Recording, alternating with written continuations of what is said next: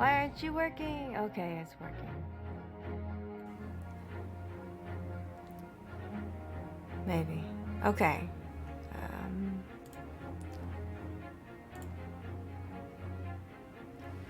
Everything's going wrong. Uh-oh.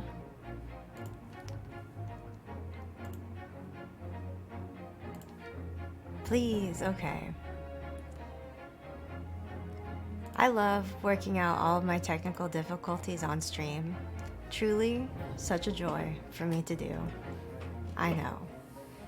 I swore that I checked everything before I turned it on, and yet every time, something just happens, and this time it was my microphone. But at least this time, I remembered to turn it on, cause oh, I always forget to. So that's 1 star for me. Anyways, welcome to the Great Ace Attorney Chronicles Funeral for a Boyfriend.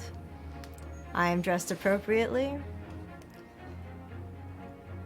I'm still grievously wounded, devastated even, of Kazuma.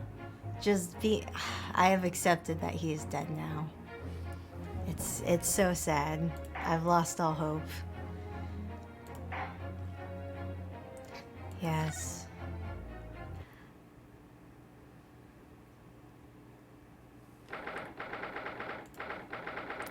It's still the 9th of January. We're in the cabin.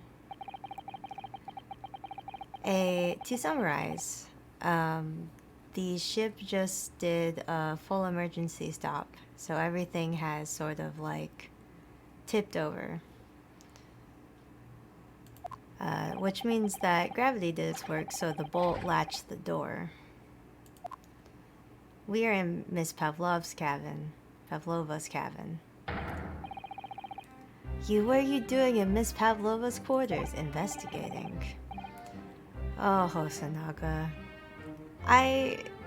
Every time, he just looks so pathetic. He's so sad. Yes, we're fine, thank you. What on earth happened? We heard something about how we were going to collide with another ship. Yes, it appears to have been a false report, though. Oh, how did that happen? There's a dense fog outside, so it's extremely difficult to see. Someone must have thought they saw a ship ahead.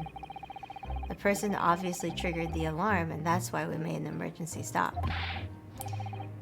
Everything is chaos. Passengers are screaming. Crew are running everywhere.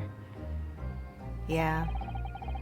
The first class area is the only quiet part of the ship at the moment. Oh, I see. Someone triggered the alarm. Does that mean that someone pressed the button outside? Yes, it does, Ryunosuke. You wicked intruder, dressed all in black, you are the devil.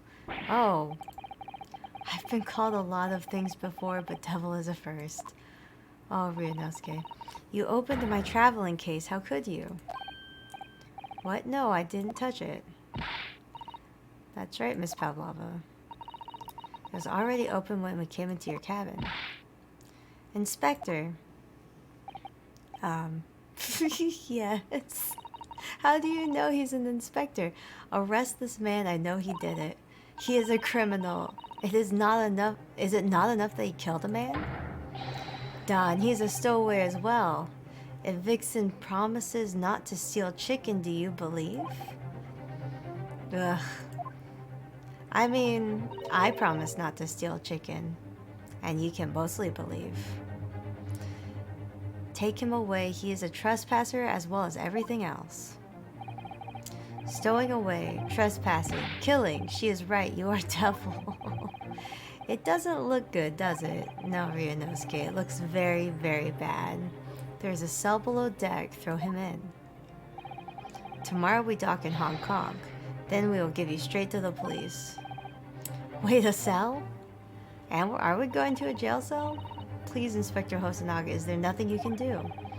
This is a Russian vessel. I really have no jurisdiction here. After my last effort to appeal to the captain's good nature, I think I'm out of options. Yes, please don't get beat up again, Miss Hosonaga. I I don't think I could take it. This is terrible.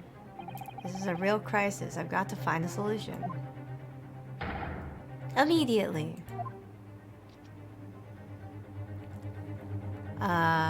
Immediately. So I don't think we're gonna be able to move. So we just have to... We have to look? Yes, they're gonna make us click everything. I just need a conflict, which is investigating. Don't touch my things. You want me to show you where the crawfish hibernates? I think that's underwater. Oh! Again? Mr. Naruhodo, what are you doing? Everyone's attacking me. I was just starting to think she was my friend. Susanoo. Come on. Isn't there anyone who can help me out of this mess? Are you there, Sherlock? Yep, there he is. What are you doing there? What is he doing there? Sherlock. What are you doing up there?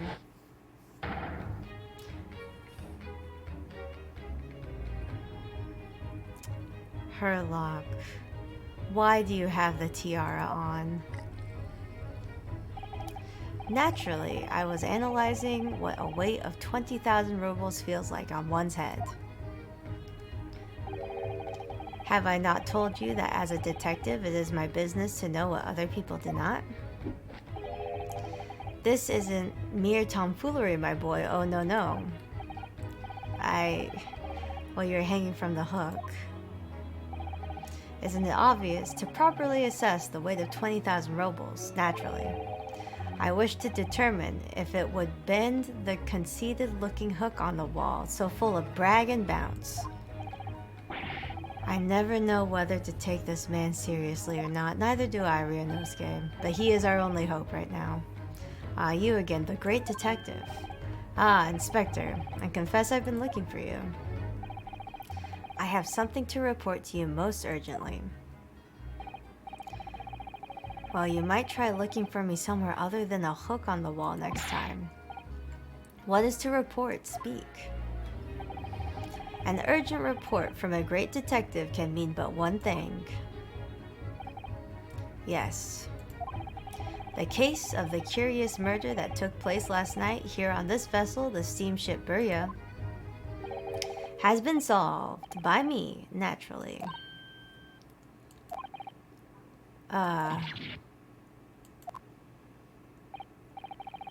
Yes, I have eliminated all other possibilities. No other explanations exist. I do want to say before he gets into it, because I know whatever he's going to say is going to be partially right and partially wrong. But I'm pretty sure an emergency stop was made last night around 1:30 a.m., according to Kazuma's notes. And that emergency stop was to pick up Miss Pavlova, is my guess. So allow me to illuminate all your minds. I still don't know what he died to, though. For I am about to reveal my great detective's greatly admired great deduction to the case. Here we go. You have solved it. Even a hedgehog understands this case. We all knew who was responsible for killing Student Boy this morning when we found criminal in wardrobe. It is this stowaway and his handcuffs to prove it. Wait a second. Handcuffs don't prove anything. Those were put on Ryunosuke. I didn't do it. The trouble is, there doesn't appear to be anyone else who could have killed the victim. Because as everyone knows, the cabin door was bolted shut from the inside. Hosonaga. That means the culprit must be someone who is inside the cabin. Yes, it's what's called a locked room mystery in detective stories. Duh, locked room, that's the point. The room was locked. Well, I can't deny that. There's no way...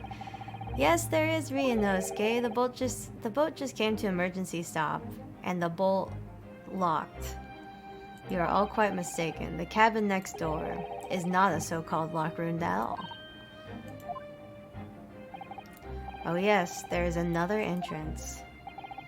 An entrance used last night by the culprit in order to gain access to the cabin despite the bolted door. Oh, did he open the traveling case? What other entrance? We never discovered one. Why, it gapes open-mouthed at you even as we speak. The ventilator man. The ventilator. Gah ha ha ha ha. You think this is funny? I can't even put an arm through that hole. Well, you are massive, Stroganoff. That's because your arms are as thick as tree trunks. Thank you, Ryunosuke. You're suggesting that the culprit entered and left the victim's cabin through that tiny opening. It's not possible. Ah, but it is. And last night, the victim even witnessed the intruder in the act of passing through the ventilator. She does have a stinky snake.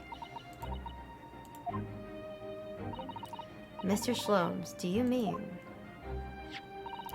Are you referring to the words Kazuma-sama wrote in his diary? 1:23 a.m., I can hear a faint whistling sound. 1:35 a.m., what looks like some sort of speckled band is dangling from the ventilator grill. Precisely, my dear madame. But what does it mean? What is a speckled band? I think it's a snake. The answer to that particular conundrum is in this very cabin. I hope he's got his little glasses on. Mr. Shlomes, what are you doing? There is a distinct element of danger, but fear not, I am ready. What I am about to expose for you all to see will shock you to your cores. Behold!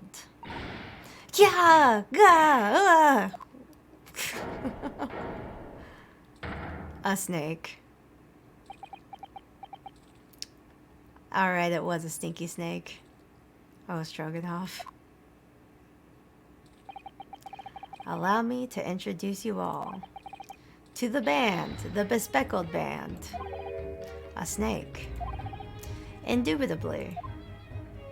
It was a stinky snake all along.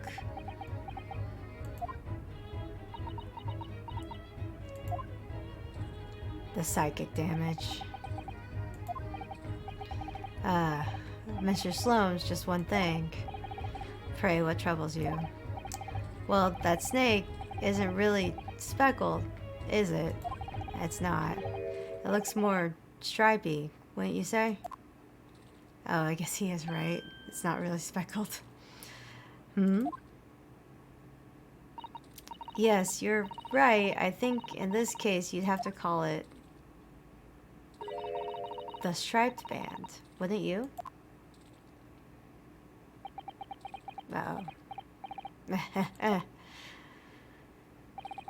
You both see and observe with distinction, however. Do you not think that that is precisely the trap into which the culprit wishes you to fall? What? It's a trap? I think perhaps it is time to explain the intricacies of my train of thought. Are you ready, Miss Pavlova? I'm sorry for the young man who died, but that is all. His death has nothing to do with me. This whole thing has nothing to do with me. There are two conclusions I have drawn from the facts. Number one, last night your friend infiltrated the victim's cabin. And number two, that same friend was responsible for the victim losing his life. I don't know about the second part. No. She's turned as white as a bowl of rice again. Shlomes must be right. He's hit the nail on the head. I don't think the snake killed Kazuma, though. This young woman's friend killed Mr. Asogi. Oh, Stroganoff. It looks like he can't speak with the snake coiled around his head. I would advise as little movement as possible, Seaman. You wouldn't want the fangs of that long friend in your neck. So everyone, let's begin. Herlock Shlomes is proud to present Logic and Reasoning Spectacular. Here we go. It's the dance of deduction. The game is afoot. The first topic, the intruder's identity. I'm pretty sure the intruder is the snake, but I don't think he killed Cosimo. Miss Pavlova, moments ago you claimed the following. His death has nothing to do with me. This whole thing has nothing to do with me. Yet you cannot deceive yourself. Yes, when you recall those horrid events, your aching heart smarts with pain. That's not right. Sholmes, you're so close, and you miss the mark every time. And it is that very pain that evidences your inextricable link to the victim's death. So we ask, what is the nature of this intruder that stole into the victim's cabin on this portentous night? Why, naturally, it was the friend with which you boarded this vessel with, was it not? As I suspected, another telltale glance, the furtive glance, as we learned last time. Oh my god, it's still on him. Without doubt, your friend is the writhing serpent we see before us. Is it not the serpent? And yet, the fact leaves us in a quandary. Oh my god. It's terrifying. The victim's written observations on the night in question tell of a speckled band. That has to hurt. Whereas regrettably, the specimen's markings do not fit that description in any way. I wonder what type of snake that is.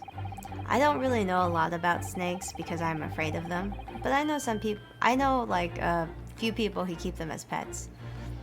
What explanation can we then give, pray? What was this sight that fell upon the victim's eyes last night? No, don't look at me. This has nothing to do with any of this. Oh, but it does. You have the answer to this quandary, even now, hidden behind your back. Yes, with which you are trying but failing to conceal can only be the snake's sloughed skin. Evidently, after this subtle and horrible crime, this most deadly friend of yours shed its original skin, no? Well, when snakes shed skin, I don't think they change markings. Cutting off circulation to the dude's head. It's okay, Stroganoff doesn't need blood in his brain, probably. He's okay. I don't know what you're talking about. Last night, through the ventilator visible in this cabin, your then speckled friend slithered next door. Using the bell cord on the other side as a bridge, the serpent silently descended into the victim's quarters. In the dim light, it appeared to the young gentleman who was about to lose his life as a speckled band. I don't think that's right. In summary, the nature of this friend of yours, which last night infiltrated the scene of the crime, is a rare breed of snake whose markings change each time it sloughs its skin. Could we choose a different word? We could just say sheds. A snake so dreadful, we can only imagine it would be found in the deepest depths of India. A beloved speckled snake. Well, that's wrong. How Mr. Asogi died. Sheds a single tear. Moving on, we come to the heart of the matter, the grim demise of the victim. God. No, Cosimo. How did this young man lose his life and why? Tell me, Pavlova, why? According to the data of which I have appraised, it would appear there are no visible signs of injury. In fact, the circumstances of the victim's deaths can only be explained by terrible venom. No, Sholmes, we know he broke his neck. 25 minutes in till racism versus India this time. I know. Now if we take that as fact, God, we can reasonably imagine there remains evidence to affirm it at the scene of the crime. Oh no, could there be? Ugh. Yes, an examination of the deceased body will prove the cause of death conclusively. We already have the examination. Stop making me say it. The almost but not quite imperceptible puncture wounds left by venomous fangs will seal the truth. Yes, the vestiges of the snakebite delivered by your terrifying friend. This makes no sense. He broke his neck. Shloms, please. Britain never disappoints. No, they do not. Especially in the 1800s. There is no point feigning ignorance, Miss Pavlova. After the incident, you endeavored to hide everything, didn't you? But now your involuntary glance betrays the hiding place you chose. That's right, you hid the evidence that links you to the victim's death in the traveling case. When we first met in this cabin, it came to my attention that your case moved periodically. Your serpent assassin was restless inside, no doubt. You don't... It is telling that the victim made note of a low whistling sound that he heard minutes before his end. That was your signal, was it not? The sound you had used to train your serpent friend? To train? Indeed. You'd put the serpent through this ventilator and wait. After a period, you'd summon it back with a whistle. You couldn't know if the animal had done its duty, so you would listen for signs of life next door. If the victim appeared to not have been dispatched, you'd release the snake once more. This is very wrong. Do you deny the snake has undergone some training? It's not true. I don't think a snake can be trained in such a way. Having slithered through the ventilator and down the bell cord, the creature needed only to sink its fangs in once. And its venom would course through the victim's veins, ending his existence forever. Sherlock. That is the true nature of the speckled band that took the poor man's life. There can be no doubt my logic is infallible. Let's do a course correction, haha.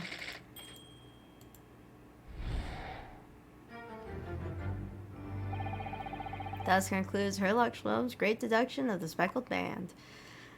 I wonder if he comes back for other trials.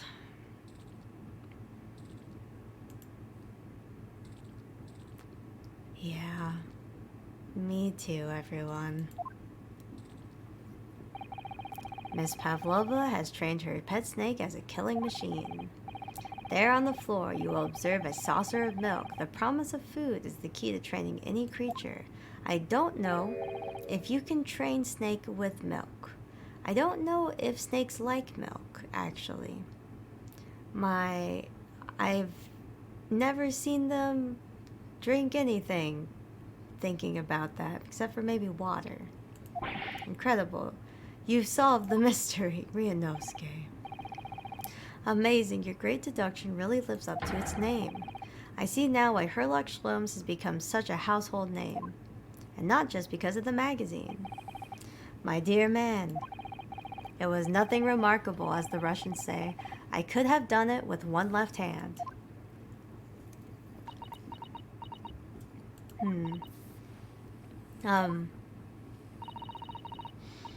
Could I venture an opinion, Mr. Sholmes? But of course, what's on your mind? It's just, about your deductions before, some things don't quite make sense to me. I welcome questions as to my method, and will answer both loudly and proudly. Oh, well, good. First of all, the book. Snakes are egg-laying creatures, part of the reptile family. You are well informed, madame. And reptiles, don't drink milk. Okay. You know, I thought maybe they could. It's like a treat, you know. It's really only mammals that like to drink milk, you see. So, I'm not sure it would be possible to train a snake using milk as a reward. No matter. No doubt Miss Pavlova used some other treat to encourage her pet to do her bidding. Milk was merely an example. The logic holds. Well, there's something else. Snakes have no ears. They got little holes on the sides of their head, though. Yeah, so I'm not sure it would really be possible to signal a snake by whistling. But madame, what of the tales from Arabia? Have you not heard of the snakes that dance to the sounds of a flute? I think perhaps the performers play their music in time with the snake's natural movements. Oh, I see. No hands, no feet, no ears? These creatures are so inept as to be practically useless. Don't take it out on the snakes, Mr. Slomes. There is one other thing. You have more? Snakes use the scales on their bellies to propel themselves. So, I'm not really sure that a snake could manage to climb up a flat bell cord like the ones in those cabins. Then it should try harder. Please, don't be angry with me, Mr. Slomes. The point is, even if the snake had gone through the ventilator to the next door cabin, it wouldn't have come back without help. What I'm trying to say is that there are a number of reasons why it's difficult to imagine the snake could have had a part in this. That's fair. Ah, nice hat. Thank you for complimenting my hat. It is a funeral hat. I'm grieving. I'm a grieving widow now. I've come to terms with it. Hello, Derp. We're solving the murder of my boyfriend.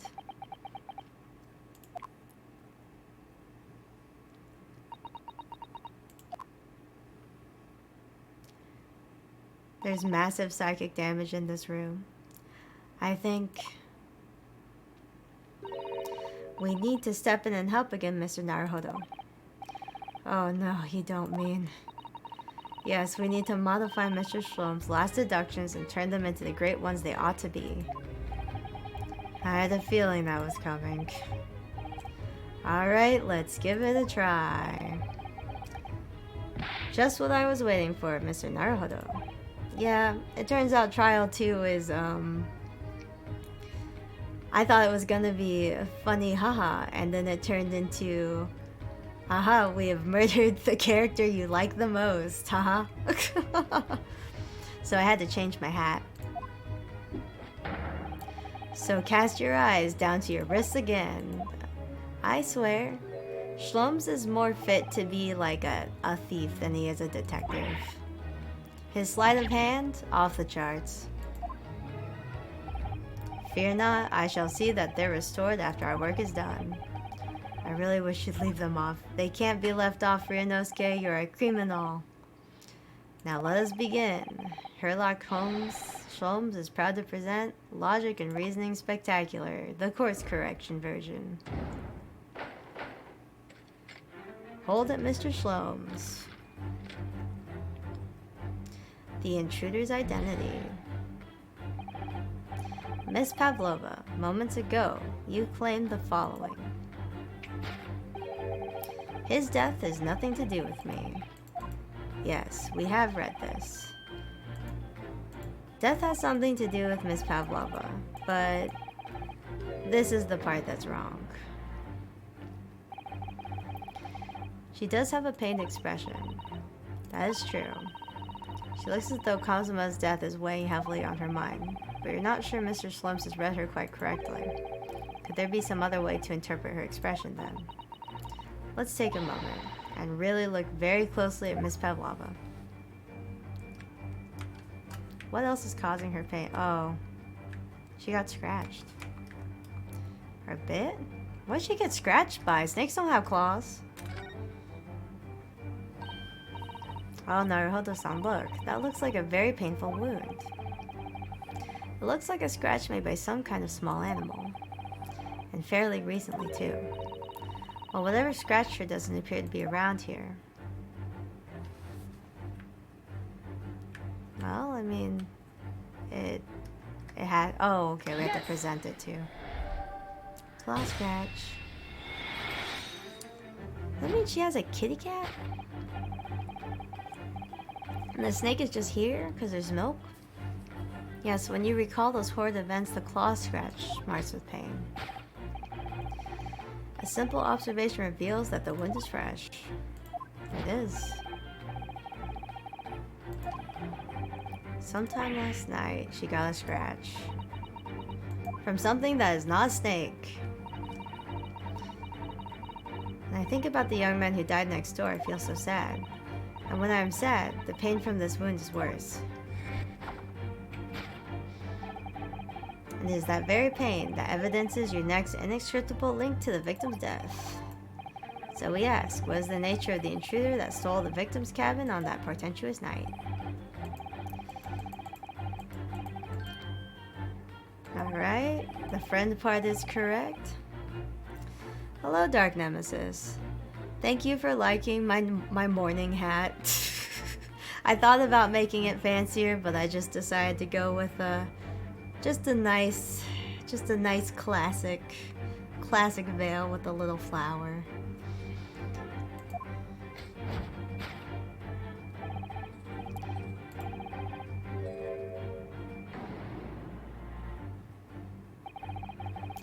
Seems like the scratch mark on the back of Miss Pavlova's hand was made by this friend of hers, doesn't it? Except, snakes don't have claws, do they? No, they do not. They have fangs, but if it bit her, it would be puncture marks. They don't even have hands or feet on which claws to might grow. Well then, if that snake isn't her pet, what is? What's the true identity of this friend of hers? If we follow her gaze, Naruhoto-san, that's where we'll find the answer. Does Stroganoff also have a cat on him? Ah, it's the cat. Yes, there it is. Aw, it's got a little bell. Thank you, it's a lovely widow's hat. The pet is Stroganoff. No. I don't like that image. Yes, the photograph. What was I saying? This must be something Miss Pavlova brought with her when she ran away. She's exceptionally beautiful. Oh, please tell me the snake didn't eat the cat. You better take a... What do you mean? It's a kitten. Yes. Ah, please tell me a little cat isn't dead too. Please tell me the cat is okay. Miss Pavlova seems very attached to it. Yes, it's her pet. Yes!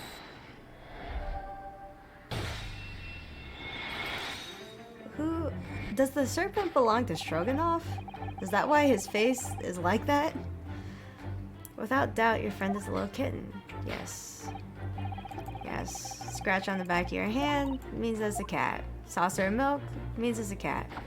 I don't know if I could handle the snake eating the cat on top of Cosmo. I truly cannot.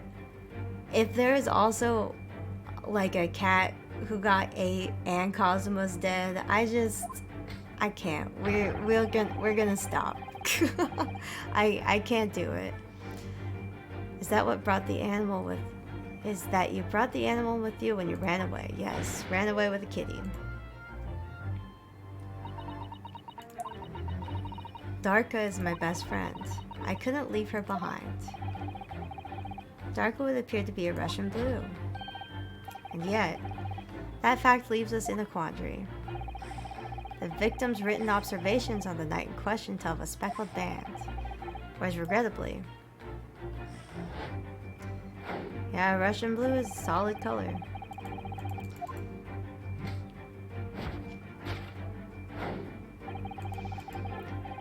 What explanation can we give? What is the sight that fell upon the victim's eyes last night? Oh, was that like a little kitty toy? Yeah, it's like a little kitty toy.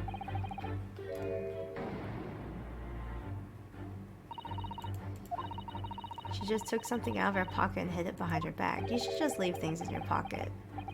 Don't take things out of your pocket when you're talking to someone. If she just left it in her pocket, no one would have ever known. I'm glad that this game follows this logic. Oh yes, ploys like that are Mr. Sloan's specialty. He's ever so cleverly forced her to reveal something. I thought deduction was his specialty, or maybe making me believe that was a ploy too. Anyway, I find it hard to believe that that's the skin of a snake. In which case, just what is Miss Pavlova hiding behind her back? I think it's a kitty toy. Oh, it's definitely a kitty toy.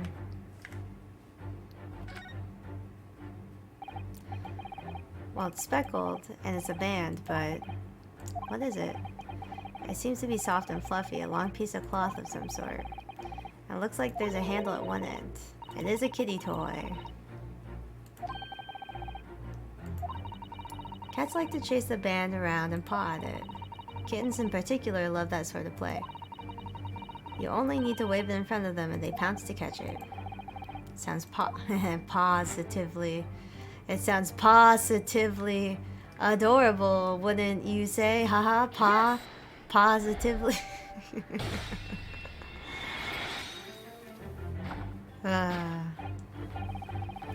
It's the thing you're trying but failing to conceal is a kitty toy. Precisely, in the true nature of the infamous speckled band. Yeah, kitten toy. It's a kitty toy. But the joke gives me pause. Haha. Oh my god.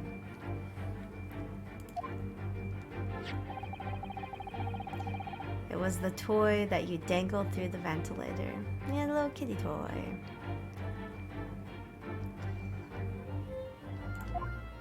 I can't think of any more cat puns. He waved it around, I presume. Naturally, the victim could not fail to notice it. But why? For what reason? My dear boy, there can only be one answer to that. After a feline friend disappeared through the ventilator into the neighboring cabin, Miss Pavlova attempted to use the speckled cat's toy to incite the creature to return. That makes sense. In summary, the nature of this friend of Miss Pavlova's, which last night infiltrated the scene of the crime, was a cat. It is a blithesome Russian blue breed of cat by the name of Darka. Yeah! A truly troublesome feline young Darka is proving to be. She must be caged once found. You will forgive us for borrowing the photograph of your pet, Miss Pavlova. The photograph. The tiara she would wear on stage can also be seen. Where did the tiara go? Because Shlom's had it, and now he doesn't. It was after I gave her food last night. That's when it happened. She scratched the back of my hand, and then ran up the bell cord. Before I could do anything, she had disappeared through the ventilator. Oh, maybe the faint whistling noise was the bell cord being pulled. Darka, she's so naughty. A beloved kitten. It's in his inventory. It's in his bag. How Mr. Asogi died, not by venomous snake bite. Moving on, we come to the heart of the matter. The grim demise of my boyfriend. Kazuma! How did this young man lose his life, and why? According to the data which I have appraised, it would appear there are no visible signs of injury. There are, though. Well, there's no visible signs, but we have the post-mortem report. The circumstance of the victim's death can only be explained by terrible venom. It cannot. What Mr. Shlom says is true. There are no signs of a wound. Yep. That's right, but Mr. Shlom seems to be unaware of one very important detail.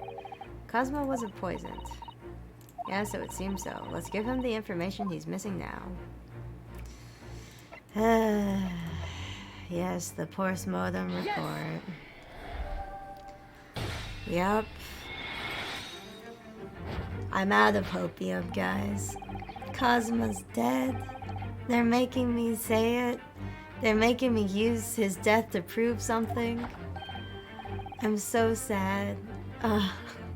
Kazuma. Yes, I knew it was one or the other. His neck was... Indeed, the breaking of the cervical vertebrae is fatal. Only that Goliath would be strong enough to survive that. Seaman Stroganoff isn't some immortal freak, you know. He is large. But, I mean, his neck is pretty thick. Maybe he'd be better off than most people. That might be true.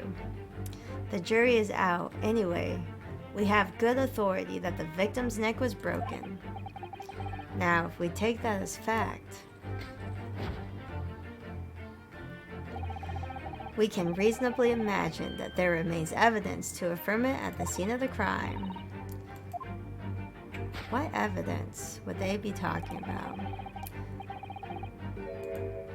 We already examined the deceased body. Cosmo died because his neck was broken. In other words, he was probably struck by something or someone. Yep, that's a distinct possibility. No weapon has been found. Presumably, Darka didn't silently creep up behind Cosmo and deal him a fatal blow. He did probably put some points in the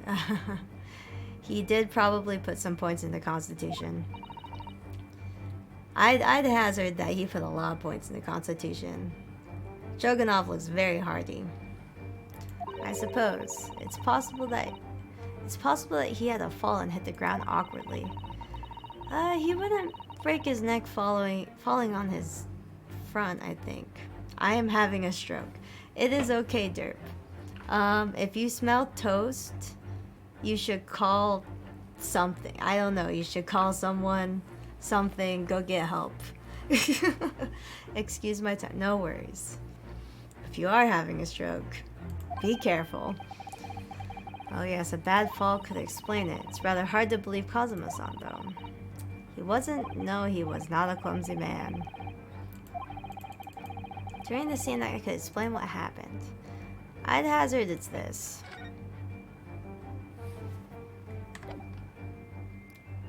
Yes! The mark on the floor. An examination of the mark on the floor will prove the cause of death conclusively. This particular mark, so prominently visible next to the victim's body, is a deposit of shoe polish. And half of something. Oh, it's a bell. It's half of the little bell that was around the cat's neck. I knew it was bell-shaped. Indeed, positively identified by a little analysis device I constructed, which I carry now as a matter of course. Beeswax, tallow, and dye were my results. The undeniable ingredients of shoe polish. And the color of the polish is a perfect match to the color of Mr. Osoki's lace leather shoes. Why does he wear that little armband thingy? We'll never know. It's not hard to imagine what happened. Oh, Mr. Osoki must have caught his foot on the point of the floor and he tripped over the cat? Please no. And by a dreadful turn of misfortune caught his neck against some immovable object as he fell to the floor. Are you telling me that my beautiful and good boyfriend Kazuma-sama died because he tripped over a cat? Is that what this game is trying to tell me right now? And that he was not in fact murdered, he just tripped. Because life is cruel and sometimes things just happen and the universe is in chaos. Is that what the game is telling me? I'm inconsolable. I'm inconsolable about this. I have to get up. I mean, I'm right here, but I gotta look away. I can't believe this is happening. Skill issue. Oh my god, Kazuma. He failed his dexterity saving throw. He failed the one that he needed to pass because he's just a dex fighter, so he doesn't have evasion or uncanny dodge like a rogue. He died hungry stepping on a cat. We all roll a 1 sometimes, Suzu. I know, Coley, but I can't. Oh my god. If this is really the whole case, and this is why Kazuma's dead, I'm inconsolable. I'm devastated. I'm inconsolable. I don't know if I can go on.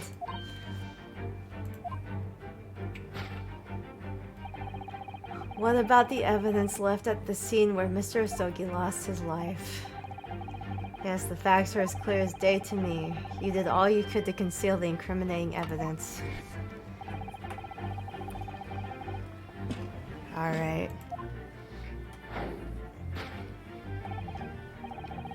You hid the evidence that links you to the victim's death in the traveling case. Kazuma-sama merely tripped over it and now he's no more. It can't be true. I refuse to accept it. Me too, Susato. I know it's hard to believe, but the mark on the floor does seem to suggest that's what happened.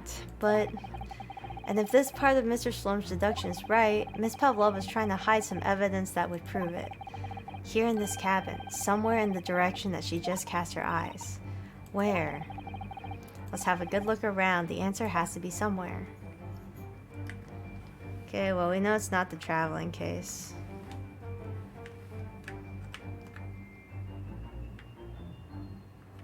Well, we know it's not the traveling case.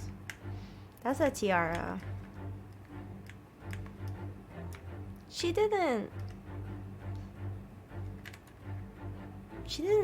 put it in the tiara. I mean, the little thing next to in the shoe polish, or by the shoe polish, is the same color. It's the same purple.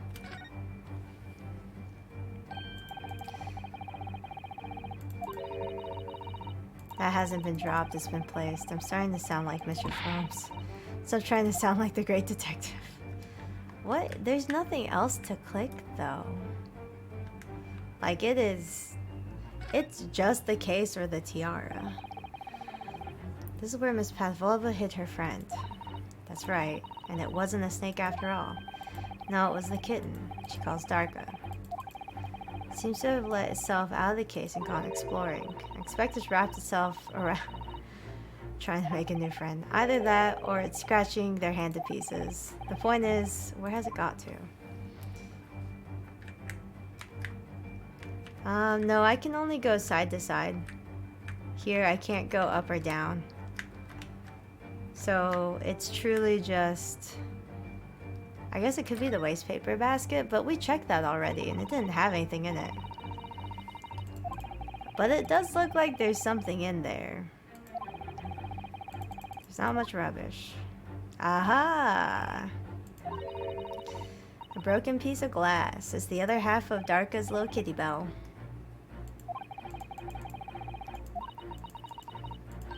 If it looks familiar, perhaps it's more than your mind simply playing tricks on you.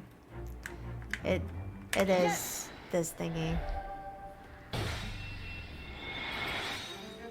How come I didn't see that the first time I went through her trash?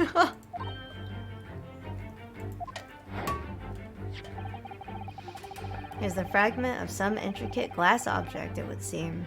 One that has a familiar air, in fact. Precisely, we found another piece of broken glass on the floor in Mr. Osoki's cabin. And as you can see, the two pieces fit together perfectly. So, Miss Pavlova, shall we consider what this tells us? Why would it be that part of this glass object, which evidently broke at the scene of the victim's death, should be found in a waste paper basket in your cabin? How was your day? Never asked. No, thank you for asking, Derp. My day is okay so far. I did start this stream with a lot of technical difficulties, but it's okay now, and everything is fine. I did spend some time drawing this funeral hat today, which made me sad, but is also okay. I hope everyone else's day is also good. I might be I'm having trouble saying words today also.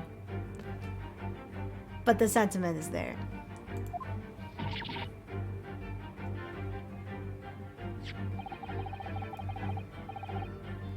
You know, I said I was okay for the most part today, but I did say that I've been devastated since yesterday, but it's faded to the back of my mind, and I've just come to accept that Kazuma's dead now.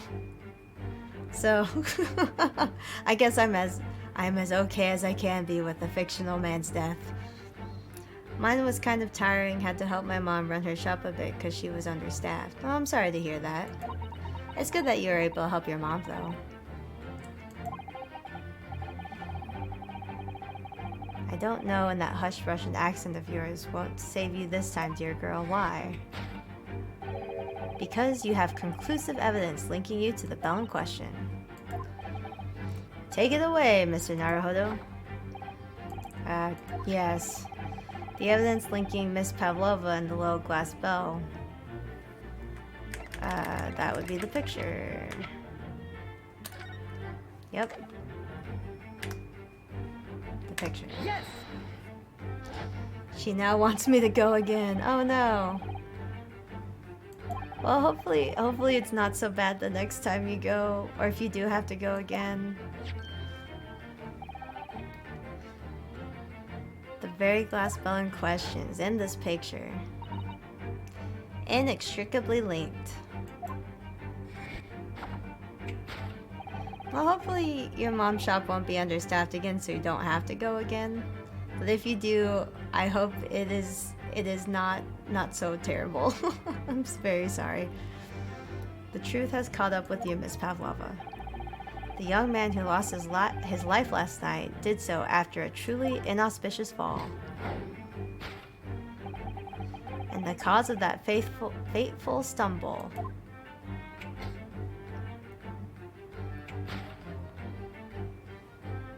Their little deduction dance, the absent feline friend, Darka. It's not really that bad. It was only tiring because of summer and I had to yeah. Had to restock and move boxes. Oof. I did that for a while. Restocking and moving boxes and stuff. It was very hard on the body. I couldn't tell anyone. I'm sorry. Death by tripping over a cat.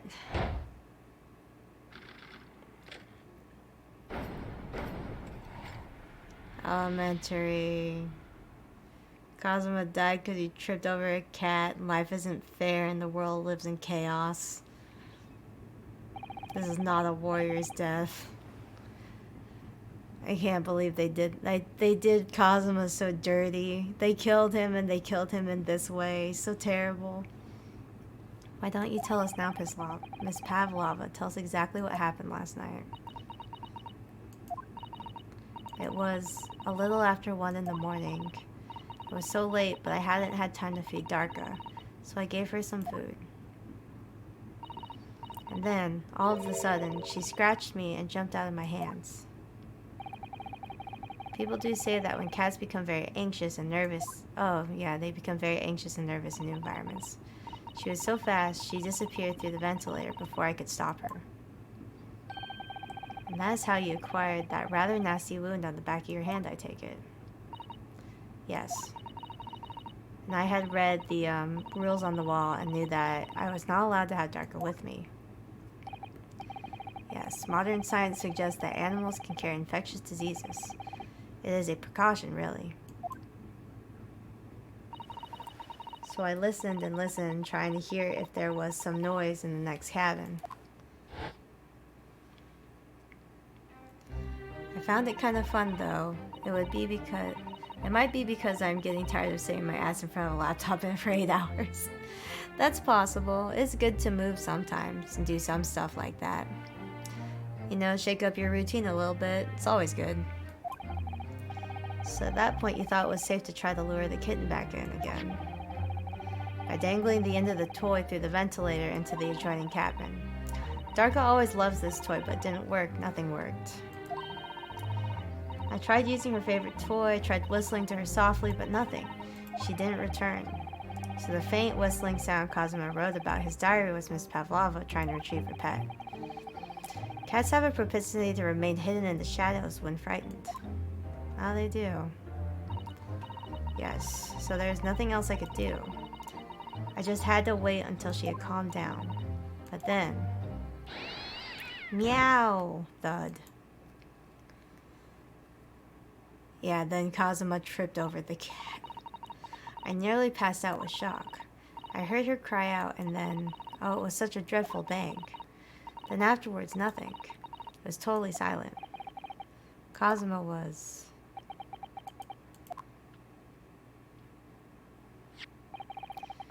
From the appearance of the brown mark on the floor, it seems likely what you heard was the victim stepping on the glass bell and tripping. The SS Buria is a large vessel, but even she can pitch and roll violently without warning. If Mr. Asogi was already off balance as a result of the ship lurching with the kitten that got under his feet, the combination of unfortunate factors could have easily have caused him to fall over.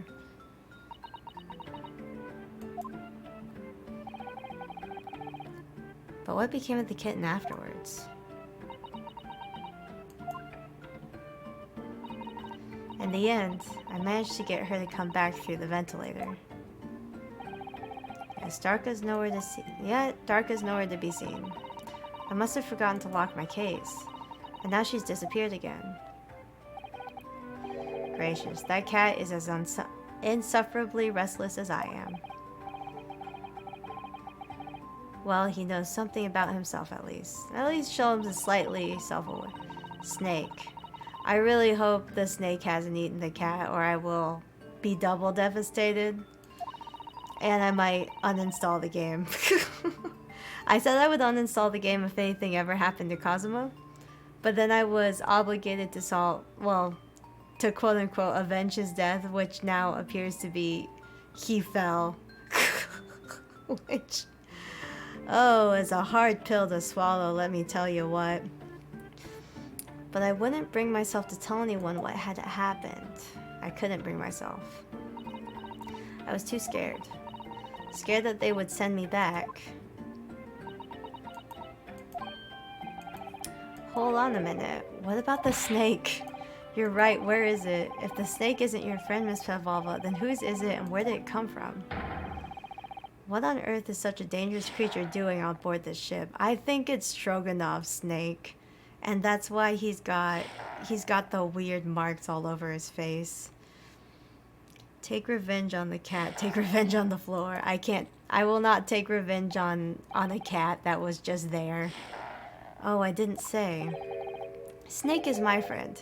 His name is Pirozoko. Pirizoko. I don't know how to say it. What? That snake belongs to you. He escaped from cage when emergency alarm sounded. I was looking for him. I did not expect to find him in here. Yes, how did that snake get into this cabin? But animals are not permitted on board. Ha! We are at sea for 1 year. You want to be so long without close friend, without someone who understands? Couldn't you find someone a little more human who understands you better? Ryunosuke. But my dear burly fellow, a gargantuan venomous snake, surely you can appreciate the danger you're putting everyone in. No venom. Pirozinko does not have venom. He is harmless. Very long, but very gentle. He is adorable, like Granny. I don't know if he has fangs either, because they keep showing him opening his mouth and he doesn't seem like he has. He doesn't have any teeth. Yes. Now he is hungry, so he is in bad mood, but once I feed him, you will see big smile. Oh, so he's hungry, which means he didn't eat the cat. Luckily. Hopefully. And you feed him what? Milk, I suppose? Ryunosuke, we just went over this. Ha. Like they say, milk chicken's ridiculous. Snakes that drink milk are only in stupid stories. Pirizoko eats mouses. Big, fat, round mouses. So... Is that what the mouse trap in the passageway out there is for? Of course. How else can I catch my friend's favorite food? Nothing says top of the food chain like the look in their eyes right now. So much snake milk in here. You know, I've heard that you can milk snake venom. Like you can milk their fangs for venom. So there is that, I suppose. No other connections though. Oh, Shloms, it refuses to drink milk, it can't hear a whistle, it can't climb up a bell cord, and it's not even venomous. How the deuce did something so inept land a starring role? It's not my fault, I do not make up stories. My Pirazoka has nothing to do with this incident.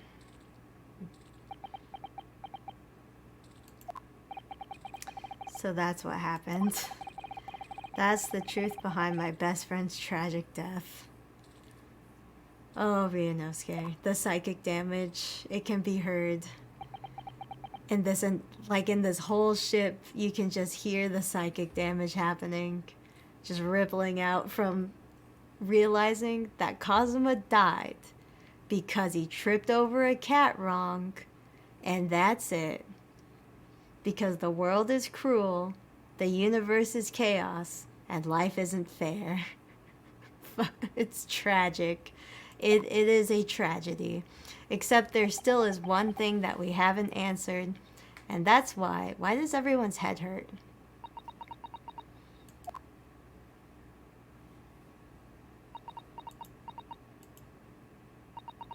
Miss Pavlova.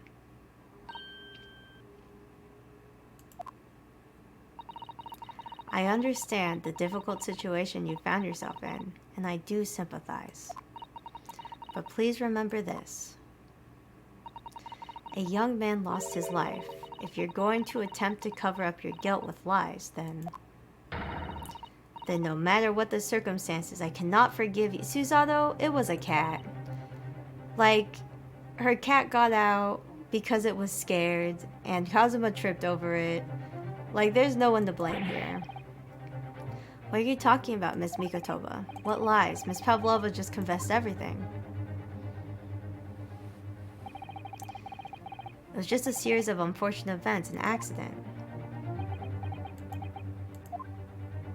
Well, there are two things that still haven't been answered, actually. And that is, let me pull it up. So the things that we haven't answered in this case, besides, like, right now it looks like a tragic accident, but Kazuma could not have written this message in ink because he broke his neck, which means he died instantly. Hopefully. So there's no way he could write this, and also he didn't know Russian, so he couldn't have written this in Russian either. The other thing is, why is everyone's head hurt after eating food from last night? Mostly nobody seems to remember anything actually from last night after they ate dinner. And also, there had to be an alarm that went off last night too, because the bolts were all locked from assumedly what was an emergency stop, but we're not sure yet. So those are the three things that we still have to tackle. But right now it does look like just a, like this part, it looks like a tragic accident. But even I can see that was not the truth. Don't you agree, Mr. Naruhodo? To be perfectly honest, yes. There's a discrepancy in Miss Pavlova's story, I'm sure of it. I just can't quite put my finger on it. I confess. I was intending to let Scotland Yard deal with any outstanding issue on this matter. Oh. Scotland Yard doesn't have jurisdiction here, Shloms. I'm only present here for a very specific reason. The truth is, you, Mr. Naruhodo, are simply a distraction. A distraction. I do hope you've not been finding your shackles too uncomfortable.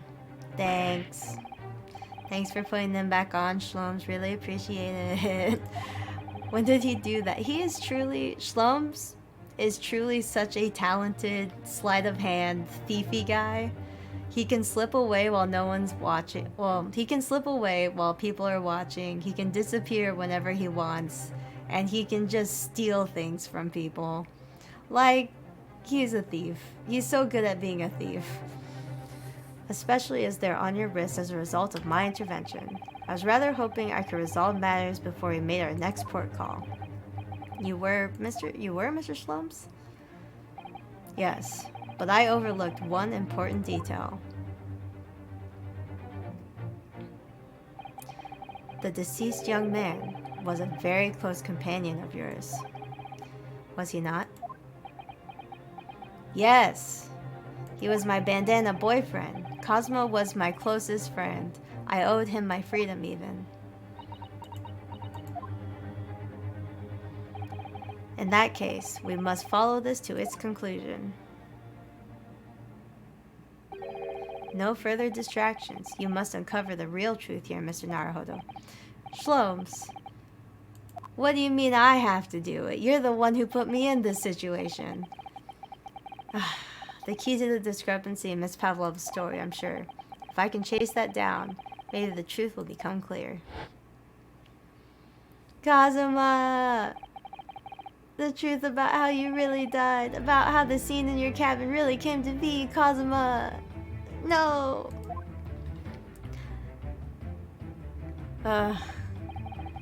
Even in a still room, inside of a boat with absolutely no airflow, his bandana still billows. Because that's just the kind of man he was. Holds my head. I knew he gave off too strong of Kamina vibes. I knew he did. And I was a fool. I was a fool and I thought he would survive. I'm so... Alright, I'll see what I can do. Excellent. Thank you, Mr. Naruhodo. So then, shall we begin? Here we go. What should we ponder first?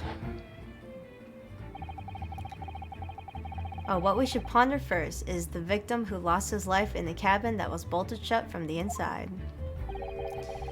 Was this truly an unfortunate accident, or was it in fact no accident at all? That is what we must establish in the first instance, but we've already established it, haven't we? Oh, that says Hokusanaga. The man tripped over the kitten that had climbed into his cabin via the ventilator. Tragic, yes, but still an accident. Hold it! Hold it! Wait, let's just take a step back. It doesn't make sense if that's really what happened, does it? I'm going to have to ask you to spell it out for me, I'm afraid. Yes, it's starting to take shape now. There is a clear contradiction between the facts and Miss Pavlova's story. The evidence is right there in Kazuma's cabin. It's undeniable. His death couldn't have possibly been a mere accident. Really? Let us show our hand, Mr. Naruhodo. Time to present the evidence. The evidence that proves unequivocally that the victim's death was no mere accident. It has to be this. Like it has to be the fact that he wrote in Russian wardrobe on the floor as he was quote unquote dying. Cause as we all know, he broke his neck. He couldn't have done it. So Yes! the truth is clearly recorded in this photographic print. There's no way that Mr. Asoki could have left this message on the floor. That script is Russian.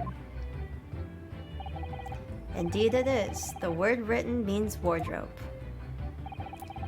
I see what you mean. Most people would leave a dying message in their native tongue, Japanese in this case.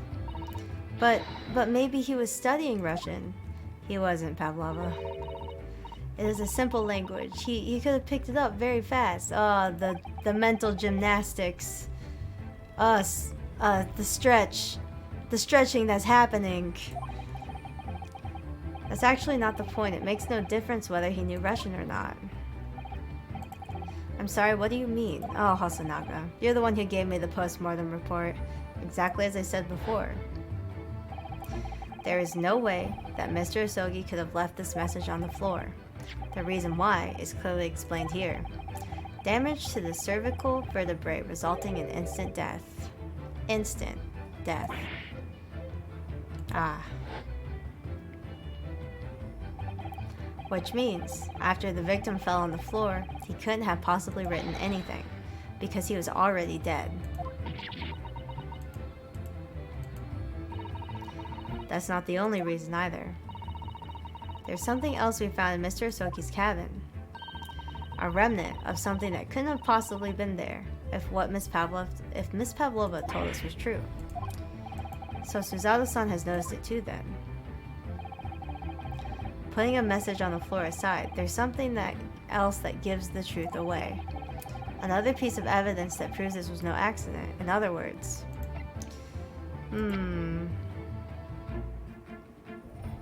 is it the ship log? Because that's the only other thing I could think of. Because it's not the newspapers. It's like, I think it has to be this. Because, I mean, there's nothing. They just stopped reporting anything. So I think it's that. And we know that Stroganov was in cahoots with Pavlova. So I think it's this. Yeah. Yes. What point are you trying to make? Oh no, it's not that. I'm starting to see how Cosmo's death really happened, I think. Goodbye little star thingy.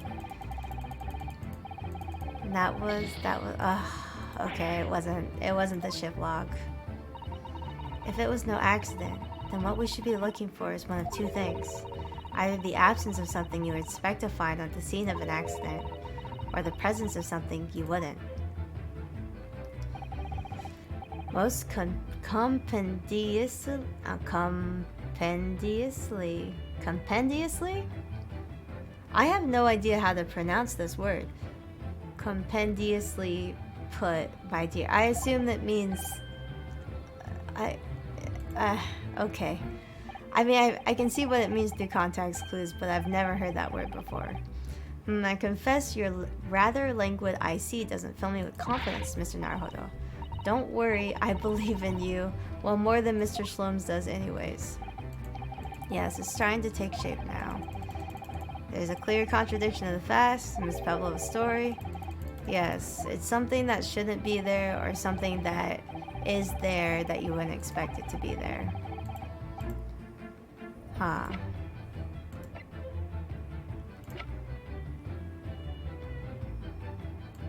Well, is it the bell? Because it can't be. I don't think it's the newspaper. I also don't think it's his diary or this. This game really makes me feel like a dummy though sometimes. Because I'm just like, what do you mean? What am I supposed to know about this? Because I'm really leaning towards it has to be the mark on the floor and the bell. Because that's where I'm at.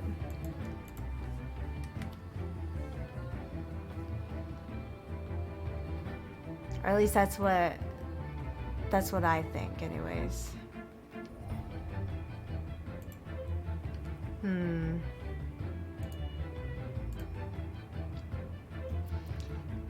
Was it the cat belt? Yeah, because half of it was in the trash. So why did she have half of it though? Because if it broke cleanly in half, then there's no way, you know? Because... yeah, because it's just... Why would she have half of it if it broke so cleanly in half? You know?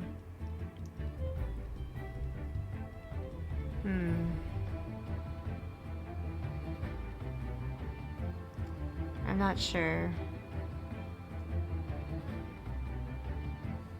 I think it is the mark on the floor though, because Like, it's there, but it shouldn't be. Or rather, not that it shouldn't. I don't know which one shouldn't be there, actually. This piece of broken glass. Okay, so it is that. Thank goodness. But that's the glass bell the kitten had around its neck. We already know about that. It was broken in half when the victim tripped over the cat and fell. So where you have a satisfactory explanation, where's the flaw in the logic? Unfortunately, there's a very big flaw. A fatal flaw. If that's really what happened, then how did one half of the bell end up back here in the cabin? Yes, okay, so that logic works. Yes, remember that we found the other half of the glass bell in the waste paper basket. Would you care to explain that, Miss Pavlova? Oh no. Both of these pieces of evidence clearly point to the same conclusion. That when Mr. Asogi died last night in his cabin, there was someone else in the room. And that same person deliberately arranged the scene to disguise the truth, in order to cover up his or her own guilt. Oh, okay. Yes, there was someone else present in Mr. Asogi's... Oh! You are wasting time. Someone else was there. Duh, of course, we all know this. Well, Ryunosuke was there in the wardrobe. Bulkhead was bolted shut from inside. There was no way in or out. Oh yes. I hate that the bookshelf is straightened out because it shouldn't be. And the other person in the cabin when young student died was you. That's true, I was in the cabin when it happened. You were shut inside the cabin wardrobe to be precise about the details. But I don't know Russian, there's no way I could have left that message. Not would have, there's no way you could have left that message, to be precise about the details. Would you mind? Oh my god. Forgive me, my dear fellow. As I was saying, the person in question wrote the word wardrobe in Russian on the floor. In an attempt to incriminate me for the crime, even though I had been asleep in there the whole time. And then, the same person picked up the broken glass bell that had fallen on the floor, for fear of it becoming evidence that would show how Mr. Asogi really died. But why wouldn't this person have taken all the pieces of the bell away? Leaving half behind was always going to raise questions. Yes, well, it was past 1 o'clock in the early hours of the morning. The cabin would have been quite dark. The single small lamp suspended from the ceiling would have barely cast any light on the floor there. Little wonder then that the culprit failed to notice a fragment of the tiny item. You all suspect me, don't you? Stroganoff. Yeah, that's why he has the marks on his face, because of the steak. Seaman Stroganoff. Nina is a woman of sea. She is the daughter of a strong sailor. 2 years ago, they noticed her dancing skills and she went away to join the ballet company. But before, she was a dancer on this ship, a member of ship's band. You do not accuse ship's angel of being criminal. So that's it. You say that when young student died, Nina was there in his cabin. But that is not possible. I give my tooth. Well, this is almost interesting. And why would you give your tooth, pray? How can you be so sure? You are a great detective, you should know.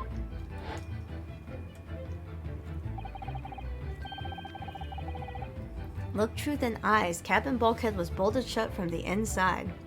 Take his teeth! This isn't this game. This isn't Inscription. We don't take teeth here. Teeth aren't currency for lawyer things. Nobody could go into the cabin, not Nina, not anyone.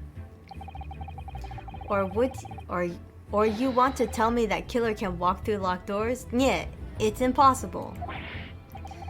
He's right. Well, he's right, Ryunosuke, but we were just shown how it was possible. But wait, I've read about this in detective stories.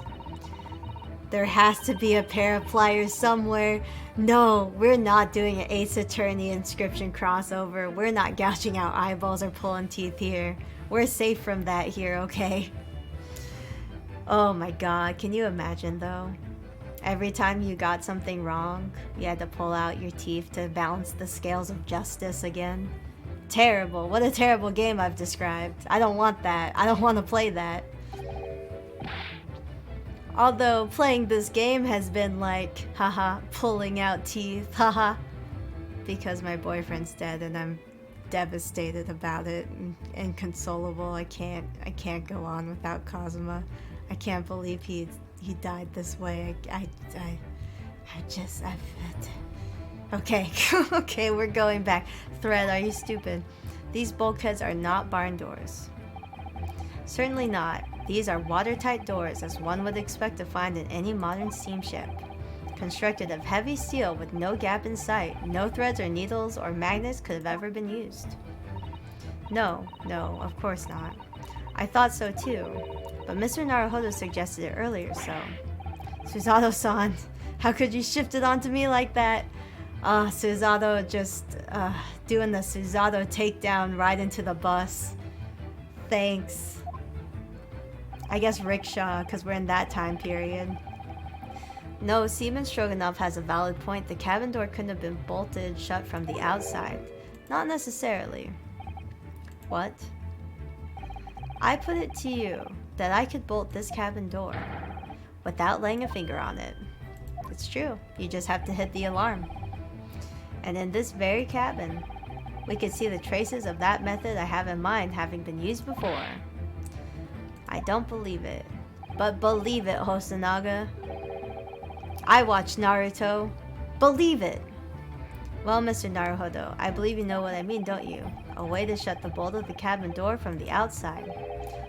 One way does spring to mind, yes. Do you really know what what Mr. Schloms means, Mr. Naruhodo? Yes, and so should you, Suzato, because we've seen it happen. Indeed we have, so would you care to do the honors, Mr. Naruhodo? I got this.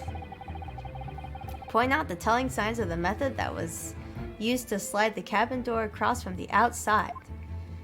It's this. Wait, it's not this? I thought it was this. I thought it was... It's the bookcase. It wasn't shining, but it has to be the bookcase. Because it's all slumped over. See how the books and things are on it have toppled over. That must have happened when the shipmate's emergency stopped before. Yes, that's right. It's a very powerful vessel after all. When the engines are thrown into reverse, a violent jolt comes across the entire ship. Any small objects that aren't fastened down are bound to fall over. I believe, yes.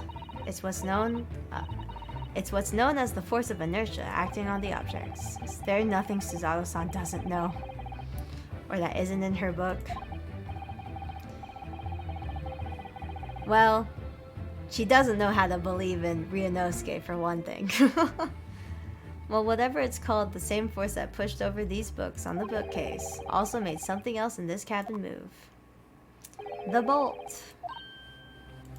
Yes, we're at the heart of the matter. It's very obvious just after the emergency stop that the ship made earlier. We had come to this cabin not long before and we hadn't bolted the door. But then... Hello, is anybody in there? Yes, in the flashback, the door was bolted because of gravity. Or I suppose inertia. I thought it was gravity because I thought the boat was tipping over a little bit. Yes. That's it. When the ship stopped suddenly, the bolt flew across and locked the door. Yep, it's made of metal, but small and light enough to have been moved by the ship's sudden change in speed. Or the force of ineptia, as you want to call it. Are you trying to say that last night, after Mr. Asogi was killed? Yep, there was an emergency stop or something that moved the bolt. Yes.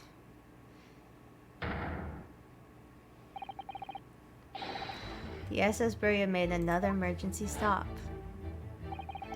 When I woke up after this morning and looked around the cabin, I thought it looked a little odd. All the books on the shelves had toppled over, and all the ornaments. I was almost as if someone had run their hand across the shelves deliberately and knocked everything over. Yes, I remember that, Susato. Remember when you tampered with the crime scene? Remember when you did that? Then when we came to this cabin, we were surprised to see the same thing here. All the books and everything had toppled over. Don't mess with the crime scene, Susato. If you... Oh boy. Imagine if we hadn't had a toppled bookcase in that moment. It was off to jail with us. Do you have anything to say about this, Miss Pavlova? Are you out of your mind? You say Burya made an emergency stop. It does seem a little far-fetched. How could that possibly have happened? Unless you're saying that the culprit is actually someone from the injured room. Oh, it's simple enough. Well, Miss Pavlova is from this ship, and all the crew likes her, so I think they would all band together to try to protect her. So I think it's very possible. Are you forgetting the button in the passageway outside? Used to trigger the emergency alarm, or it's the thing that I said before. Oh yes, of course. There was a notice telling you to only press the button in times of emergency.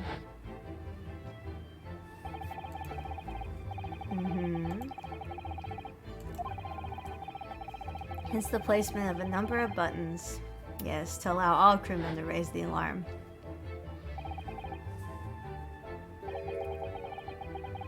The sort of button one is almost compelled to press to satisfy one's curiosity. Wait, it was you? When the button is pressed, two things happen in the entrance of safety. The emergency alarm bell rings and the vessel comes to a complete stop. As indeed it did a little earlier today. Oh my god, he pressed the button earlier today. For fun. Mr. Shlomes. Surely it wasn't you. Oh ho ho, but it was. As I always say, a button has but one purpose in life. You know, I respect it. This is the only thing I respect. To be pressed, whatever the occasion. Maybe not in real life. Don't press emergency buttons willy-nilly, but if it's a video game, by all means. Press every single button. He sounds almost proud of himself. How dare you mess with the ship? I will report you to the captain. You are in much trouble now. Now. I'm sure all that can wait until later. Let us not overlook the fact that we have now learnt a valuable lesson. When the vessel makes an emergency stop, the bolts on the cabin doors slide closed. So, what we must now consider. It all comes down to one thing. Last night, after what happened to Mr. Asogi, did this ship make an emergency stop or did it not? You are idiots. Burya is a huge ship with many passengers. If we make emergency stop even in the middle of the night, there would be chaos everywhere. What are your thoughts, Mr. Naruhodo? Well, it's certainly possible that some kind of emergency happened last night. We have evidence to support that idea. Yes. What evidence? Fascinating. Do show us, my good man. I think the evidence promotes the theory that some emergency gripped this vessel last night. I think this one has to be the ship log, because nothing was reported. Like it has to be. I can't think of any other piece of evidence it could possibly be. Yes. Seaman Stroganoff. It's your duty to patrol the first-class area of the ship, isn't that right? Duh, that is correct. Why? The ship's log here. This would be where you would record the details of your duties. What are you doing with that? That's mine. I took it in front of your eyes. And you didn't care then. You rather carelessly left it atop the little makeshift bureau in the passageway out there. But as responsible passengers, we took it into our care with a mind to return it to you later. I left it there on purpose. That is where I put it always. The point is, looking at what you usually record, it's clear that under normal circumstances, you write the phrase "nothing to report" every 30 minutes. But from 2 o'clock last night until first light this morning, nothing was recorded at all. Nothing is recorded in the log. That is, because nothing happened. But if nothing happened, you would normally write "nothing to report," wouldn't you? Indeed so, which tells us that shortly after 2 a.m., something happened here aboard the SS Burya. Something sufficiently significant to make you forget to fill in the ship's log, in fact. Are you suggesting that the ship really did make an emergency stop in the middle of the night? Stop talking rubbish. If I'm perfectly honest, I find that a little hard to believe myself. Oh, why? Well, because if something as major as an emergency stop really had happened, surely all of us would have noticed. You're wrong, Hosonaga. You all ate bad chicken, I think. That's very true. Thanks to the emergency stop we experienced earlier, we all know what it feels like now. The ship lurched so violently that the alarm bell was so loud. I can't imagine that anybody would sleep through that, even if it happened in the dead of night. Well, no, that's a good point. What of the throbbing? Sorry, what do you mean? Your head, man. The throbbing of your head since this morning. We have all suffered with it. Oh, yes. I have had a headache, you're right. In fact, I haven't been feeling myself since I woke up today. Nor have I.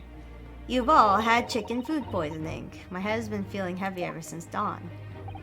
Yes, you've all been afflicted, haven't you? Just as I suspected. He's right, my head's been throbbing today too. And since eating dinner yesterday evening, everything has felt sort of hazy. I can't really remember anything that happened after I climbed back inside the wardrobe. Then the first thing I noticed this morning was the throbbing pain in my head. I'd already been dragged out of the wardrobe and had those handcuffs put on me by that point.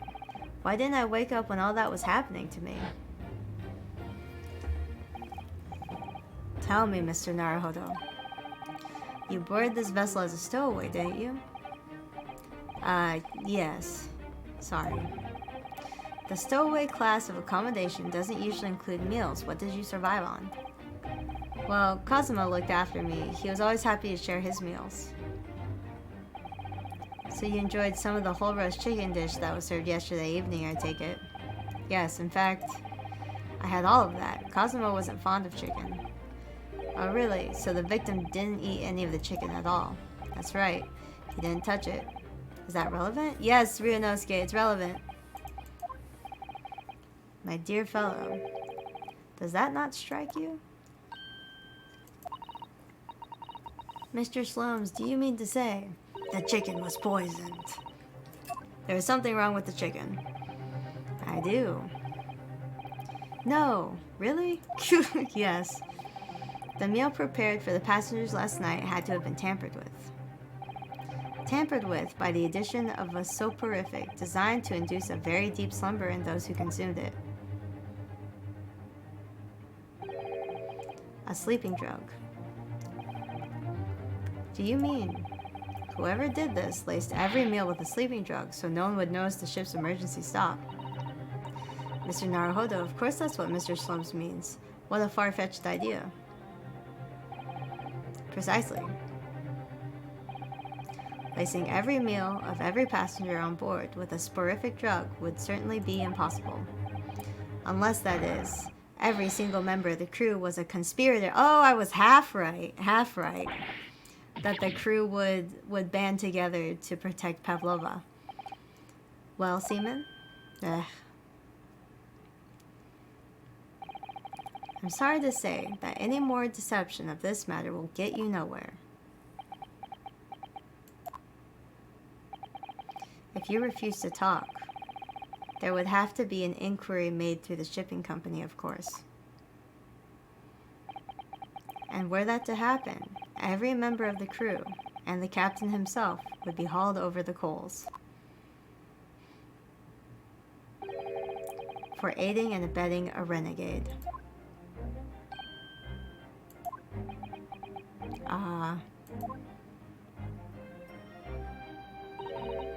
Please, no more.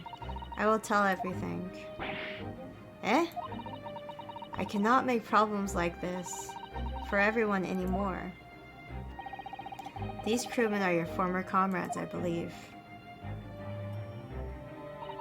Yes. So when I decided to run away, I asked them to help me. We all agreed to help, everyone together. She threw away everything, her fame in ballet, Mother Russia. We wanted to help our angel. I don't believe it. You are right. We put sleeping drug in chicken last night. Yes, I remember now. I did notice chewing on a lump of something strange and bitter at one point. Ryunosuke! Duh. We could not make all drug, how you say, dissolve? Ugh, talk about heavy seasoning. At midnight in waters near Shanghai, we brought our angel aboard. She was helped by a comrade on shore with small fishing boat. Ah, okay. So I've kind of muddled through an explanation here. While the passengers on the SS Buria slept soundly, thanks to the almost magical effects of the slumber-inducing potion, their evening meals had contained. So if that's what happened, the only people awake on the ship last night were the crew, people who dislike chicken, and the newly boarded passenger, Miss Pavlova. And that means it would have been possible for you. You could have used the emergency stop trick to lock Kazuma's cabin door. But how did they know about Ryunosuke being in the wardrobe? But how does that make sense? Surely every cabin door would have ended up locked in that case, and there would have been complete chaos. Oh, I wouldn't say so. What? Of course. Just like us, all the other passengers would have eaten their evening meal of chicken in their cabins, after which they would have been overwhelmed by the tiredness because of sleeping drug. Quite. And accordingly, all passengers were already in their cabins for the night. Yeah, so the doors would have been locked anyways. The overwhelming majority of passengers would habitually sleep with their cabin doors bolted anyway. And so, not one of them would have found it remarkable to find their door locked in the morning. In summary, in order to fasten the bolt of a single cabin door on the ship, the culprit brought the entire vessel to an emergency stop in the early hours of the morning. Yep.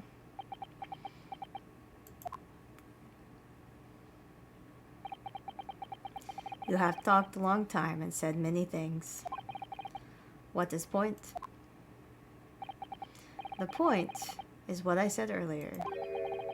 There was somebody else present on the scene when the victim lost his life last night. Someone who left a message in Russian on the floor in an attempt to incriminate another.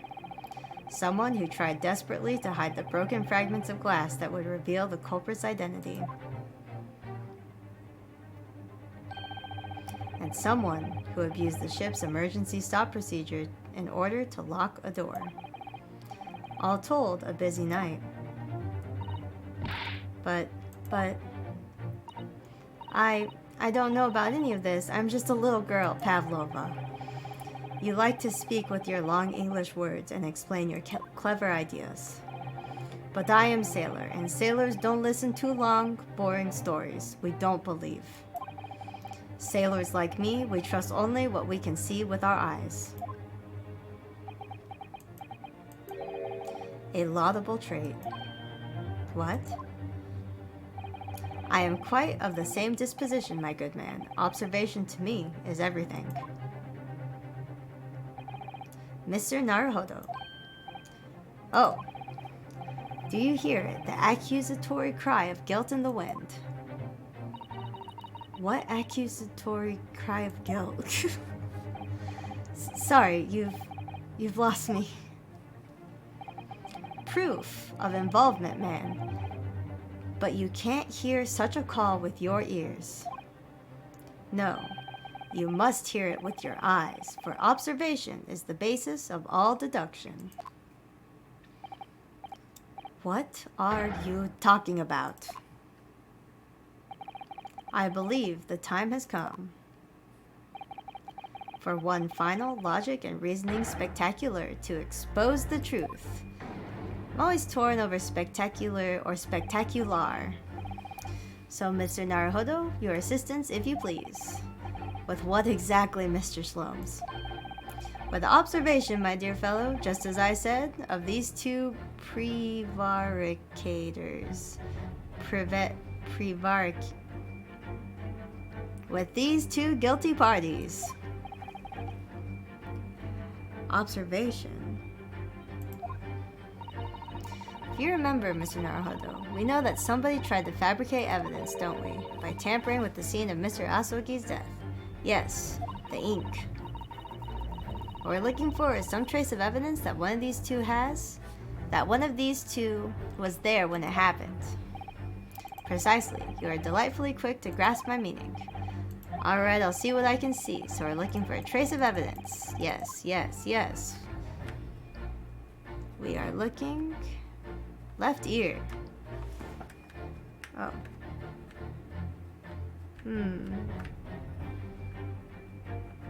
What are we looking for? Oh. Yeah, I think that's pretty telling. Oh, look at this. Some kind of stain in an unusual place. Yes, you're right. Looks like ink. Yep, it's the right color too. Okay, come on. Present. Yes.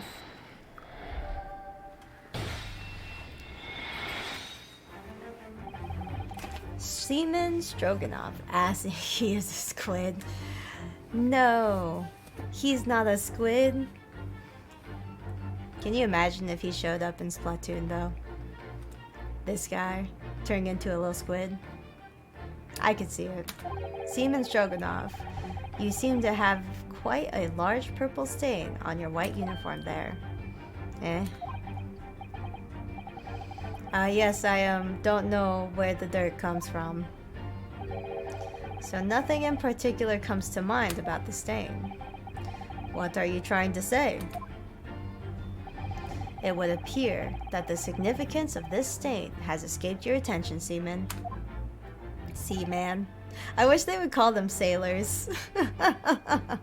Allow us to make it plain. It's a very large purple stain on the back of Seaman Stroganoff's uniform. And I think what made it is clear. Indeed it is. So, Mr. Naruhodo, present the evidence that proves it. My pleasure. Alright then, what evidence proves that the stain on the back of his... Yes, I know what it is. Yes! Don't worry, I got this one.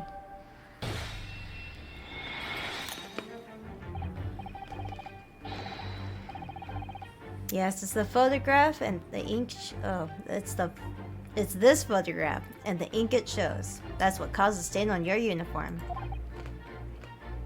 Ink. A rather unusual color of ink, purple.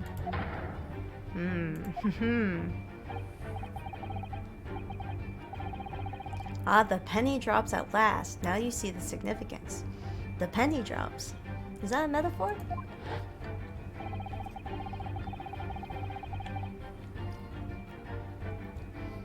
Hacking share. Oh no! Oh no! I've been heard. I'm so sorry. I'm so sorry. I didn't know that that could be heard. Uh-oh. I have to mess with my mic settings, it looks like. I would share if I could. Next time I will put out a bowl of snacks. The Russian word on the floor next to the victim's body was written in purple ink. The stain on the back of your uniform is ink of exactly the same color. If the ink had been dry, it couldn't possibly have stained your uniform in that way. Which means you must have been present in the cabin in the moments immediately after the ink was spilled.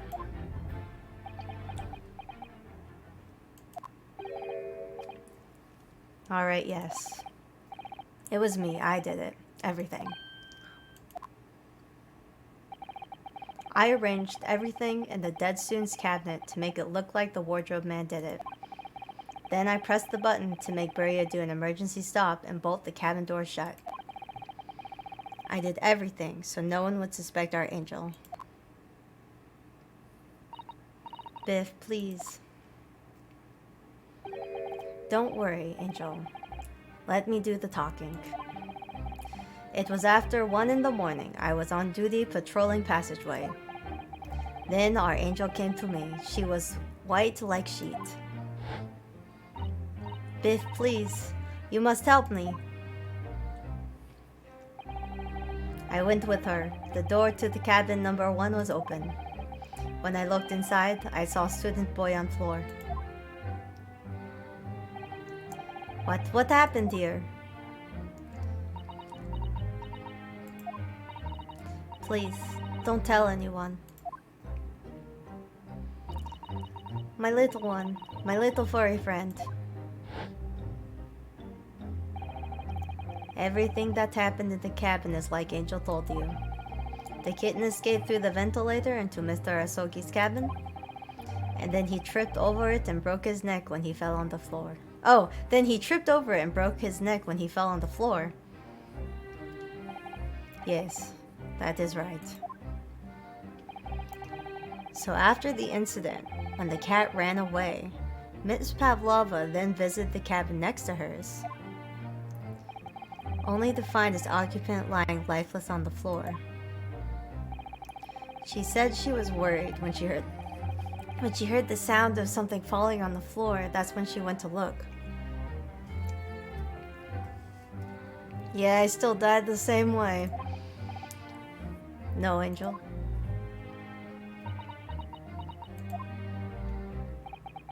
The door was not locked. So she opened to look, and you already know what happened after. There's just one thing, if you wouldn't mind. How did they know about Ryunosuke being in the wardrobe, though? When you went to Mr. Asogi's cabin, Miss Pavlova, was he already dead? Why? I already told you. When Nina opened the door of student's cabin and looked inside, I was asking Miss Pavlova. Well, Miss Pavlova? Ryunosuke snores like a chainsaw. That's why they found him. Just revving up in there. God. I think that means da. Oh. Yes, that is right. I saw him. It was dark, and he was wearing black, but he was on the floor, not moving. I was scared. I was scared. I thought she was gonna say something more. I understand, and I believe you. So is that finally it now? Have we discovered the real truth about Kazuma?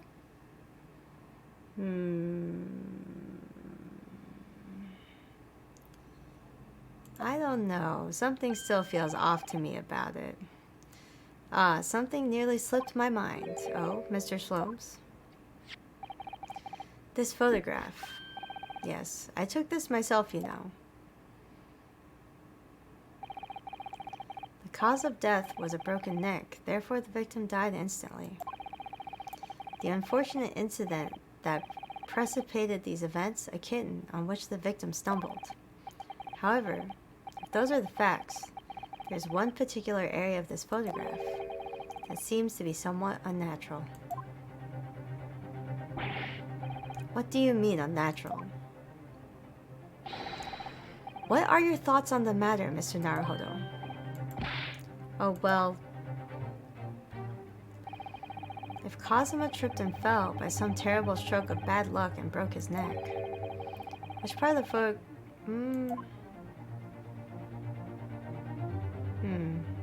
Well, we already know that his hand was arranged by them, so that's not what's relevant here.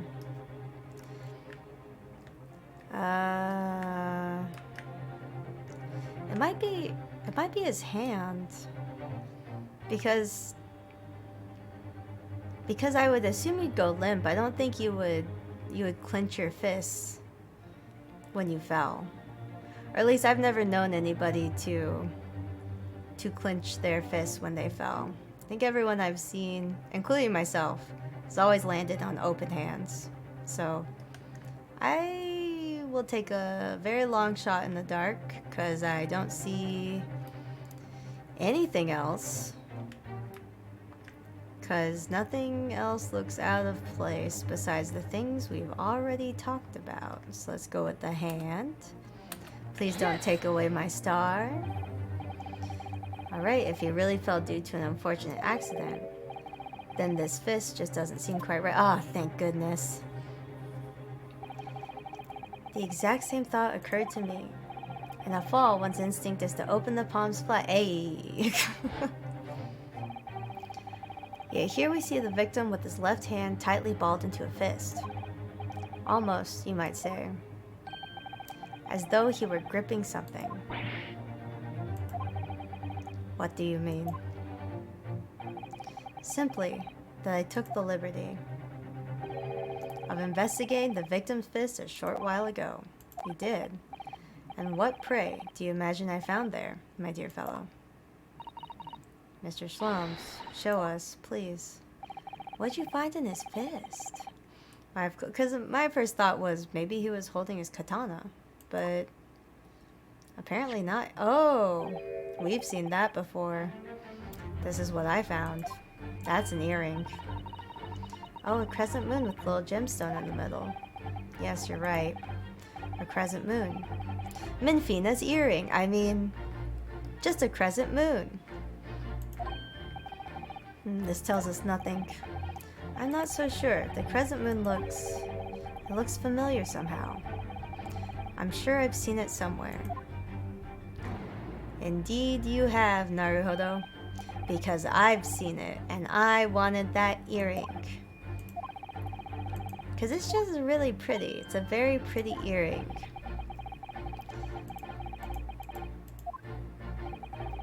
This is the final clue, the last piece of the puzzle. Ask yourself, what does this little crescent moon mean? What significance does it have? You know, this picture of Shloms definitely means he shows up later in the other trials, and I don't know how I feel about that. And observe, find the answer with your own eyes. I know exactly what this is. I know what that is, exactly. I want these earrings, and it was the first thing I noticed on her model was her pretty earring. Miss Pavlova, on your ear there. I see you have a crescent moon as well. What? And on your other ear, there seems to be a crescent moon missing. The little link holding it on must have been broken. Yep. Now the missing crescent moon was found in the victim's clenched fist. Clearly, there is only one logical conclusion. Wouldn't you agree, Mr. Naruhodo? Yes. Miss Pavlova, Mr. Asogi must have grasped that crescent moon and pulled it from your ear. Perhaps just moments before he fell on the floor. Well, that's true. In other words, last night, in Mr. Sogi's cabin, you witnessed the moment when the victim fell with your own eyes. Kazuma also likes picking up incriminating things off of the floor. It's what we have in common. Well, he didn't pick it up from the floor, and I'd say in Kazuma's circumstance, it was good that he did this. In Ryunosuke's circumstance, he was a fool to pick up a gun from the floor. I mean, come on, no one does that. In fact, you were quite literally at arm's length from him. But then the question is, why did Mr. Asogi do that? Why did he pull your earring from your ear and hold it in his clenched fist during his final moments? Oh no. Angel. No one can protect you now. Please, Miss Pavlova, tell us the truth. Last night, what did you do to Kazuma? Hi! What did you do to Kazuma? I'm taking her by the lapels of her jacket. I'm shaking her like a jar of fireflies. What did you do? What did you do to him? When I think about everything that happened yesterday, it was too much. Running away, the fishing boat in the middle of the night, trying to climb onto this huge ship. And then, when I was at last in this cabin and I could relax after this horrible long day. Meow! Darka, wait!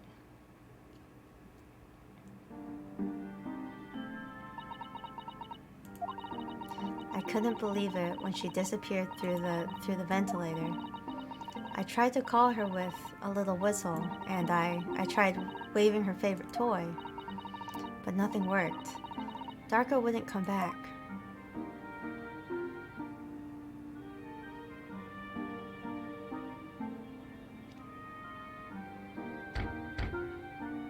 Kazuma fell so Shlums could run. How dare you say this in my chat, Quillfire? Kazuma shouldn't have fallen at all. Oh god. Shlums is slowly growing on me. But not quickly, I've gotta say. Clunk. What are you doing here at this time of night, Inspector? Inspector? Oh. I'm sorry. I thought it was a friend of mine. Like fungus.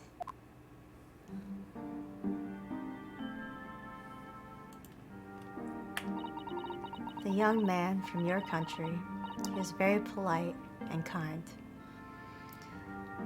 Shlomes is a fungus, and that he's a fun guy. Ha ha ha. Okay, back to this. He's very polite and kind. He helped me to find Darka, and he promised not to tell anyone. But then, when I had my friend in my arms again, and I was going to leave this man's cabin... Just a moment, sorry, but... Oh, yes? I'm sure I know your face. I've seen you somewhere before. Oh, no. Ah. Of course. You're Nikolina Pavlova, aren't you? The Russian ballerina. Oh, Kazuma. No, I don't know that name. My heart nearly stopped when he said that. He knew who I was. How could this man from a land in the faraway east know a Russian ballerina? Yes, I saw your performance in Japan. The beauty of ballet made a deep impression on me. But what are you doing on the ship? I'm sure I read that your ballet company was performing in Shanghai at the moment. I can't fool him. I have to tell him the truth and hope he doesn't tell anyone. I have no other choice. I see. So you've run away. Please keep my secret. Don't tell anyone. Give me a moment. I could use another opinion here. Ah. He's going to pull that cord. He's going to tell the captain. Why did I think I could trust him? He was going to open the wardrobe. Then it happened, everything at once. It was only a second, but it felt like forever. Wait, I shouted, and then... Cat! Darka jumped out of my arms and down to the young man's feet. And... as he turned around to look at me...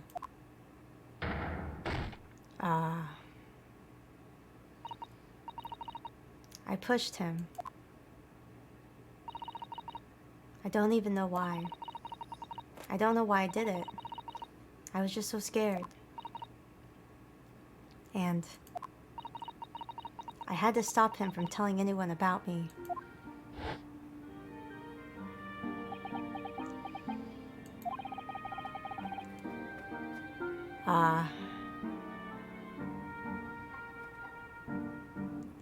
I don't like that we saw the bed knob like that. I also don't like that. Oh my god. So he was murdered, after all.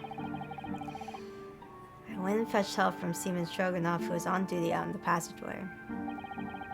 I heard Nina cry out, a thud on the floor, so I ran to help her. She was standing at the cabin door, shaking like a leaf. She looked at me and said, "Help me, Biff. If they find out, I'll be... Please, I have nowhere to go." So you decide to help. And that's when you arrange things in Cosmo's cabin to make it look like I did it, so that no one would suspect the passenger in the cabin next door. Yes. I went into the cabin and looked around to make sure there was nothing to show Nina was there. Then I found a stowaway in the wardrobe, still sleeping. Right, that's when he found me. So you worked out a plan to lay the blame on the stowaway. I closed wardrobe's door and put back strange paper sign. Luckily for me, that's the only reason Susato-san started to believe me when I said I was innocent. I dragged the young man's body to a good place and used ink that was spilling to write on floor. I wrote that so person who found him would look inside wardrobe and find stowaway. And tell me, what of the glass bell? It was by my feet, so I picked it up. I see. It was dark in the cabin. I didn't notice the other half. The angel went back to her cabin and I finished job. By pressing the emergency alarm button in the passageway. Yes. Accordingly, the SS Beria did indeed come to an emergency halt a little after 2 a.m. Thus enticing the bolt on the cabin door to slide shut, creating a locked room mystery. That wasn't actually a locked room at all.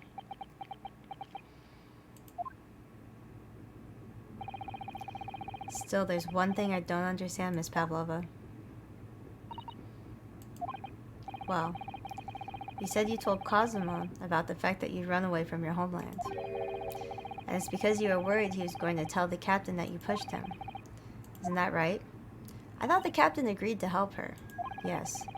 But even if he had pulled the bell cord and called for the captain of the ship, aren't you friends with every member of the crew? Why would that have been a problem?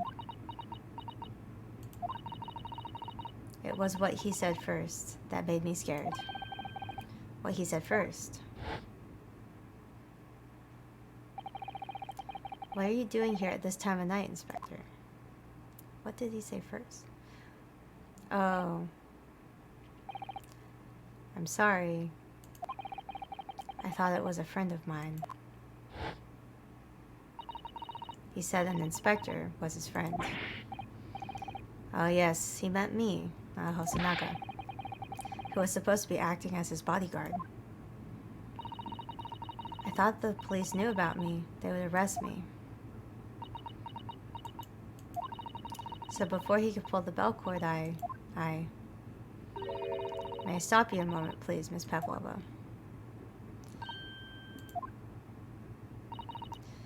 It just doesn't seem to make sense. I mean, was Mr. Asogi really going to pull the bell cord? I don't know. No, he's gonna go pull the sign off the wardrobe and get Ryunosuke. What do you think, Mr. Naruhodo? Well, I'm not Kazuma, so I can't know for certain. But 100% he was gonna go get Ryunosuke. He was a man of his word. If he told you he wouldn't give your secret away, then he wouldn't have done it. No, he was walking over to it. He was going to pull the cord. He was going to make them send me back. Oh, Miss Pavlova, allow me to make you feel even more guilty about your crime. Mr. Naruhodo, the day's work is not yet done, it seems. There is one more deduction to make. Another deduction. Yes. What action was the victim really about to take at that moment? Well, we all know what he was gonna do. Can we determine whether the young man's gaze, or where the young man's gaze was directed? Yes, in fact. First, consider the victim's location within his cabin. I remember every detail of the room. I spent quite a lot of time in the wardrobe, but still. The cabin has been my home for this entire voyage, 15 whole days. So this is how the cabin looked last night when Miss Pavlova visited Kazuma-sama. Yes, exactly how it was. Are you ready then, Mr. Naruhodo? Yes. There's one thing I've learned today. It's that a simple gaze can reveal all manner of truths. And not only that, in order to draw the right conclusion, you can't afford to be out, even by a little bit, when you're following the gaze to where it lands. So, when you turned away from Miss Pavlova, what exactly was Kazuma looking at? The wardrobe! Take that! Yes.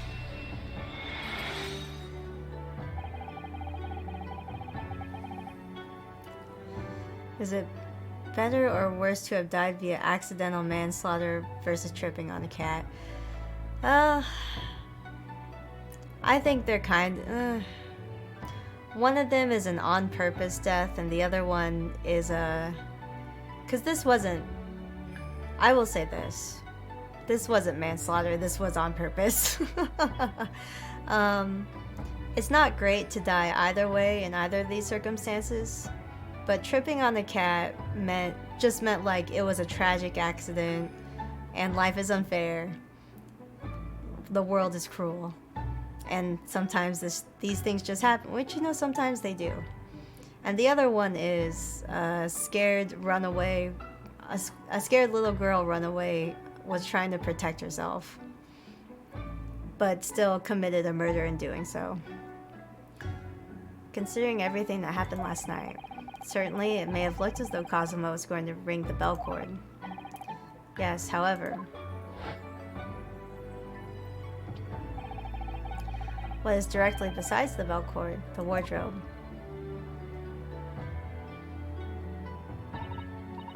The wardrobe. And more importantly, what was inside the wardrobe? The man's great friend, sleeping soundly. Miss Pavlova, please think back very carefully. What were Mr. Asogi's exact words last night? Give me a moment. I could use another opinion here. Another opinion.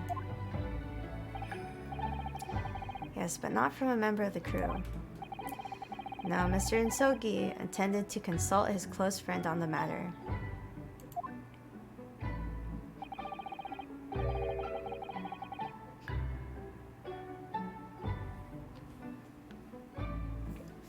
Oh no!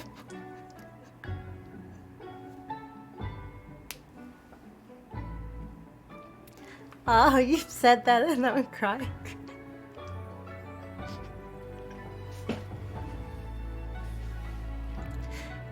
Oh, I'm so upset. He died thinking of you. Ugh. Hold on. I'm having trouble. I'm crying over a fictional man. But like for real, for real. Because it's very sweet and very upsetting. Ugh. To see if between them they might be able to help in some way, no doubt.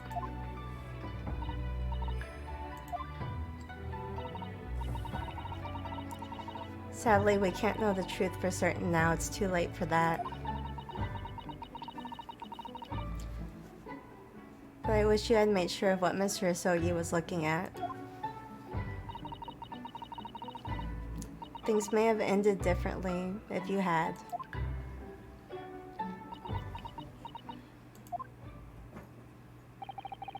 Miss Pavlova,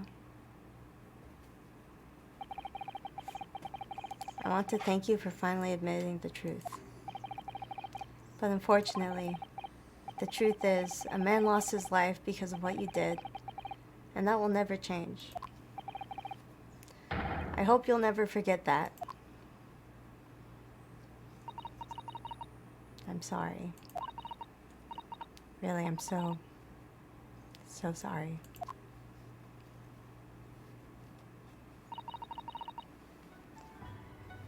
Ugh.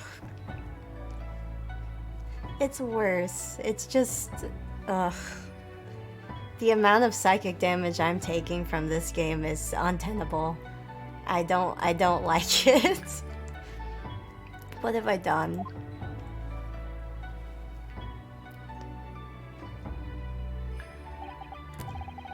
And so at long last, the mystery surrounding the tragic accident on the SS Burya was finally laid to rest.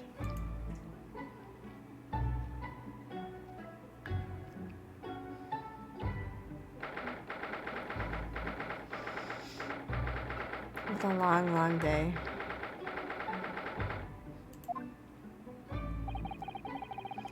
What will happen to Miss Pavlova now, then? Once we reach Great Britain, she'll be handed to the British police at Scotland Yard. What about the fact that she ran away from Russia? Won't the Russians try to repatriate her?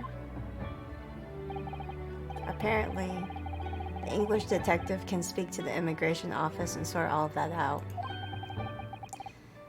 I guess Mr. Sloanes can do that. So she won't be going back to Russia then. No, I don't think so. Even if she wanted to return in the future, I doubt she would be able to. She ran away, so now she's in exile for life. I see. I'm sorry. Seaman Stroganoff. I wanted to help our angel, no matter what. But I didn't think about you, about how you lost your good friend. I will go with Nina. I will give myself to British police. That's kind of you. In the meantime, thank you for letting me go free again. Kazuma's death feels like such a waste, but... well, do what you can for Miss Pavlova, won't you?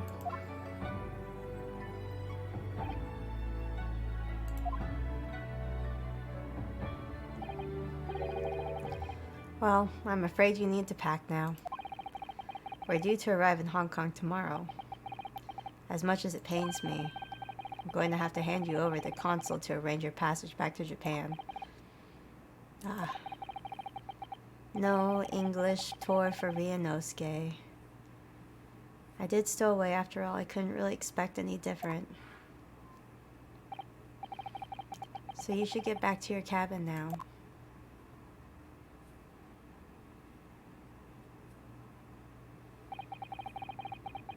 It looks like my study tour of Great Britain is over before it even begun. To think that only days ago, Kazuma and I were laughing together about how we'd tear up the streets of London. That seems like a distant memory.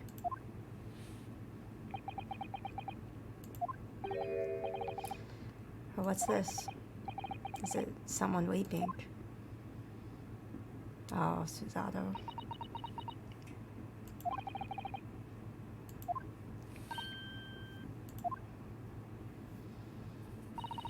Naruhodo-san, I didn't know you had returned. Well, I haven't been back long.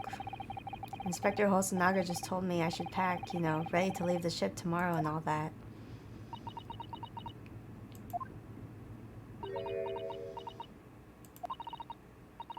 Ugh. I still can't believe this has happened. Oh. I can't believe someone's life can be over just like that.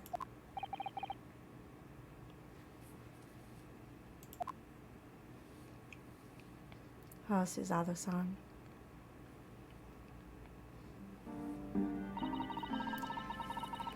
He had such grand ideas for his visit to Great Britain, so many dreams. And now they've all been cruelly taken away, just as he has.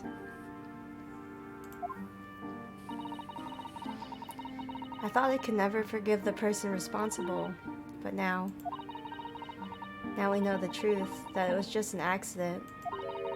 It wasn't an accident, Susato. She actually just did it on purpose. Just a silly series of mishaps. It's too much, Naruhodo-san. It's just too much.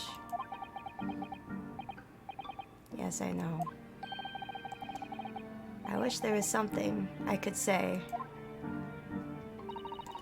Inspector, my duty was to see Asogi-san safely to Great Britain, but I failed, and I caused his two closest friends great pain and suffering as a result. I've let everyone down, and I will do anything to make up for the terrible blunder. Nobody blames you, Inspector. Oh, back in shackles. Okay. back at it again in Shackletown. Ah, Shloms. Surprised, Mr. Naruhodo? What is the meaning of this? Oh, a trifling matter. Simply that in my head, I think I shall always picture you wearing those shackles. Without them, the balance seems all wrong. It's distracting. I'm sorry? So I decided to restore them for old time's sake. Shall we say you are a stowaway after all? He thinks this is funny. This is entirely rude, but it's okay that he broke the extremely depressing atmosphere, so I'm going to forgive him for this. Oh my god. Mr. Shloms. We do appreciate your assistance. I'd like to thank you from the bottom of my heart. Not at all, not at all. And though it's a little late, may I offer my sincere condolences? The loss of your companion is truly heartrending. I hope that you'll be able to fill some of his aspirations in his honor. I'm afraid that won't be possible. We shall be disembarking at the next port in Hong Kong. We have to return to Japan to make a full report about everything that's happened. What? Wait a minute. It's just me that has to go back? It's just me that has to go back, isn't it? I mean, I was the stowaway. Impersonate him in Britain. They only know a Japanese man is coming to study. They won't be able to tell the difference. I know. I was just thinking that, actually. But I don't want Ryunosuke to impersonate Kazuma. That would be so painful. The terms of the study tour were negotiated by the Department of Justice in both Great Britain and Japan. It was to be one lawyer and one assistant. Was to be. In light of Mr. Asogi's unfortunate death, I'm afraid the study tour can no longer go ahead. Oh no, I don't care for me, but poor Suzato-san. My dear fellows, the majority of problems have an extremely simple solution, you know. All you require is one lawyer, and the study tour can continue, surely. But there's no one else with the necessary qualifications, Mr. Schlums. We know of no other lawyer. Qualifications, you say? Any qualifications obtained in your own country will be of little value in Great Britain then, I'm afraid. Oh, but anyways, the voyage to London still promises a good month of time. Schlums can be the lawyer. I would hate to have this man as my lawyer. I think he could do it, but he'd do it in such a way that I'd rather be dead, I think. Ample opportunity, I would say, to find yourselves another suitable lawyer. Yes. It's time to study, Ryunosuke. It's time to pick up the lawyer books and become lawyer. Yes. Do you think perhaps I might be able to do it? But you're not a lawyer, Mr. Naruhodo. Oh, unless... Are you studying law? No, I'm not, but... I'm sorry. In that case, I don't think there's even a chance it could work. But as I said, there is still more than a month before we reach England's shores. Isn't that right, Mr. Naruhodo? Yes, I have a month in which to study, to learn what I must to become a lawyer in Great Britain. Just a month. A month is all it will take to become a lawyer. Mr. Naruhodo, maybe a month is a good amount of time for an 1800s lawyer. That's ridiculous. Are you seriously suggesting anybody could learn all of that in just 40 days? There's only one way to find out. I would work my fingers to the bone, Inspector, every single day. Will you let me try? And if by the time we reach Great Britain, I haven't learnt enough to be recognized as a lawyer, I'll take whatever punishment is deemed appropriate. It can't be that hard. We saw Ouchie. That's true. Ouchie's a lawyer. It can't be that difficult to be a lawyer in 1800s. But why put yourself in such a difficult position? For Kazuma. He said that there was something he had to do in Great Britain. And that he would sacrifice anything to make it happen. And he sacrificed it all. Ha ha ha ha ha ha. I'm inconsolable. He was passionate about it. I can't let that passion just come to nothing. And anyway, it's for my own benefit too.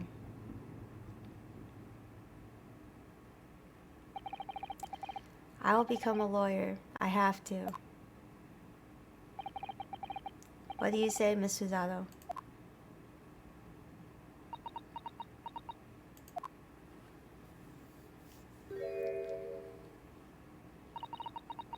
I think it's a wonderful idea. Thank you.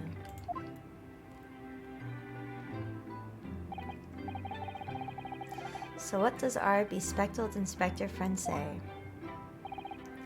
Are you serious? One lawyer and one assistant. The numbers are indisputable. No, it's madness. Yet fascinating, wouldn't you agree? Fascinating. Duty and rules are dull routine.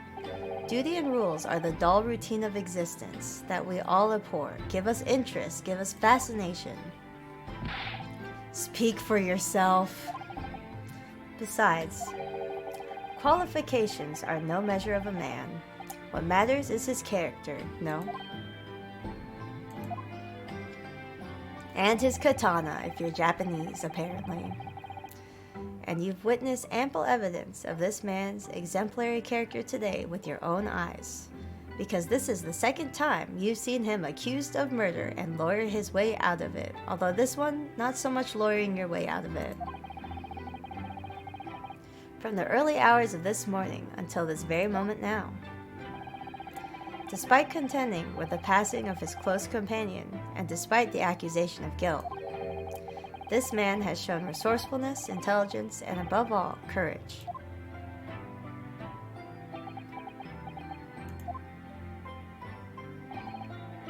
Very well. I'll think of a clever way to word my report to the Department of Justice. Inspector! After all, I did just make a promise, didn't I? I said that I would do anything at all to make up for my shortcomings here. It's not your fault, Hosanaka. Oh, thank you, Inspector. If you'll excuse me, I must pay a visit to the captain's quarters. I need to discuss what to do next and how best to make my report.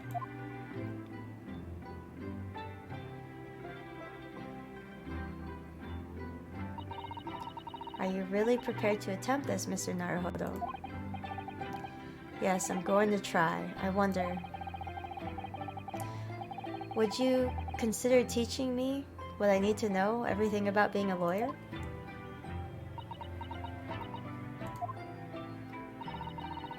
I would be delighted to help you. I am a judicial assistant after all. And teacher, I guess. Thank you, Susato.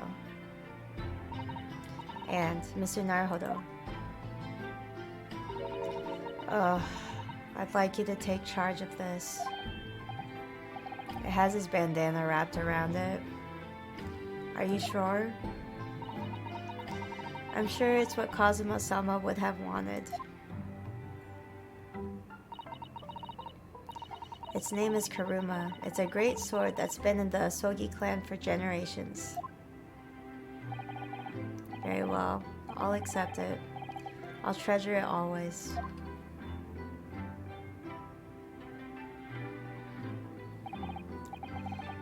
So then, Miss Susato, it seems we'll be working together from some time to come yet. It will be an honor, Mr. Naruhodo. And for the next 40 days, I shan't grant you a single minute of freedom. We shall fill every spare moment with study. Yes, that's exactly what I need. But before we begin, I have an earnest favor to ask of you too. Goodness, what is it? Please throw me to the ground. 3 times. No! Please throw me to the ground 3 times. What? I should never have doubted you. You were Kazuma-sama's closest friends. Of course you would have never done anything to hurt him. That should have been obvious to me from the start. But I allowed suspicion to get the better of me. And no matter how upset I was feeling, it was completely unforgivable behavior. No, but you were in shock. You just found out about me stowing away, and the cabin door was locked from the inside. No! I won't let you make excuses for me. Whatever the circumstances, I should have never thrown you. And not even just once, but 5 times. That number keeps creeping up, doesn't it? Please, you must. Just take hold of me and throw me. Do it! Like a mosh pit. Just go up to a guy and get thrown. It'll be fine. No, I don't even know how. I've never thrown anyone in my life. Well, she asked for it. No, she didn't even ask for it. Well, I don't think it's gonna happen either way. Ryunosuke, I don't think it's gonna happen. Very wise, Mr. Naruhodo. It isn't a skill one acquires without considerable training. Oh, Mr. Slomes. You're also here.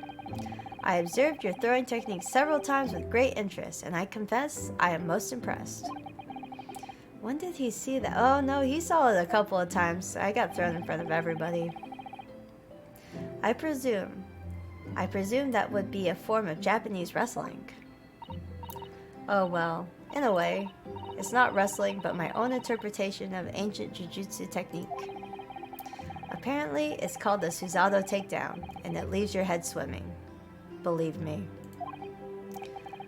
How beguiling. I'm a practitioner of the combative arts myself. I am somewhat an accomplished boxer. There he goes, dancing around again. I wonder if you'd be so kind as to instruct me on the technique of your arresting throw. Yes, I'd be honored. Oh boy, Shlomes, get ready. Get ready for this. Then let us not dally. Demonstrate, my dear madame. Don't throw me, don't throw me, don't throw me, don't throw me, don't throw me. Don't throw me, don't throw me. Throw Shlomes. Throw Shlomes. Don't, not me. Not me, not me, not me. Not me, no, no, no, no, no, no. Okay. God. Dang it. As you can see, you throw from the abdomen. Oh yes, arresting indeed. And that is what you term the Suisadō takedown, is it? Actually, no. That was a Suisadō squash. Suisadō. In my groggy state of consciousness. A scene from an evening recently spent with Kazuma flickered into my mind. Are you ready to deal more psychic damage to me? A grieving widow who has already cried on stream. Kuruma. That's right. It's a prized sword that has been passed through generations of the Yosogi clan. I can't believe you managed to get permission to bring it with you. I mean, taking a katana on a study tour is more than a little irregular, surely?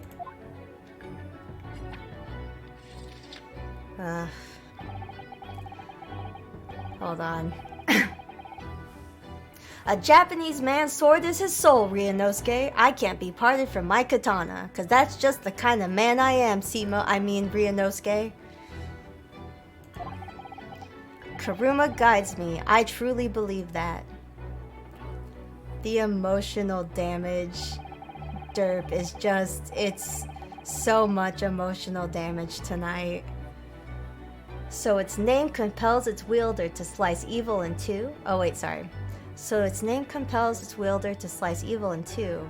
Not that you would need such compelling. On that subject, there's something very important that I have to do in Great Britain. And I'll sacrifice anything to make it happen. I'd appreciate you seeing it through with me. Of course I will. Whatever it is, I'll see it through to the end with you. I knew you wouldn't let me down. Ugh. God. Just the psychic emotional damage that's happening to me right now. I just... Why did they do this to me? Why did the great Ace Attorney Chronicles decide to just impale me through my heart and then twist the sword? This is the sword twist moment, and I'm dying. Use Kuruma to do crime scene divination like Princess Bride, let Kazuma guide. Yes, I'll hold the sword in crime scene, and whoever it slices at, that's the culprit, and I'll kill them. I'll give you a pat on the back or something, but you know, I kinda can't. It's okay. I appreciate the thought. I do. It's okay. I'm okay. I'm just emotional about a fictional man in a video game that they wrote too well. And, well, They wrote too well for me specifically to personally attack me, Suzusune. That important thing he had to do. I still don't know what it was.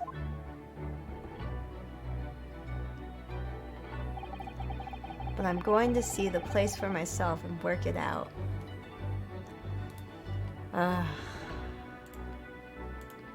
Yeah. Because that's just the kind of man I am. In Great Britain's capital, London.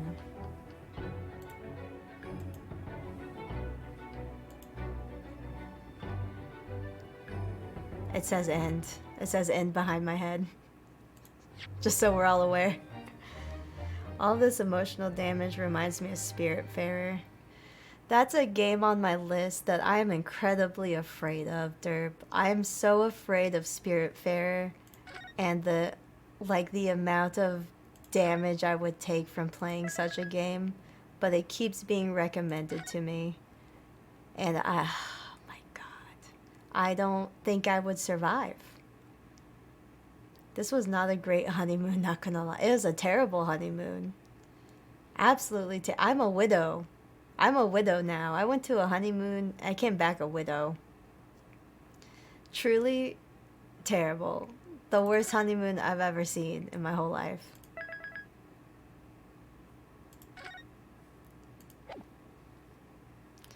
Episode 3. The Adventure of the Runaway Room. Oh, it's a train case. Okay. We could watch this part. And I could mess with my mic a little bit. Well, it's getting late here. 11 a.m. 11 a.m. Or you mean 11 p.m.? Okay, goodbye, Derp. Have a good night. Or morning. Whichever one it is. Yeah, have a good night. Sleep well. We're gonna watch the beginning of the Runaway Room. I'm too used to the 24-hour form. It's okay. I understand. It's late. Get some sleep. You think Hosonaga is gonna die this time? I don't think anyone's gonna die. Or at least I don't assume so. I'm gonna keep the dead hat, a funeral hat on real quick. We're gonna watch the beginning of this and see what's up.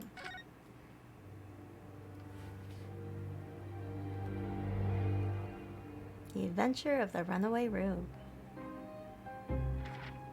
Is this Schlums again? My records at the late last Schlums century, again. I am faced by the events of a certain bitter winter.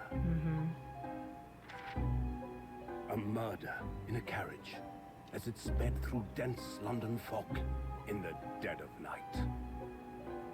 Though the victim and the perpetrator were the only ones inside, there were multiple witnesses to the crime itself. However, none could have imagined at the time that such a seemingly obvious case as this would end in such a horrendous manner. My friend, Mr. Herlock Sholmes, once said of the incident, I believe that perhaps that case was indeed the prelude. the beginning of a long concerto that impressive Japanese student and I were to play together. Was the Sherlock Holmes story for this called like Prelude in Violet or something? Amazing. Is this really just a railway station? Railway station or not, I've never seen such an enormous building before. And look at all the steam locomotives. This country is incredible.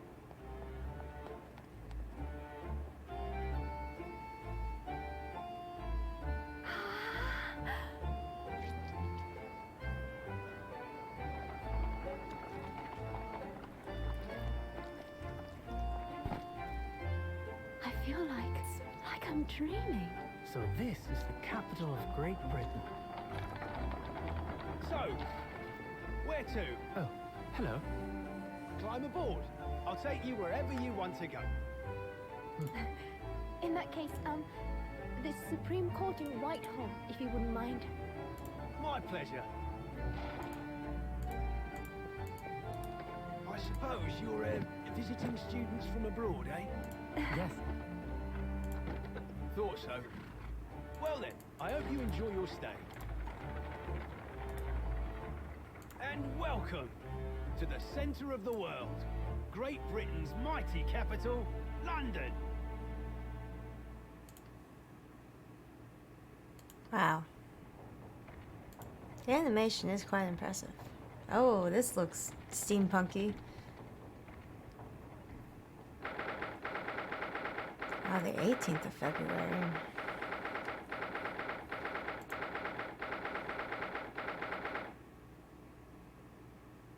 Okay.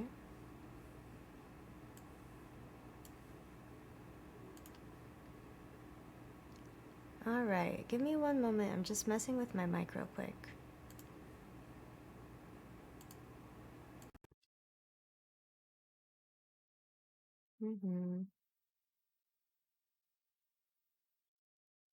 Messing with my mic. It's fine, don't worry. I'm invisible. Don't think about it. Everything is okay. Ah, everything is fine. And we're back. Okay.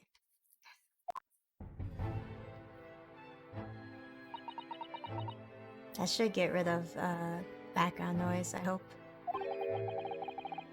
What an incredible place. Ah, the the rumored funeral hat. Yes, I am a grieving widow, Silran. I cried a few minutes ago. It was terrible. It's so imposing. It's almost suffocating. This place is breathtaking. It looks like a fortress. There are some stone buildings like this in Japan now, of course. But they've only been built in the short few decades since we opened our borders to the outside world.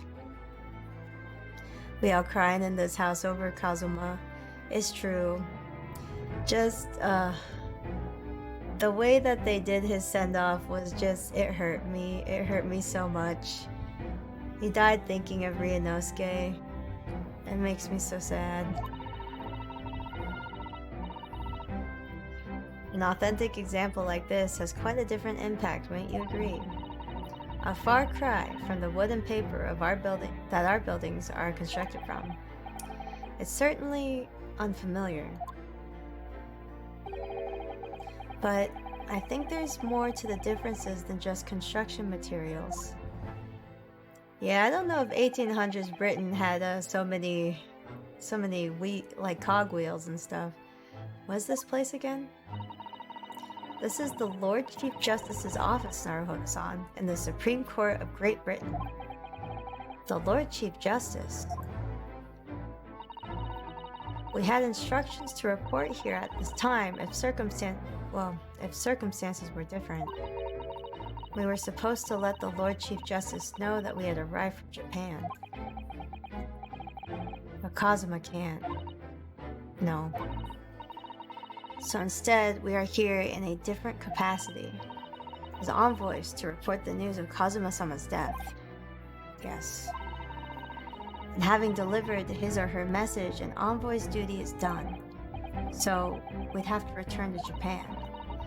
If we want to remain here in Great Britain, I have to take Kazuma's place as the lawsuit selected for the study tour. Yes.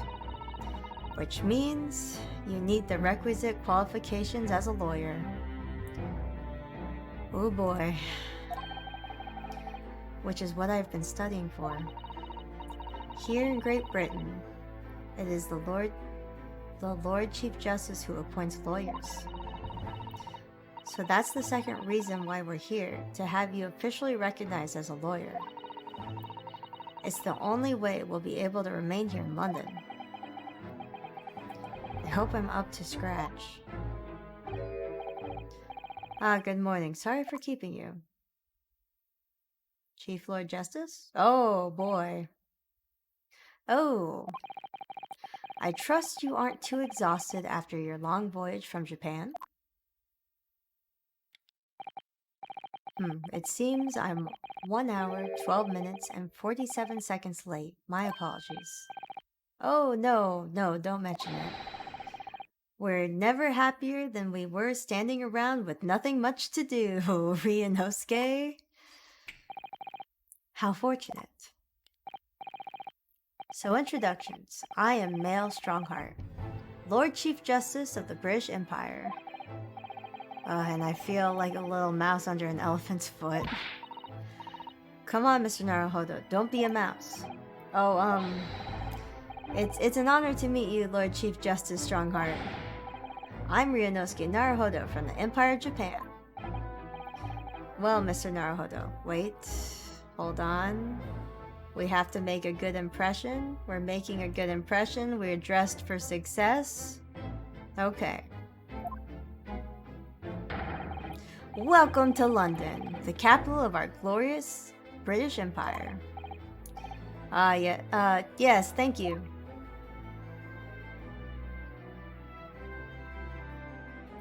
Okay. We're talking about London. I can't tell if he's smiling or not. So, what are your impressions of our capital so far? How do you like London? Well, help. Help! Help! I've been so nervous ever since I got here, I can't remember a single thing about the city. The judge looks like an aura. The judge does look a little bit like an aura from Final Fantasy XIV, critically acclaimed MMO with free play time up to 60, with unlimited free time.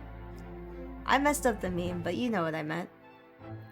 He does though. He's got the chin spikies. And the little the very structured face. It's simply splendid, isn't it, Mr. Naruhodo? Oh. We had a wonderful view of some of London's streets from the carriage on the way here from the station. Everything is so impressive and grand. I must say I'm almost at a loss for words. I'm glad to hear you like it. The city boasts tramways, piped water, and gas, and even cables supplying electricity. We spearhead every revolutionary new technology in the world. Every visitor to London is astounded. Oh, yes, astounded is the word. Thanks for saving me, Susato-san. And everyone seems so jolly and full of vigor. Yes. There's much excitement about the upcoming great exhibition we will be hosting here in London. Great exhibition.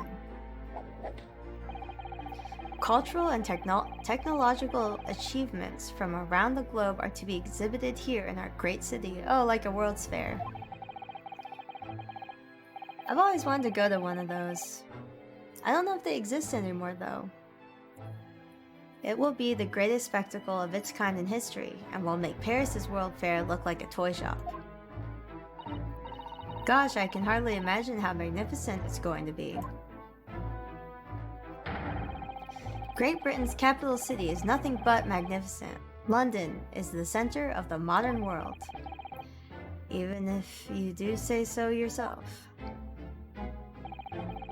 The sun will never set on our great empire. Nobody tell him. Perhaps it is fate that in these progressive times we welcome visitors from the land of the rising sun. Well,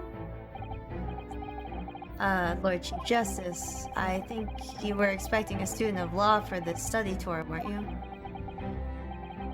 Absolutely.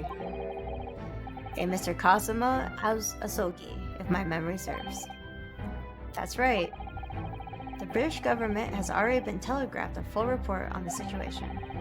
I understand the young man lost his life aboard the steamship bound for our shores. That's amazing, the news reached him before we even arrived. My country naturally extends its deepest condolences to yours. Oh, thank you. And you honored this appointment specifically to inform me of this news. Yes. He looks kind of scary. Strongheart. We were here in the capacity of envoys from Japan to report the sad news in person. They tell me you Japanese are a people of protocol and courtesy, and I see that is true. And it is with some regret that I must inform you that the death of the young lawyer means the study tour arrangement can no longer proceed. If you would just hear us out, Lord Strongheart. What do you have to say, madame? It's about the study tour. Mr. Naruhodo here would like to make a proposal. Would he now? Well, Mr. Naruhodo. This is it then, the moment of truth. Continuing the study tour. The thing is, Lord Justice and Lord Strongheart, I was wondering if perhaps you would consider allowing the study tour to go ahead. Don't misunderstand me, Britain would ideally like to see the study tour go ahead. But without a lawyer from your country, there's nothing to be done. Well, in that case, what if there was someone else? Another lawyer from Japan, I mean. Does he have to do that? Is there something I don't know? Only a single lawyer was invited to Great Britain from your country. Ooh, here comes the uncomfortable part where Ryunosuke explains that he definitely stowed away. And that was Mr. Asoki. At least that's what I've been led to understand.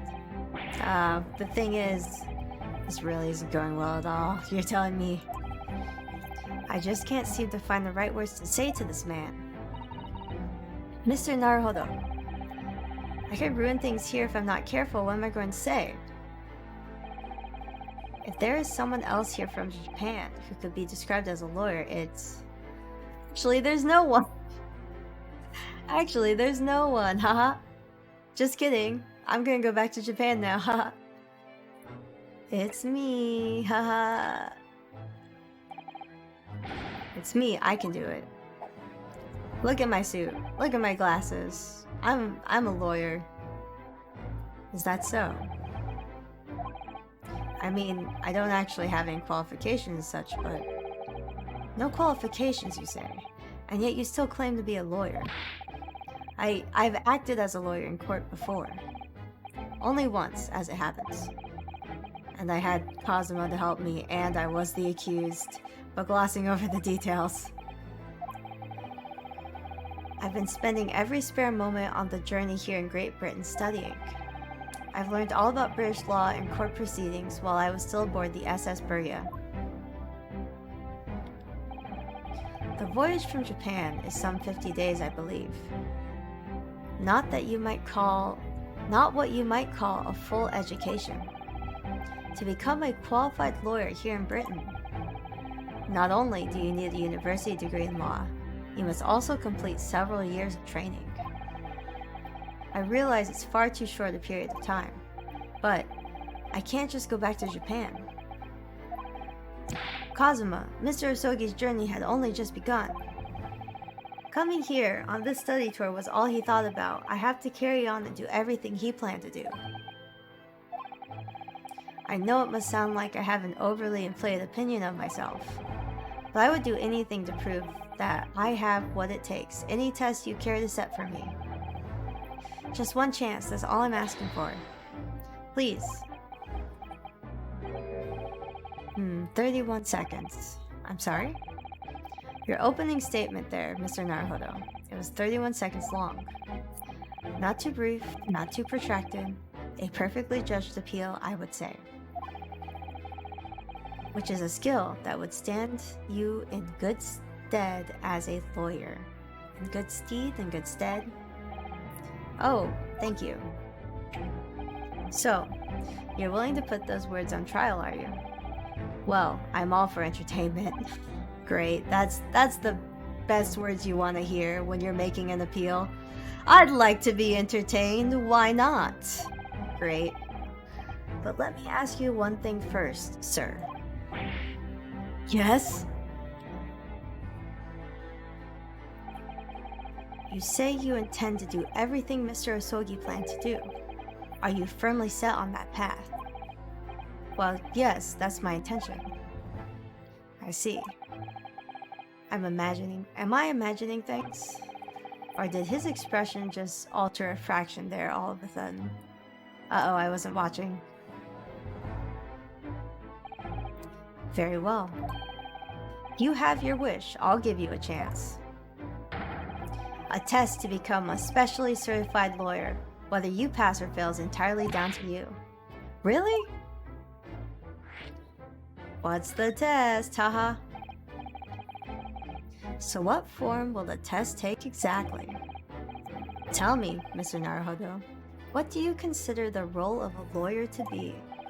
Well, defending people, of course. Well said. So let's have you defend someone. I don't like the sounds of this.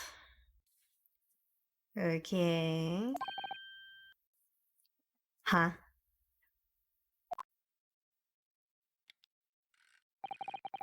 Your timing is perfect, in fact. There's an app trial about to begin later today.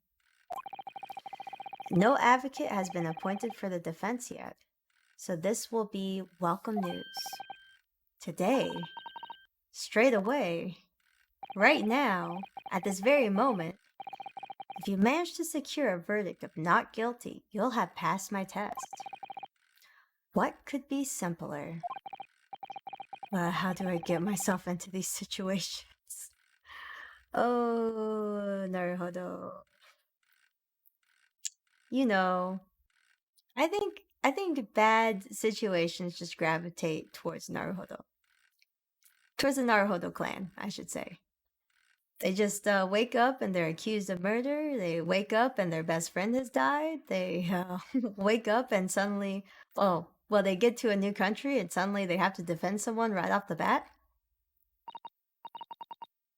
Well, could I ask what sort of trial it is, Lord Strongheart? Yes, good question.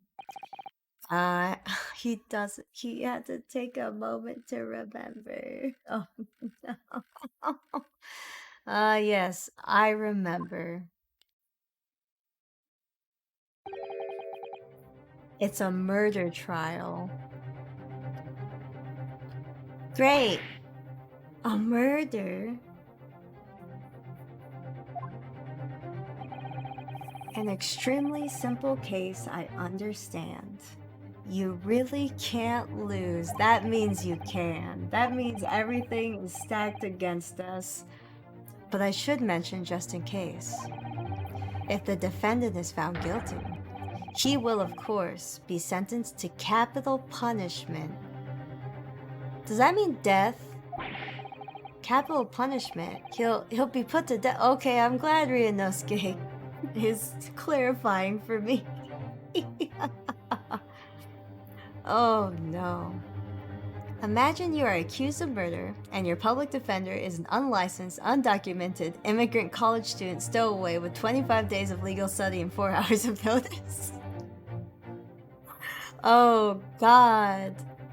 I would hate that. That's a terrible situation.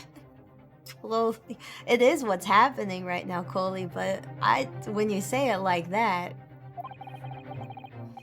Here in Great Britain, murderers are sent to the gallows without exception. Presumably, you read that much in your short, C-based introduction to British law. So, how are they gonna treat Pavlova? Because, I mean, they're saying it's an accident, but it was murder. She pushed him. She pushed him with intent. I suppose they'll classify it as manslaughter, because they never talked about her being sent to the gallows. But in my opinion, well, I guess accidental murder is manslaughter, isn't it? I'm still deeming it murder, though. We can't possibly agree to such a test. We would be toying with a man's life. Yeah, Suzato, if we lose, they die, and they die, and we get sent to Japan, and one of those, significantly less worse. I'm the Lord Chief Justice, and I've decided it's acceptable. But You can't do that, can't? Yes, he can do that, Ryunosuke. He's the Lord Chief Justice of Britain.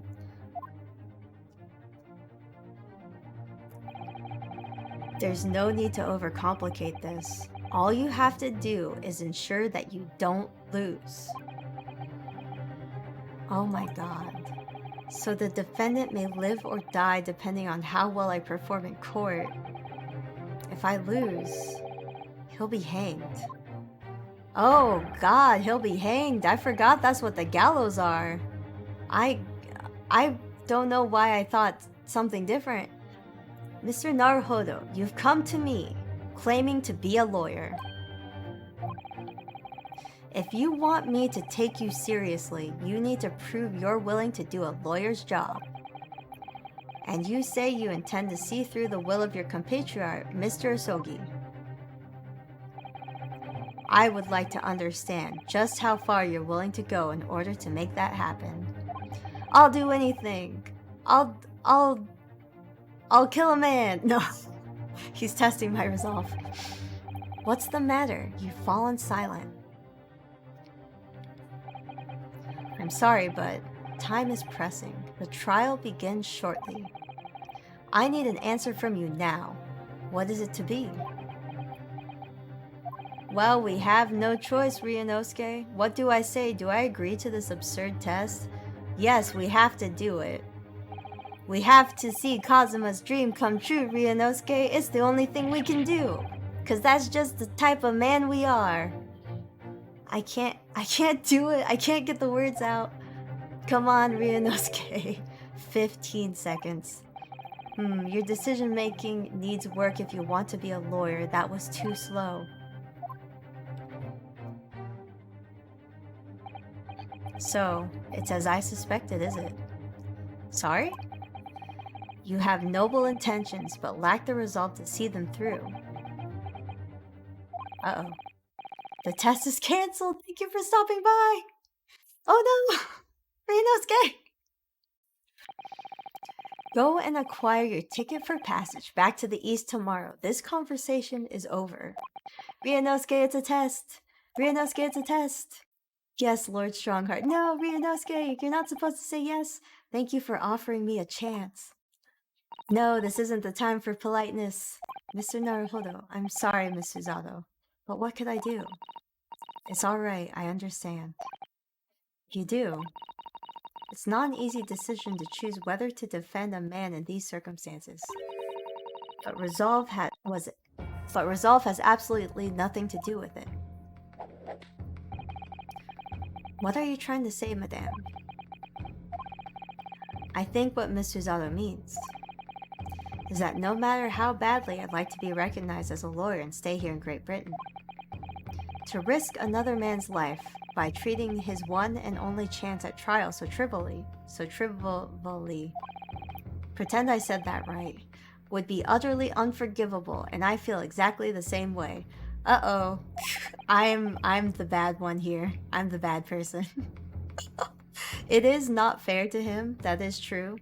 But also, I'm Ryunosuke Naruhodo. I defended myself against the murder accusation twice. I think I can do it. I'm sure the defendant won't see this trial as a test, as some kind of experiment. A lawyer may fight for his clients in court day after day, but for each one of those clients, the particular day they stand on the dock may be the only chance they have to fight to prove their innocence. No, I was wrong. I'm not qualified to do that job yet. I'm sorry for wasting your precious time, Lord Chief Justice. Wait, Mr. Naruhodo. Wow. Oh, was there something else?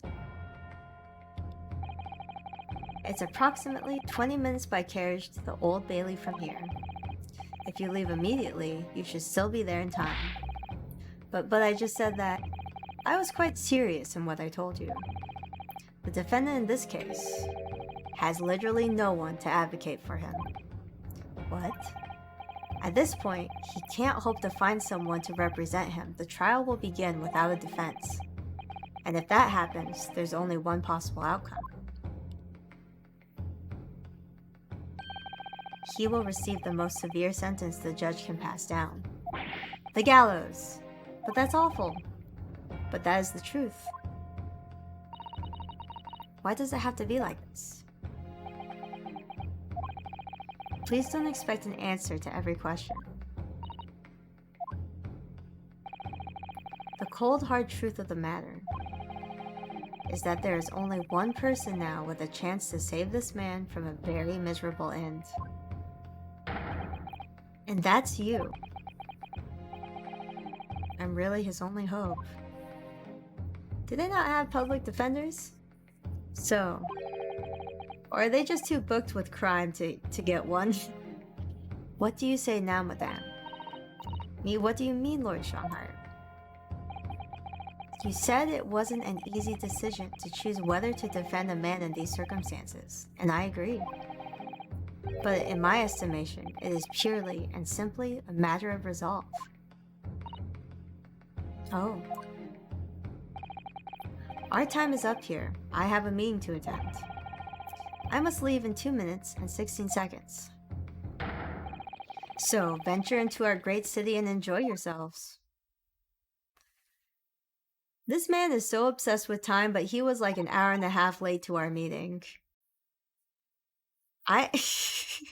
Maybe he just doesn't respect the foreign the foreign envoy meetings. She's gone. The Old Bailey. If we're going to do this, Mr. Naruhodo, we must leave at once. Okay, so we gotta go to the Old Bailey. I don't think I want to talk with her again because, you know, I doubt she wants to really. Okay, 18th of February, the Old Bailey. Defendant's antechamber. It looks very similar to Japanese antechamber. Oh, thank goodness we're here on time. There's still 15 minutes until the trial begins. I never knew a horse-drawn carriage could go so fast. I thought my teeth were going to rattle loose. Did you hear what I said to the driver when we climbed aboard? Get us to our destination in 5 minutes, driver, and there's a guinea? A guinea? In it for you? What's a guinea? It's one of my favorite lines from the Herlock Sholmes stories, and it worked quite perfectly. I'm not sure why you're so pleased. I thought we were going to die, and we had to pay gold for the privilege. Well, at least we arrived here before the trial started. Yes, I suppose there's that, isn't there? Anyway, I don't understand it. The court clerk said the defendant should be here, but there's no sign of him at all. Is he hiding? Is he hiding behind the couch? So this is the Old Bailey. Even the room for defendants to wait in is cramped. Are you alright, Mr. Naruhodo? I'm feeling tense, that's all. This place gives me the same sense of foreboding that I remember from the Supreme Court in Japan. A guinea is effectively a British pound in today's currency. Oh, so it's like it's a coin. Got it, okay. Because the only thing I think of when I hear guinea is guinea pig, or the place, Guinea. An oppressive air, almost as if the building itself is going to crush whoever is about to be sentenced. It feels only like yesterday. I was the one about to be crushed. Yeah. Guess it was several months ago now. Yes, whoever the man you're to defend is, I imagine he's feeling very alone at this moment. Top of the morning to you, ma'am, sir. Oh my god. Who is this Willy Wonka? This Willy Wonka knockoff. Dimsdale Dimmadome Willy Wonka knockoff. What are yous doing following me here? Things are fair desperate, aren't they? Are they? Sorry? Would you look at those expressionless faces from the Far East, are yous? We're from Japan, yes. Ah, Japan, is it? Right, say no more. So, how much do yous need? No, we're here because... No need to explain, fella. I've been there myself, so I have. No place to go, nothing to eat, barely a penny in your name, and all while in a strange faraway land. Well, actually, we haven't found a place to stay yet, no. 'Tis grand, 'tis grand. Let me start by giving yous 1,000 guineas, say nothing now. 1,000 guineas? Please, Miss Susato, you don't have to shout. But 1,000 guineas it's enough to build an entire mansion in the most prestigious area of Tokyo. What? 'Tis nothing to me after all. I like to ensure I have sufficient funds to weather a rainy day, you see. I've enough wealth to buy the city of London 2 or 3 times over. Could that much rain even fall in one day? Well, even so, I couldn't possibly accept such a large sum of money. Oh, that hit me in the eye. Don't get me wrong, fella. I'm not giving it to you, no strings attached. I'll be wanting you to do something for me. Oh, to be honest, 'tis a little embarrassing. The trial that's about to begin, you see, is for me good self here. I'll be on the dock. So now, what I want you to do is come along with me, stand there beside me. Officially, you'd be my lawyer, but that's just a little detail now. Well, the thing is, don't worry about a thing. All you have to do is stand up there next to me, nothing more. Otherwise, you see, the trial's going to start without me having any kind of representation at all. So it was true. The Lord Chief Justice wasn't just making it all up. I'm terribly sorry to have to ask, but does that mean you're the defendant of the trial? Yes, it does, Susato. Dimsdale Willy Wonka. Bluster and blazes, do yous not know who I am? Me, one of London's biggest names? No, sorry, we've only just arrived in the city, you see. You see, I suppose it isn't altogether impossible. Well, just next to Hyde Park there in the center of London is another beautiful park. Sorry, a park? What? 'Tis called McGilded Park, full of blossoming flowers in the spring and singing birds and whatnot. My god, such a JoJo pose. I donated to the city, so I did. Oh, an entire park in central London. McGilded, a city of smiles, that's my vision for London. There's nothing Magnus McGilded wouldn't do for the city and its queer old people. That's amazing, I mean, really extraordinary. But now they've the gall to say I'm no good for nothing criminal, me, Magnus McGilded. What's the matter with the London police, I ask you? He's panting. Alright, don't pass out. Mr. Naruhodo. Perhaps now would be a good time to introduce ourselves while the gentleman catches his breath. Good idea. Oh, he worked himself up a lot, huh? Mr. McGilded, the thing is, we're actually here in London to study British law. We're law students on a study tour from Japan, you see. So if you don't have a lawyer for the trial yet, and you'd be happy to put yourself in our hands, we'll do our best. What was I after saying, you daft idiot? I've given you 1,000 guineas to stand up there next to me, haven't I? Well, yes, but I wasn't really offering to just stand up there next to you. Oh, we're back. Oh, I think I see what's going on here. Sorry? I know what you're thinking. This chancer of a fellow claims to have more money than the Queen. But if that's true, why the blazes can't he hire the finest lawyer in all of England? Because he did it. That's the only explanation. Well. I imagine it's because no one wants to work for him or work with him. And people just don't like him enough to, like, defend him, is my thought. So it doesn't matter if he did it or not. I think people just don't like him. Not at all, although it's a little strange, to be honest. Why? You don't have to be a lawyer, I mean. That would be the fault of the Reaper. The Reaper? Sorry? I, the Grim Reaper of the Bailey, Lord Barrack von Zax. He's the prosecutor. The prosecutor is the Grim Reaper. When Van Zyke stands for the prosecution, they call the accused his sacrificial lambs. And to this day, in every single trial in which he's been the prosecutor, the accused has been damned. What? So it's reached a desperate situation, where there's no one willing to stand in defense against the fella at all. You could say he's a living legend of the Old Bailey. This is a very Chuny reputation. It is a very Chunbyo thing.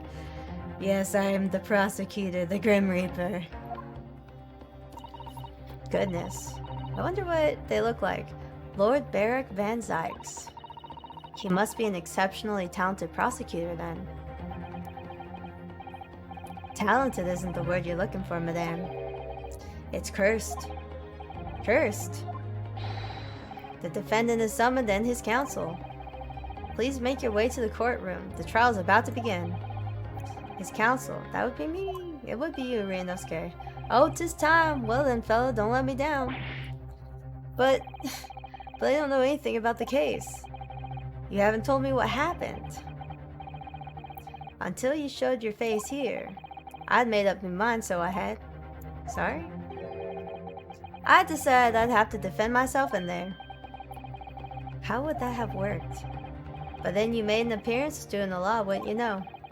'Tis no accident, I can assure you of that. Also, Ryunosuke shouldn't be surprised about someone trying to defend themselves. He did that. He had to do that himself. 'Tis fate. So don't get cold feet now, please. Oh boy. I literally know nothing about the case or about this man who stands accused. In fact, the only thing I do know is that I can't just turn my back on him. Oh boy. Mr. Naruhodo. The man has no one. He'll have to stand alone in the courtroom, armed with nothing to defend himself. Yes, something that Cosmo would have never allowed to happen. Counsel for the defense, what are you doing? If you're late for the start of the trial, you will lose your right to stand. I'll be right there.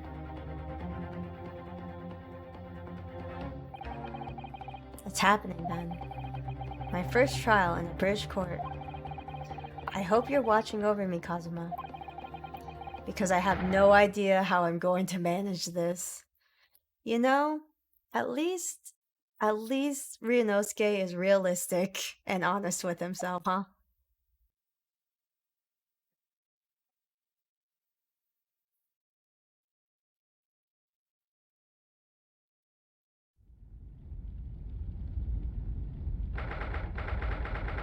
The 18th of February at 10 a.m. The Old Bailey. Oh, and there's real fire. And there's a jury? Is that a jury? So this is the highest court in Great Britain, the Old Bailey. The centuries of history in this place are palpable, isn't it? So different from the Supreme Court in Japan. It feels both imposing and serene at the same time. The atmosphere almost makes words redundant. Whatever the country, determining a person's guilt or innocence is always a solemn affair. May I say something, Mr. Naruhodo? Yes, what? Oh, he's bug-eyed again. Your eyes look ready to pop out of your head again. I know, but I just can't help it. Oh my god, look at him. Look at that. This vampire. In the name of Her Majesty the Queen, I hereby declare the court to be in session. We are here today to determine the guilt or innocence of Mr. Magnus McGilded. And now call upon the counsels for the prosecution and defense to declare their willingness to proceed. Oh my god, look at him. He's just a Dracula wannabe. He's even got the big high collar. The prosecution is fully prepared. That must be the Reaper of the Bailey. He really does look fully prepared to dispatch his next poor victim to the underworld. Counsel for the defense, you appear to be Eastern? Do you speak English? Huh? Oh, yes, of course. Sorry. Ryunosuke, come on. But he asked if the defense was ready. And I couldn't be further from ready if I tried. Those eyes please me. Did you take Cosmo's armband or did you already have Dracula? He does look like Dracula. I can't believe Dracula is here. An Ace Attorney. Did you take Cosmo's armband? You know, it's possible that he took Cosmo's armband. Because I don't think Ryunosuke had one himself. Your eyes please me. Nipponese. Not Nipponese. They shroud your fear, your doubt, your trepidation. They run wild, clinging to some phantom notion of courage. The quintessential look of a sacrificial lamb. This, oh my god, he's just a Chunbyo. He's a Chunbyo lawyer. A cold shiver just ran down my spine. Don't be afraid of this Chunbyo, Ryunosuke. Now, Mr. McGilded. Yes, my lord. You stand accused of murder, a capital offense. You will be sent to the gallows if found guilty. Are you quite sure you wish to entrust your defense to this foreigner? As I've always said, my lord, 'tis a grand thing to give opportunities to the young. Even if the fellow is a student from some little island off in the Far East. Is it not the British way to ignore the dangers of yourself to give those less fortunate a fair chance? I'd like to think that acts of chivalry do the great British Empire proud. Listen to Mr. McGilded, what a fine gentleman London has with them. Wow. It seems as though everyone in the public gallery is firmly behind Mr. McGilded. It's definitely welcome news. He certainly has a way with words. I'm surprised he couldn't convince anyone to defend him. It's because they're all afraid of the Chunbyo, Ryunosuke. Eloquently put, Mr. McGilded, the most laudable of sentiments. Now, ladies and gentlemen of the jury, I'm sure I need hardly remind you that you 6 members of the public have been selected for your impartiality. Are you ready to proceed? Why does this man have a knife in court? Why do they keep allowing knives in court? Oh my god. Okay, here we go. Yes, my lord. If the task is to send rotters to the gallows where they belong, I'm more than ready. At the manor, his lordship always says we should dispose of rubbish properly. Naturally, I agree. Ha, any criminals here will soon be wishing they never set eyes on me. I guess this is just the stenographer in the middle. I feel a chill. Oh, don't mind me, my dears. I'll just be getting on with my knitting. Must finish these bits for my grandson. Oh my god. Ah, Mr. Naruhodo, these people are the jury. Yes, that's something we don't have in Japan yet. That's right. I've only ever read about it. But here in Great Britain, the court's final verdict depends on the opinions of these 6 jurors. Oh, I guess she's also a juror because she's got the little gavel in front of her. The judge passes sentence according to the law, but the jurors determine guilt based on common sense. So the defendant is ultimately judged from two completely different points of view. But how exactly do the jurors give their verdict? That I don't know, but I'm sure it will become clear as the trial progresses. Yes. Prosecutor Van Zykes. My lord. It's been a number of years since we've seen you here in the courtroom. I thought you had renounced your fame. I'm known as the Reaper of the Bailey, my lord. Infamy rather than fame, I would say. But yes, 5 years have passed since I last spread my wings in this capacity. This man is Dracula. To be fair, you have a sword. I do have a sword, but I don't... Well, Ryunosuke has a sword, but he's not gonna draw it, I imagine. But this man is just Dracula. So what brings you back? Is there some change of circumstance which the court should be aware? The gloves. I leave that to your imagination, my lord. So the Reaper has been out of action for 5 years. Why did he have to choose today of all days to make a comeback? Don't lose heart, Mr. Naruhodo. God, I'm having trouble. As you wish, sir. The court nevertheless welcomes your return. Now then, opening statements, I think. A summary of the case, if you please. Certainly, my lord. As your lordship is aware, this is the case of overwhelming simplicity. We must be the only ones in here who aren't aware. The scroll. The incident took place in the late evening, 3 days past. The hour was some minutes after 10. The victim was a maker of building bricks known in the community as Thrice Fired Mason. Sorry? Thrice? 3 times.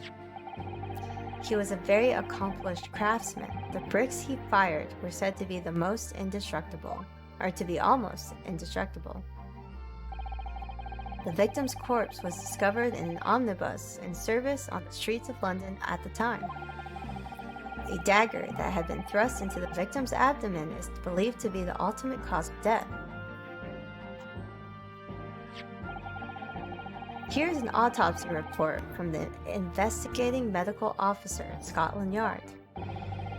Thank you, Consul. I shall accept that and the photograph as evidence. Gives the cause of death as internal hemorrhaging as a result of a single stab wound in the abdomen. Photograph of victim, knife and abdomen is clearly visible. His face is partially obscured by an old cricket hat. The one further item of evidence.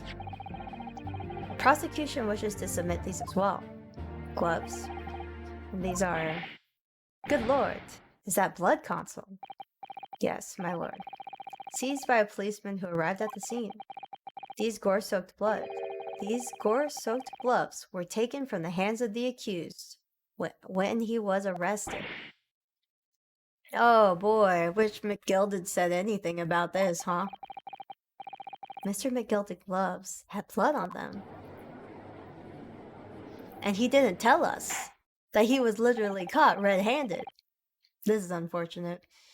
Yes, I will accept these into evidence as well. Yep.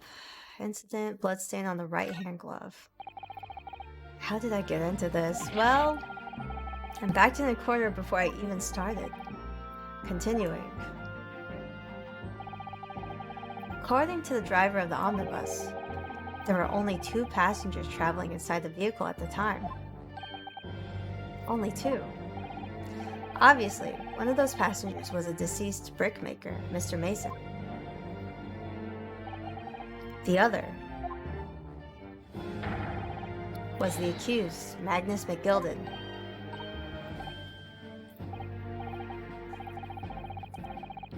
Well, rather damning circumstances to say the least. Defendant, what say you? Well, of course I have no recollection of such a thing. Oh my god. Mr. McGilded. To be sure, I rode the omnibus that evening. But whenever I'm in a carriage, I'm taken with a fierce tiredness and I always succumb to it. Are you claiming to have been asleep? 'Tis the motion of the carriage, my lord Lilton, so it is, and when I opened my eyes again, 'twas a desperate sight before me, the body of a man I'd never laid eyes on before in me life. Now I ask you, what good-hearted soul wouldn't rush to help a fellow bleeding from his stomach? I wasn't about to start worrying about me gloves now, was I? I reached out to give the man a hand. So the blood got into the gloves then after the man had been killed. Unfortunately, that statement of the drivers is only the beginning. That's not all of it. There's so much more. There are multiple witnesses to the precise moment in which the brickmaker was fatally stabbed. Oop, that's all the jurors. Order! Order! When the killing took place, only the victim and the accused were inside the carriage, and there were witnesses to the crime. This is not just a case of compelling evidence. It's the nail in the coffin for the accused.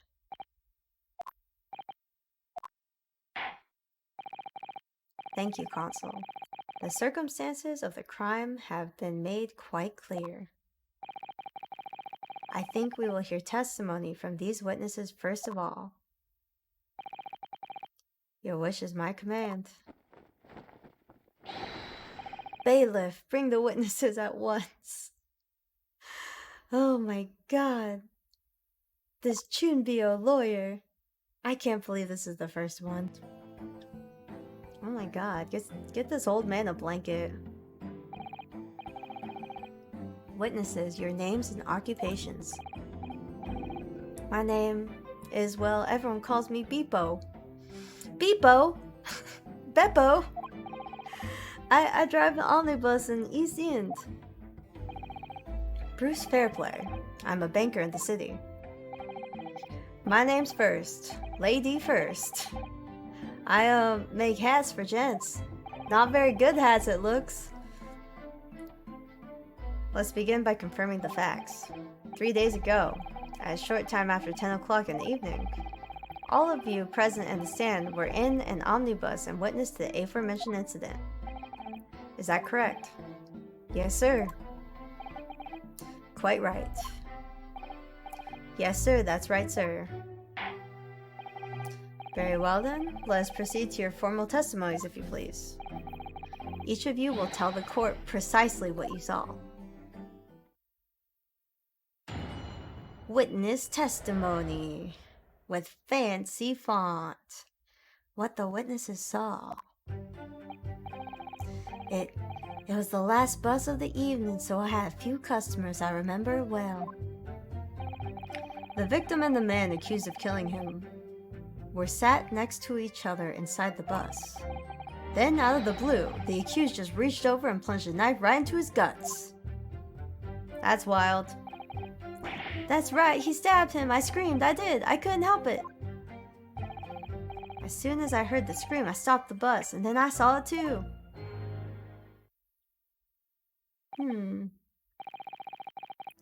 Unambiguous testimony, I must say. Exactly, my lord. These men witnessed the incident in the omnibus with their own eyes. I'd like to ask a question, if I may. Yes, Consul. Well, this testimony makes absolutely no sense to me whatsoever. Why not? Well, the incident took place inside a moving carriage, didn't it? As has been clearly stated from the outset, yes. Well, in that case, how could those two witnesses possibly have seen what happened? There's no way they could have seen the inside of the moving carriage. Yeah.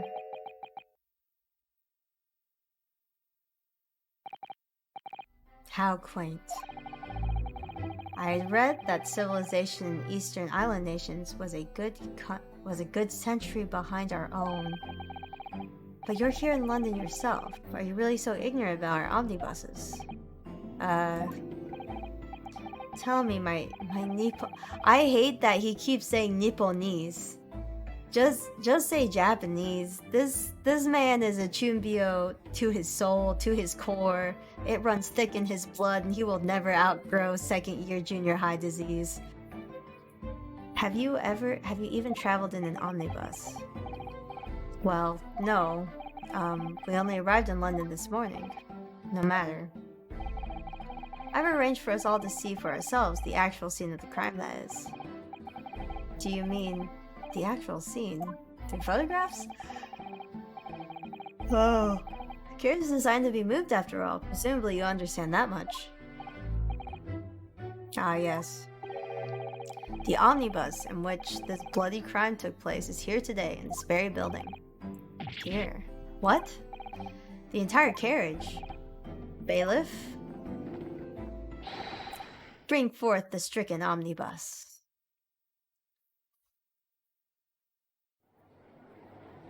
Wow. Yeah, they sure just brought in the whole omnibus, huh? So that's an omnibus. The omnibus. I can't believe they could bring something so enormous in here. Great Britain's courtrooms are amazing. As you can see, the omnibus is pulled by 2 horses and can carry up to 8 passengers. I think I'm confused about what the situation was, because I thought there was only 2 passengers in the omnibus. 4 passengers seated inside the enclosed cabin, and another 4 on the rooftop deck above. Every Londoner knows that the best views of the city's architectures and sights are to be had from the top of an omnibus. And I should point out to our foreign guests, oh, there's a skylight on the roof, allowing view of the interior from the seats from above. Oh, skylight. The penny drops at last, I see. What is that metaphor? These 2 gentlemen were occupying the rooftop seats on the omnibus when the murder took place, which is how they came to witness the grim incident. Through the skylight. That makes perfect sense. Well, counsel, this is a first. In all my years behind the bench, I've never experienced the crime scene itself being brought into the courtroom. There are a number of important clues remaining inside the carriage, my lord. I would like to submit the omnibus itself as evidence.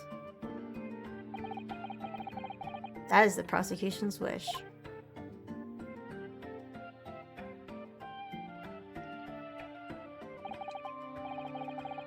Very well. I see no reason why not. The omnibus is hereby formally accepted as evidence. 8-seater omnibus. Scene of the crime. Passengers both inside the carriage and on the roof deck that night. Okay. So they were the only 2 inside. And then there were those 2 on top and the driver. Can't believe it. The entire crime scene entered as evidence.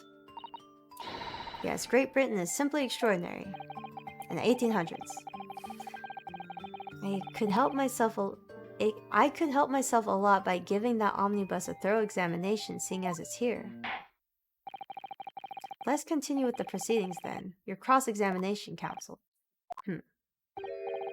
Pray, don't expect this Nipponese stray to understand the intricacies of Britain's court cross-examination rights.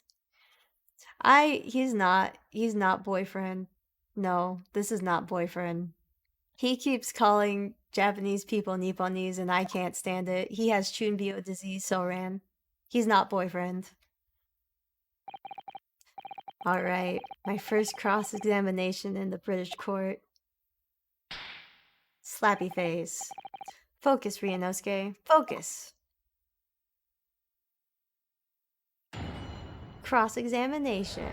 I like the stained glass aesthetic. That's kind of neat. What the witnesses saw was the last bus of the evening, so I had a few customers, so I remember it well.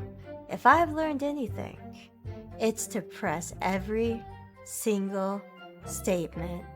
Welcome back, Soren. It's okay. That's why I told you that he has Chunbyo disease.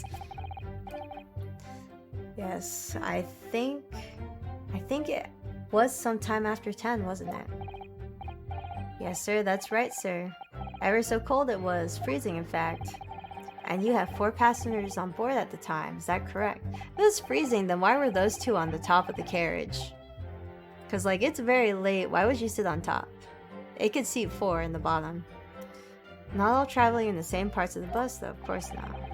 There are no other passengers when the incident took place. No one alighted, for example. Quite right, no other passengers like that, no, none. So nobody fled the scene of the crime then. I have to say, the boss insists on it running, he does. Every evening, the last bus of the day. Beppo. But I do wonder sometimes if it's altogether worthwhile. Yes, sorry to say. What do you mean by that? Well, with it being so cold and everything, the only making 20 pence a run, you see. Yes, I spend that much on pub on the way home, just trying to get warm again. The victim and the man accused of killing him were sat next to each other on the inside of the bus. Hold it! We press every single statement. You saw them through the skylight and the roof of the carriage. Yes, that's right. When you sat up on the top deck, the window's right there at your feet. There was a lamp inside too, so I had a pretty good view.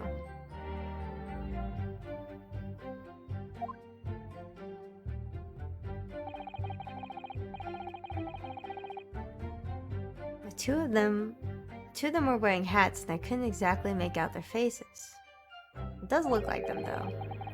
There's not a shred of doubt in my mind that it was Mr. McGilded. How can you be so sure? Well, how can I put it politely? McGilded is a gentleman of rather small stature.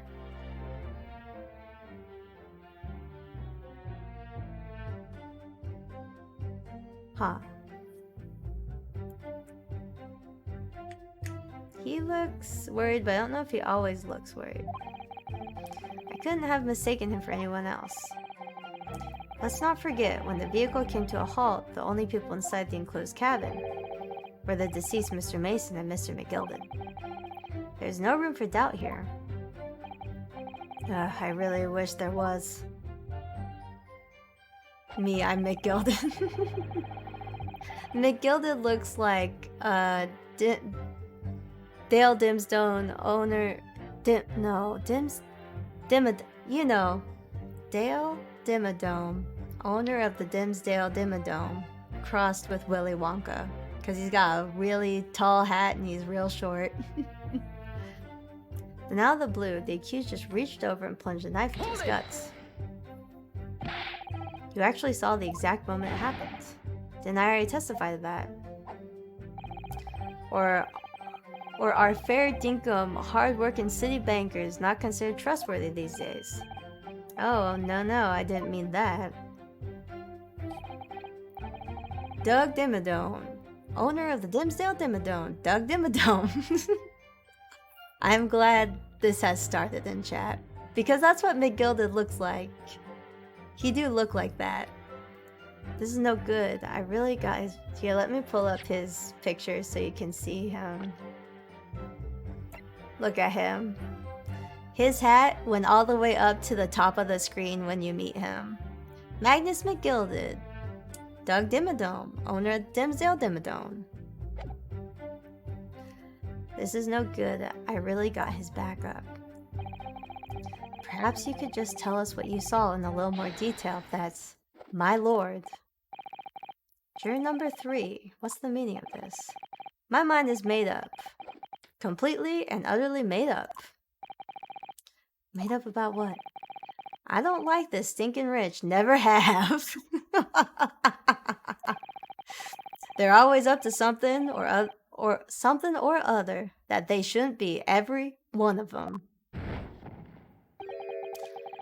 And that little leprechaun of a man is no exception. Well, he can't fool me. Ah.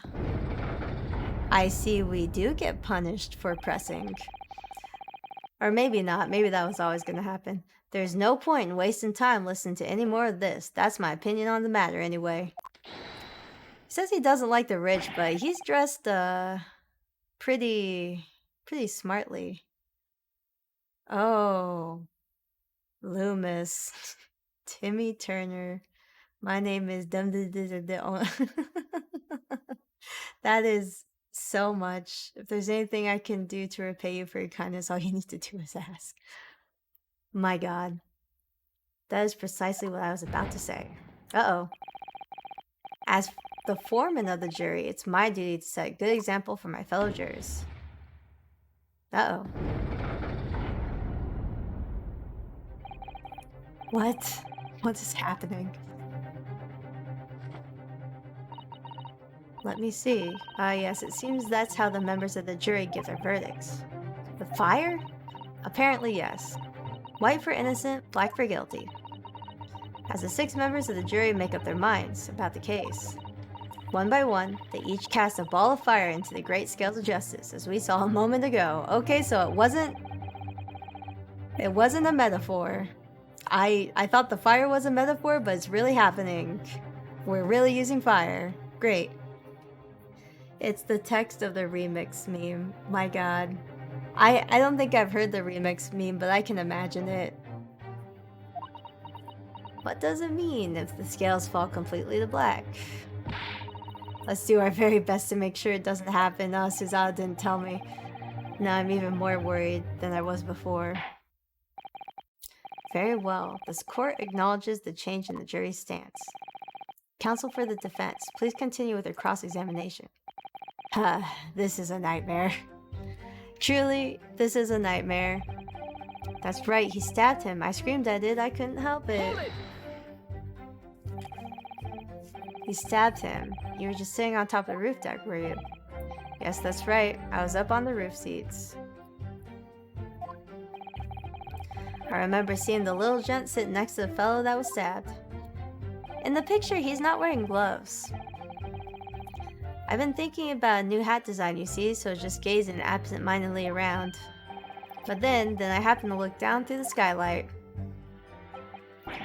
It was just sticking right out of his belly. Huge great knife. A grim sight indeed. That didn't help me at all. Okay, so I have to be careful about who I press? Okay, so this is teaching me that I can't press every statement. If only we had some evidence to counter their suspicions. Mr. First. Yes, sir. Is this the knife you saw?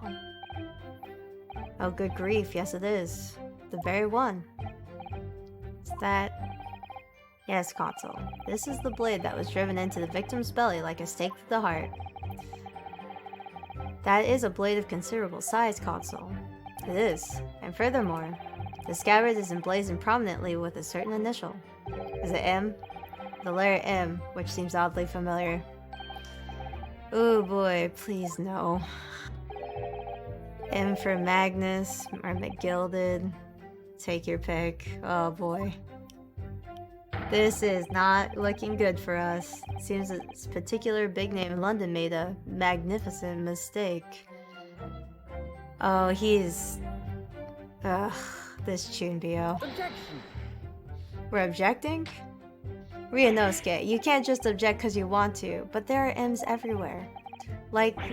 Yes. Like in Mason. Objection! Oh, he has a special objection because he's English. This blade is far too extravagant for a poor brickmaker to have owned. No, this weapon of murder most certainly belongs to the accused. Ugh. Not conclusive, but certainly compelling, Counsel. A murder weapon. A larger knife, lodged in victims with a quality of fancy ornamentation suggested is quite valuable. Yes. My lord, if you'll forgive the interruption. Juror number 2. Go on. Mr. McGilded is a pillar of society and a gentleman, and a gentleman's word should be sacrosanct. However... Uh-oh. Those of us in service know we must accept hard truths. Wait, what are you about to do? Dispose of the rubbish! Uh-oh. Ooh, no.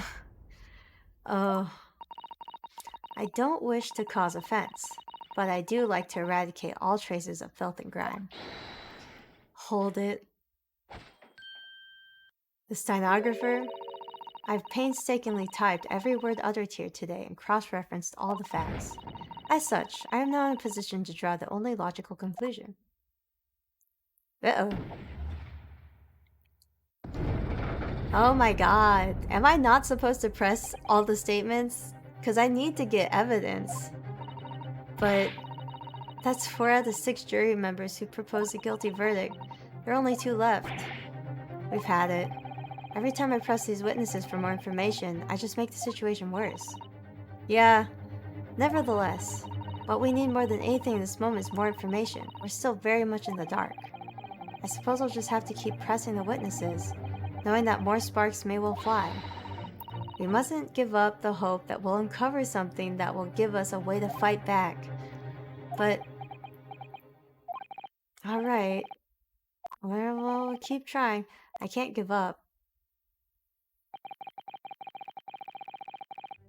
Oh my goodness. Need to wit- okay.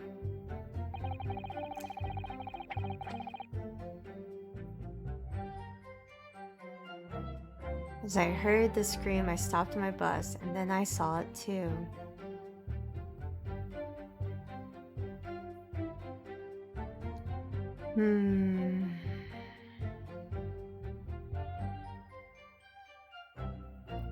I don't want to press this because I don't want to keep doing. So when it happened, the only 2 people in the enclosed cabin were the victim and the defendant. And so help me, 3 whole people witnessed the man trying to defend do the deed. Yes. I don't like to be pessimistic, but we do seem to be in a rather difficult situation. Yes, we do. What am I supposed to think here? Is Mr. McGill really innocent? Or could it be... Before we jump to conclusions, our first task should be to gather information. We need to understand the case much better than we do at the moment. You're absolutely right. Let's listen to those witness statements again, a little more carefully this time.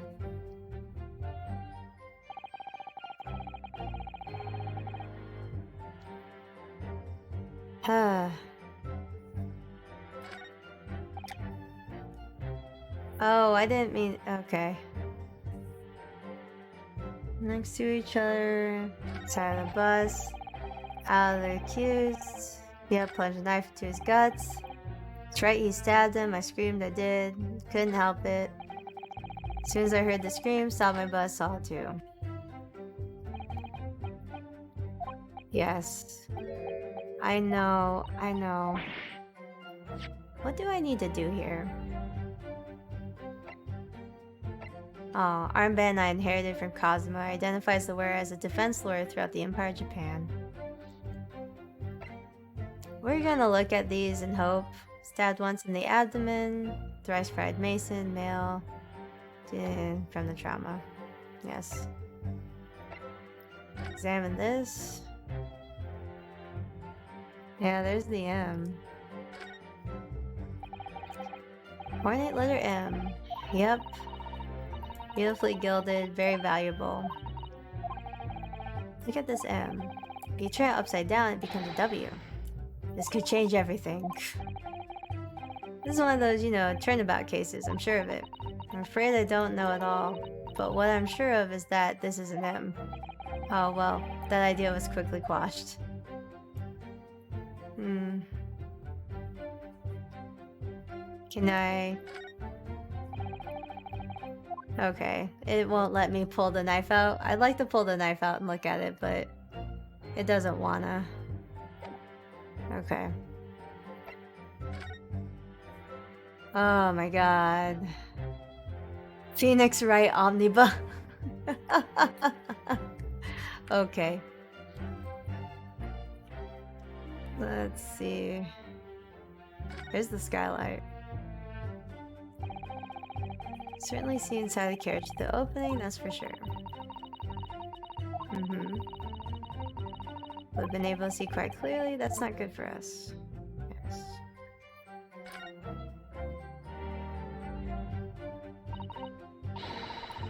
Let's open the door and go inside. Scene of the murder. It's horrible.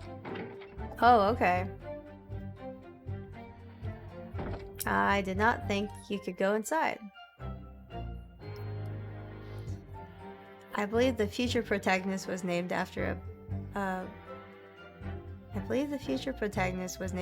buggy company. I can't believe it. Can't believe Naruhodo saw this and was like, "Yep, my great descendant or whatever." That's the poster for the great exhibition that's due start 6 months from now.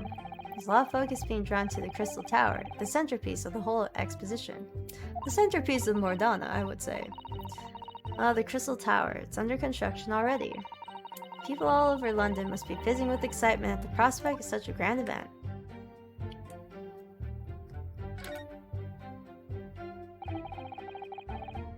It's blood soaked into the seat. Yep.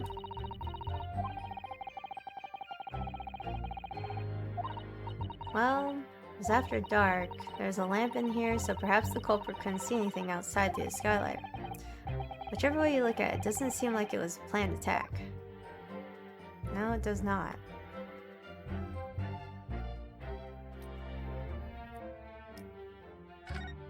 Is that a handle? Oh, stuff. This looks like equipment needed to keep the omnibus running. Feeding tubes. Feeding tubs for the horses. Oh, it's a storage compartment. No space for passengers to stow their luggage, but they wouldn't need to anyways. Oh, okay, so... Okay. I guess there's nothing else to look in there. This is just about the World Fair again. Huh. I don't know if we're gonna get anything from this either. This is so funny though. I love that reference. Can you look up? Could I have looked up? I guess I should. I failed the first rule of adventuring, and that's always look up.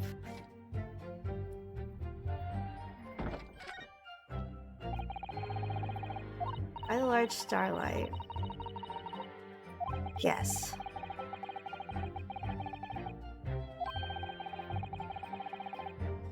Can't be opened from inside the cabin. There's the lamp. Okay, I've looked up. I don't see anything else.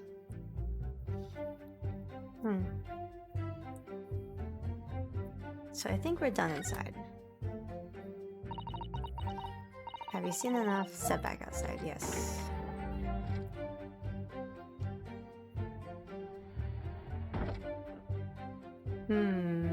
Is there anything underneath the buggy? Okay, I can't look underneath the buggy. Job Masters, London head office. Do these all have like little advertisements on them? That's what it looks like. Which is very cute. I want to see what this one says, but oh, it just says Job Masters. Huh. Well, I think that's it for the cabin.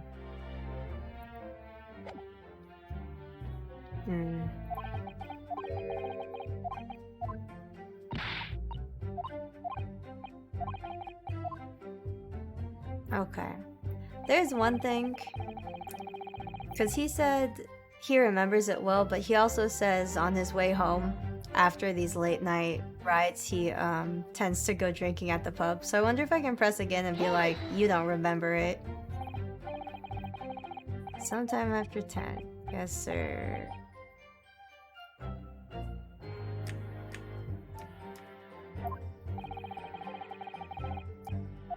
That's correct. Yeah, okay, is he just gonna say the same thing? We fled the scene of the crime.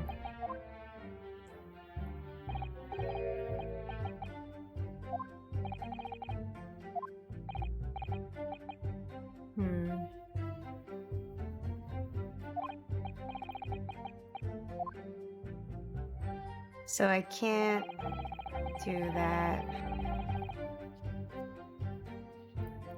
I have pressed this statement already. I've pressed the third statement. I think I've pressed all of them except for the last one.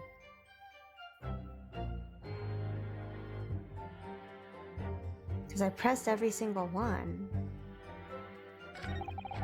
Because you'd want to press this one because it's talking about murder. And how he saw it. So... I mean, I can't be punished for it again, right? Reach over a knife and...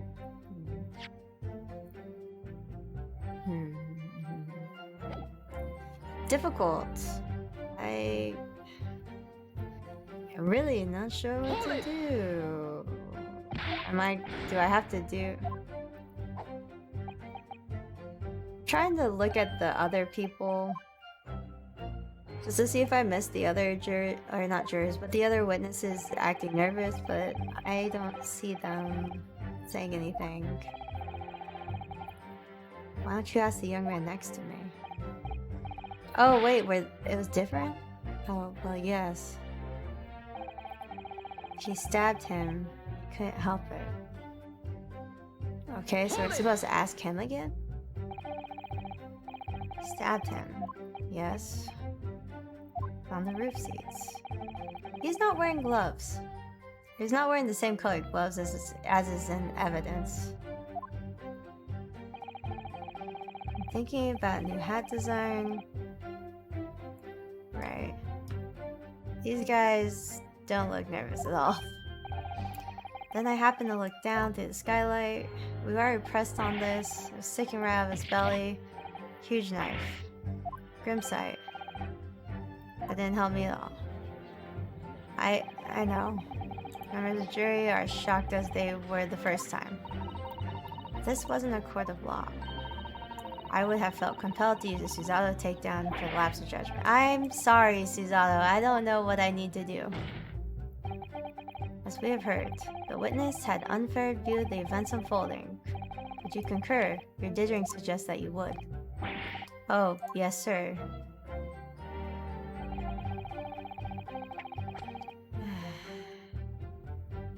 I don't want to press this statement, but I think I have to. Because I've pressed every single one except for this one. And it seems like it wants me to talk to the coachman again. But I'm not sure. As soon as I heard the scream, I stopped my bus, and then I saw it too. Okay, just tell us what you saw, Beppo.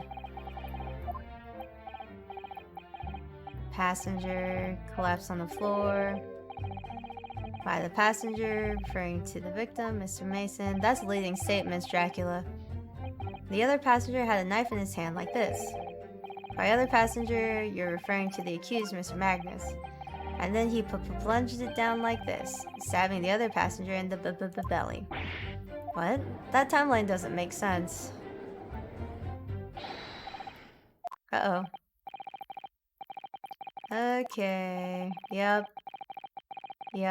Coachman. The idea of a murder being committed while the city's carriage is utterly abhorrent. Wouldn't be right to make a decision before hearing all the facts, though. I said so myself.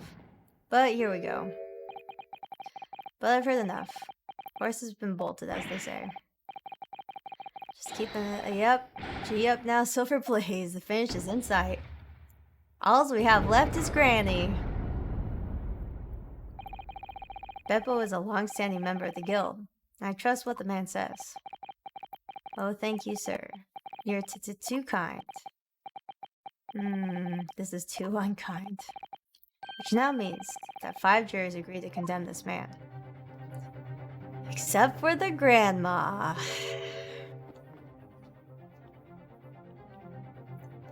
Okay. Alright. Madam Juror number 6. Yes, my dear, what can I do for you? You have heard the testimonies of the witnesses in the stand. Uh-huh. I certainly have. Still got my hearing, you know. Incredible. And pray tell, why are you yet to pronounce your leaning? Well, dear, the thing is, I'm a creature of habit, me. I always go to the park at around this time of day, and sit on a nice bench and get on with my knitting. There's a lovely little park just near where I live. Oh, McGilded Park. The gentleman donated to the city, you know. Put a smile on Londoners' faces, he said. I can't imagine such a fine young gentleman would have it in him to take another man's life. He's always, yep.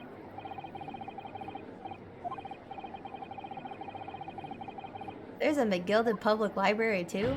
Wild. How many Londoners live with their heads in the clouds? Do you people not know what kind of man Magnus McGilded really is? What kind of man is he?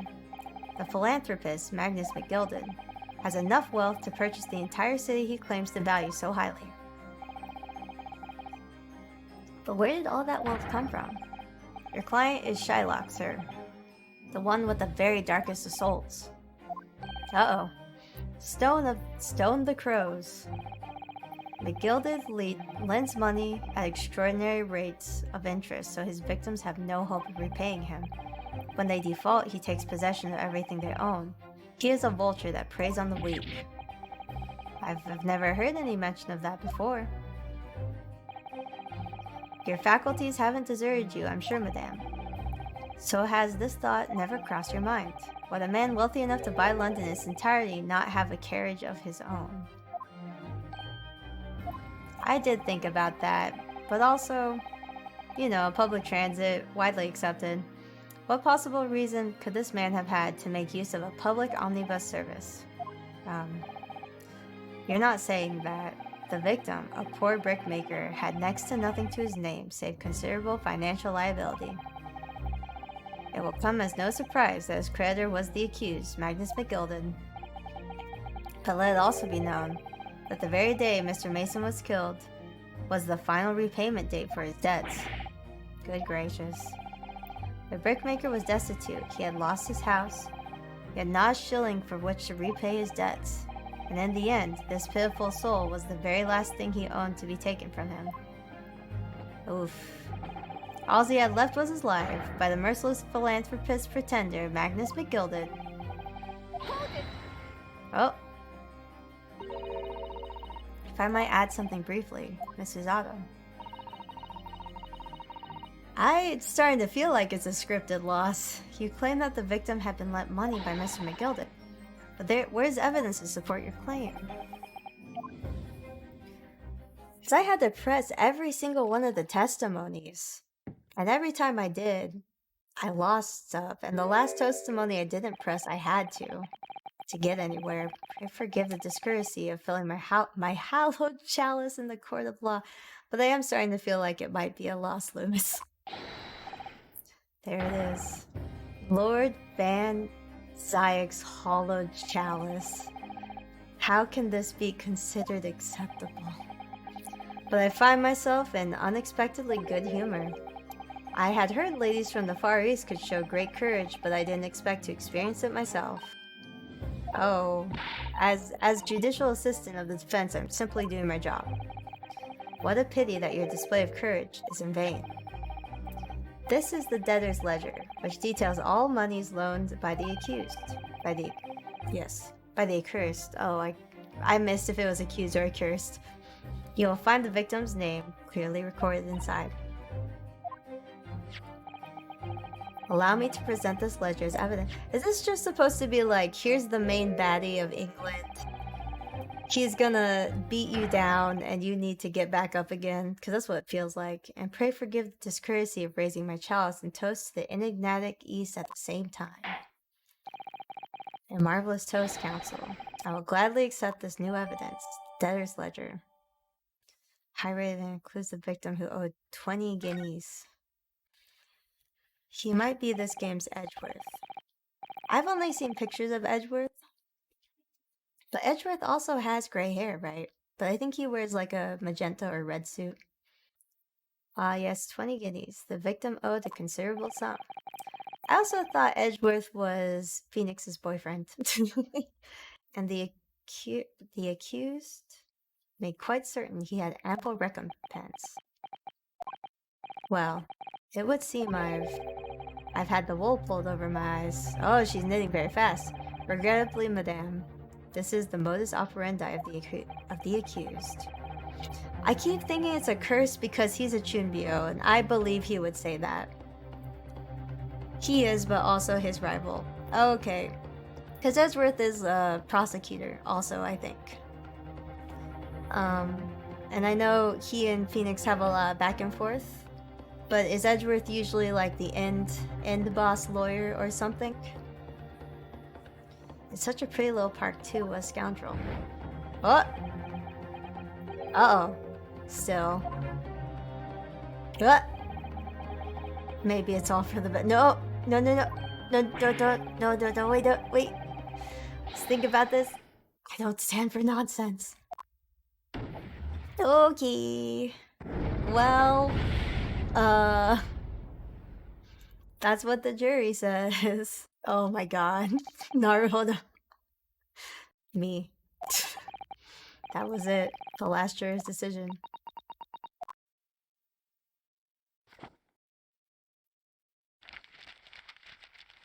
Maybe I just did this wrong. According to this Encyclopedia of British Law, from my understanding, he's the prosecutor against many of Phoenix's cases. Oh, okay, so... Because I know about a couple of the different prosecutors from Ace Attorney. I know about Edgeworth, and I know about a guy who has like a top half robot visor, and he drinks a lot of coffee. I like him. I have no idea what his name is, though. According to Encyclopedia of British Law, when all members of the jury have concluded that the defendant is guilty, court proceedings are suspended, and the presiding judge will deliver the final verdict and sentence. That's what it says. The final verdict. It's over then. Oh. There's a footnote, though. A footnote. However, the defense... Uh-oh. All 6 members of the jury are now in agreement in this case. Uh-oh.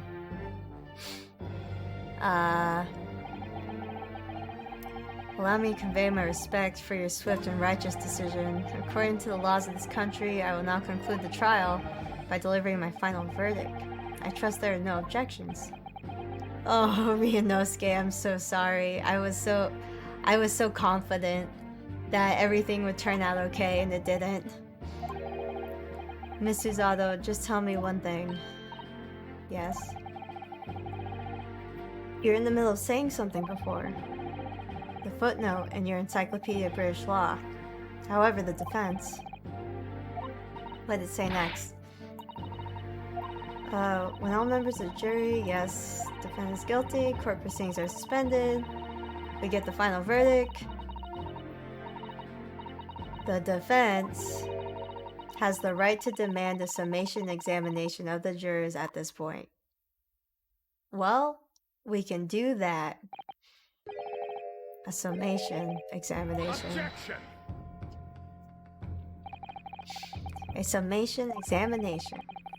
This game likes to make me say words that I cannot say. Or rather, I am not used to saying. From which century has that one tome you have there been resurrected? Oh. Judging from the binding, I would say the book is at least 50 years old.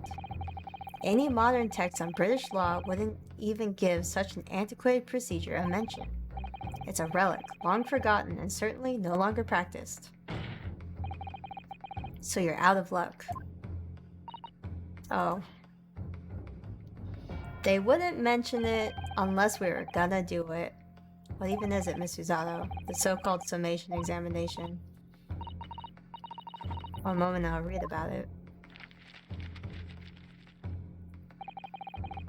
You would demand the right to a procedure before you could even understand what it entails.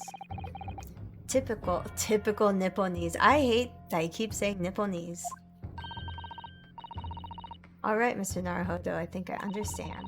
It seems that under this procedure, we would be able to appeal to the members of the jury. To do that, or to do what exactly?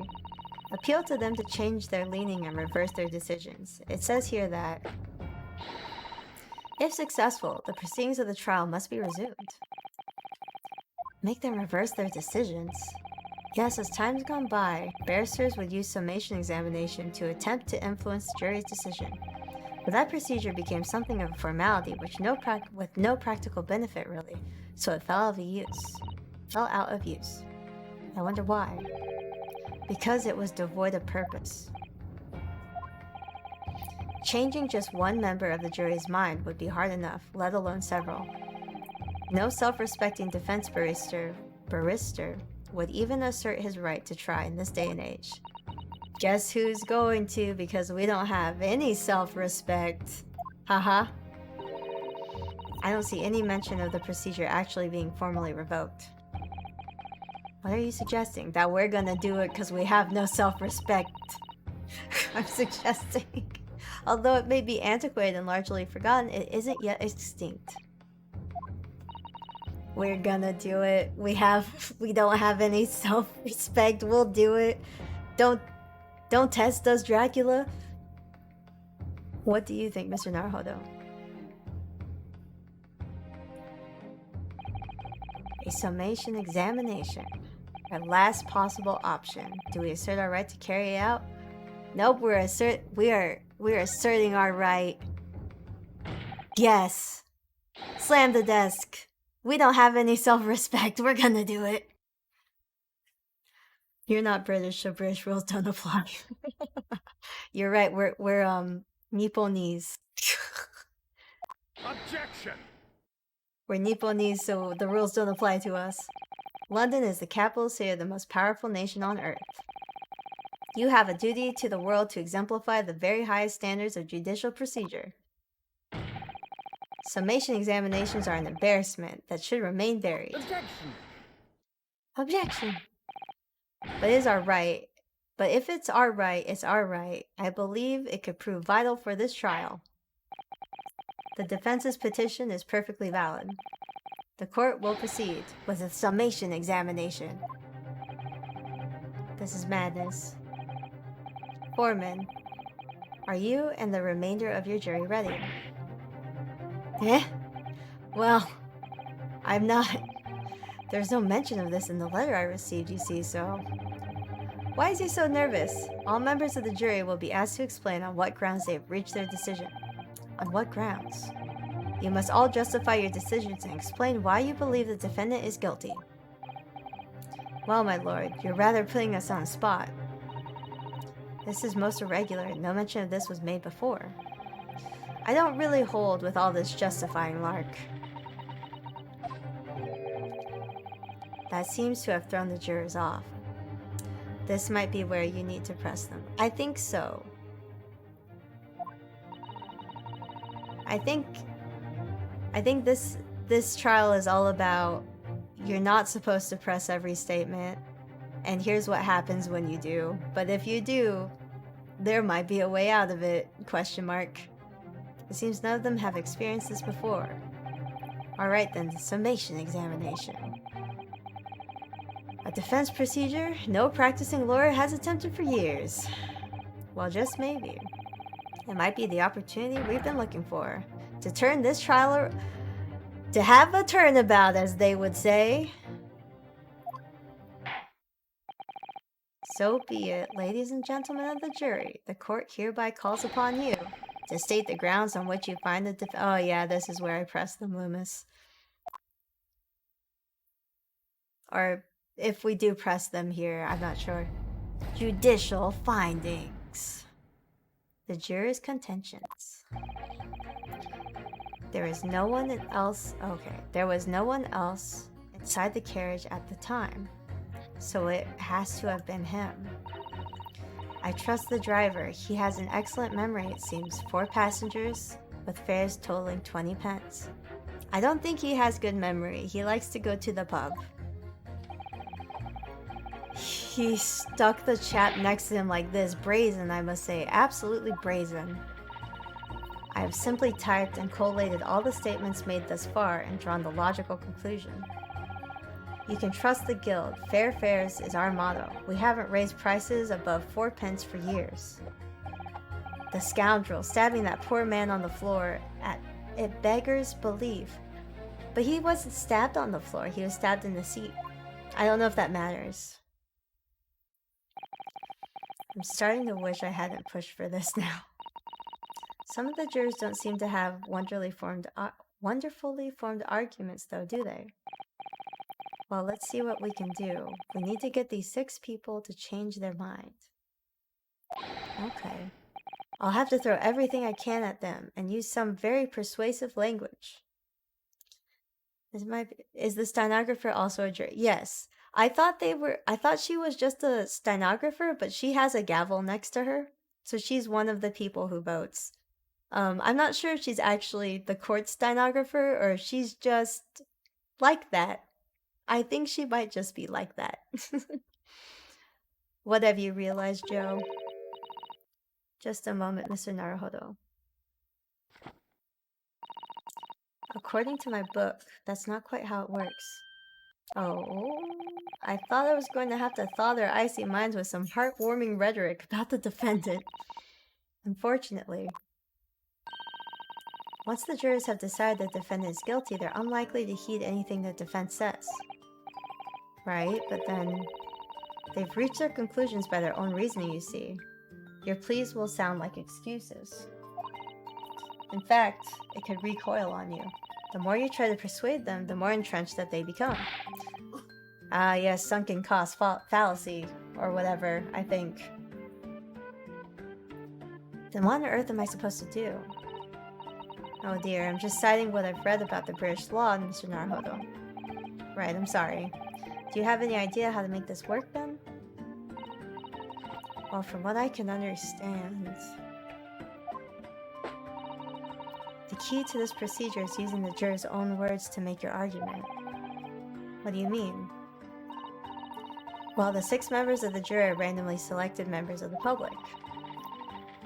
They may appear present at a united front, but in truth, they're all complete strangers who just happen to find themselves here in the courtroom together. Oh, do we have to make their arguments, like, against each other? That's the way to break down, you mean? Yes, exactly. We must listen very carefully to what each member of the jury says. See if we can identify any contradictory statement. Okay, so immediately we can contrast the statements and pit the corresponding jurors against each other. Okay, we make them fight. We make them fight! I see. Okay. So the first contradiction I think of is probably juror number, the one with the knife, and the grandma, because the grandma said that he was stabbed on the floor. And stab on the floor is a very different motion than what juror number 3 did. This is similar to a regular cross-examination, yet I suppose you're right. That's the only one I can think of. Duke it out in the pulpit, duke it out in the court of law, for justice. Find contradictions in their statement, pit the jurors against each other. Yes, might be able to pull this off. No, that's not right. I have to pull it off. I believe in you, Ryunosuke. Can we start the proceedings?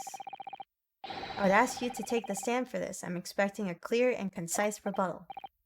Yes, my lord. Okay. Oh. We got Kazuma's sword. The defense's rebuttal. There's no one else inside the carriage, so it has to be him. I trust the driver, he has an excellent memory. 4 passengers with fares totaling 20 pence. Why do I feel like... I feel like I'm going to pit her, but I don't know against what. Oh wait, we can press them too. We can press or pit. Huh. Well, I'm gonna do what I originally thought of, which was he stuck the because he did like a stabby motion. So we're gonna pit against juror number 6 because she said stabbed him on the floor.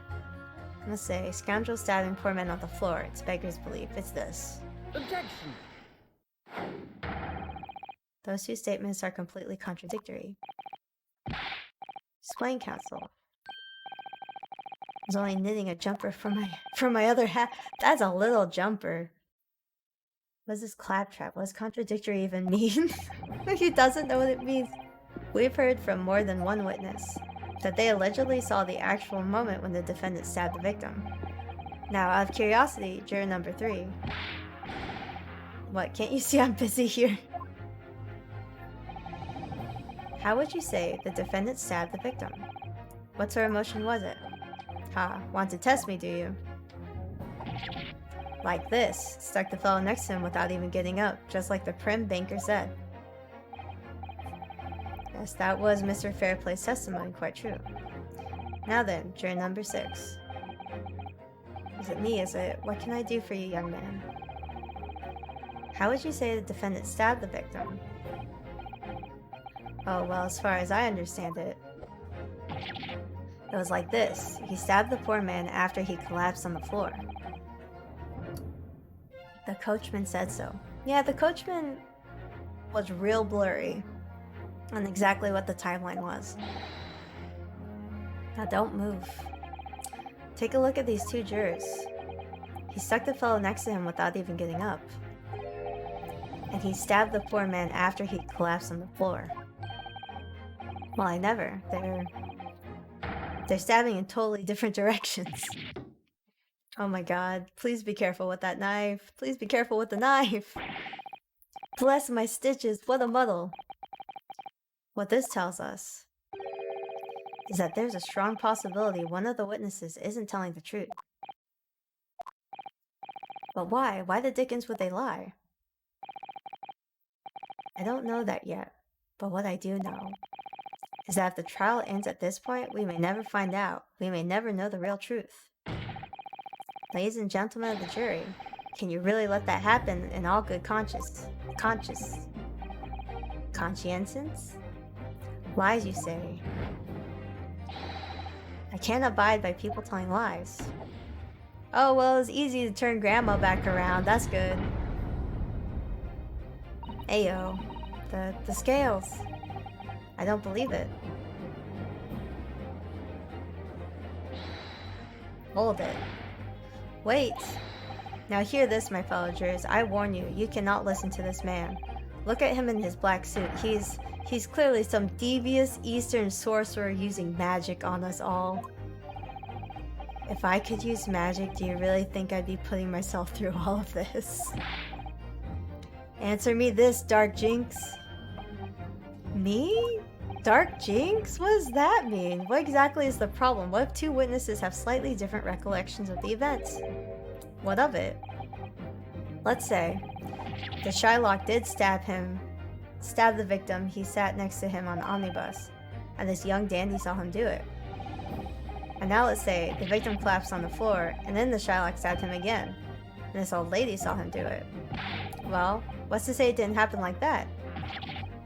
What are you calling a dandy, sir? Why, I should take this knife to you.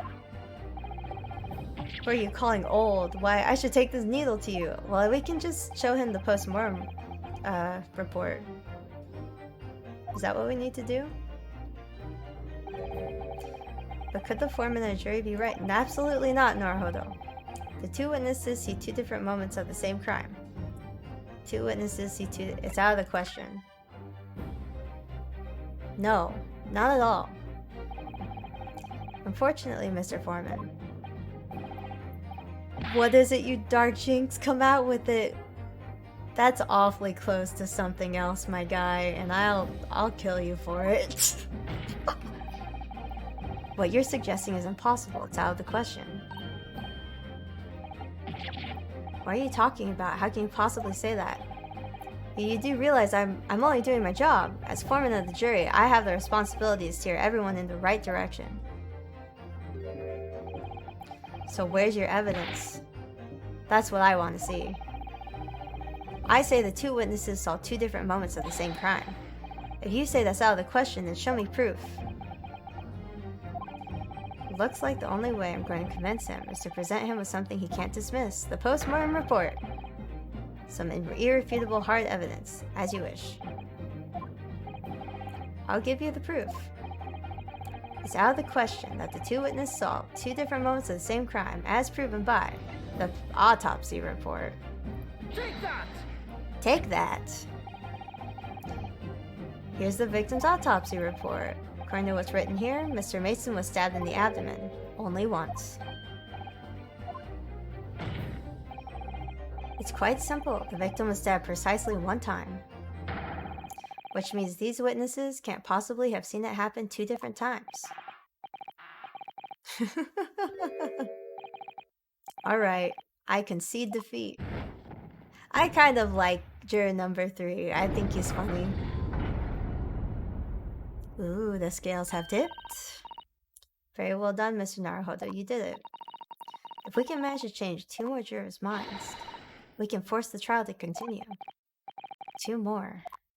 Actually, there is something else that's bothering me about a couple of their assertions. And that's where you must strike next. So we need to pit 2 more jurors against each other and show the other contradictions. Okay. Exactly. You can do it. Okay. The scales of justice have shifted, but they still weigh heavily on the side of guilt. Counsel, you have the floor again. Continue with your summation examination. Okay. No lover of the rich. Yes. We've passed him. I've simply typed and collated the statements. I don't think we're getting anything out of her. We're not getting anything out of Grandma either. You can trust the guild. Fair fares is our motto. We haven't raised prices above 4 pence a year. So he and the maid have, juror number 2 have statements that match, but I don't know how they have press. That's how much it costs to take the omnibus. 4 pence times 4. It's only 16, not 20. You right? Road Filth coming in with the math that I was like, I knew something was wrong with it, but I didn't know what. And it was 20 pence that the driver collected. I got you. Accounting made way. Thank you, Road Filth. I appreciate you. I decided to set a policy for all drivers across the city, 1 fare, no matter which bus you take or how far you're going. We have to compete with the rise of the motor car, you see. Us coachmen have to make a stand together. Motor cars. Someone's gotta do the math for us left brain. If I'm right or left brain, but I just know that I can't do simple math. Even though I played D&D for a long time, it just doesn't... I still count on my fingers sometimes. I'm a heathen. My brain is too smooth, it doesn't have enough wrinkles. It'll lead to a decline in passengers, mark my words. It's all that rascal's fault, he has to pay. Is it the crime or his buses he's more worried about? Anyway, I remember my guild is reliable and trustworthy. So the driver says he saw him do it. The fellow in the dock is guilty of sin.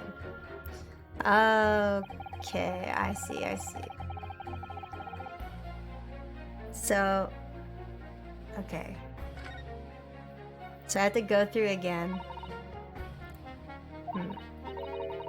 Just need to find 2 jurors. Yes, I think it is Guildman against Maid Lady. Because she says 20 pence and he said his math is 4 pence, so it doesn't match. How did you know? Doing some research in case you happen to find yourself in just such a situation. Shall I read you what I found out? It's a little long, I'm afraid. Not right now, Suzato. We have things to do.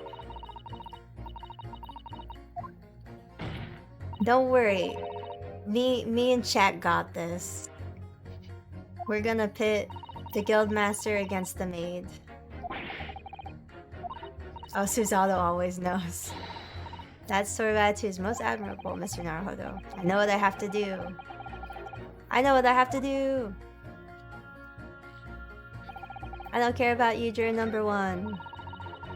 Trust the driver, excellent memory, 4 passengers, 20 pence. Yes, her, him.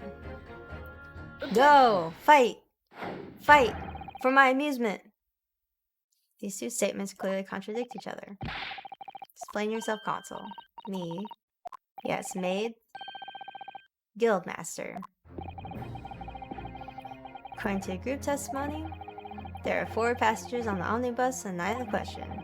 According to a coachman, Mr. Beppo, he took 20 pence in fares. Very right, I have those precise details typed neatly here in front of me. Juror number 5 also told us the following. The fare for the omnibus is always 4 pence. A fair and convenient single price, just the way London's carriages should be operated. But that doesn't add up at all. In fact, it leaves a glaring discrepancy in the facts. 4 people, 4 pence, 16 pence. I know it because Rosefield told me so. I'm mad at myself I didn't catch that. 4 passengers paying 4 pence each. If you do the multiplication, it'd be 16. Exactly. As I said, it doesn't add up. The figures are different. By 4 pence, in fact.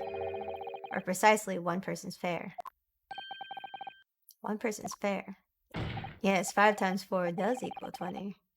Yes, in other words, the omnibus that night is distinctly possible.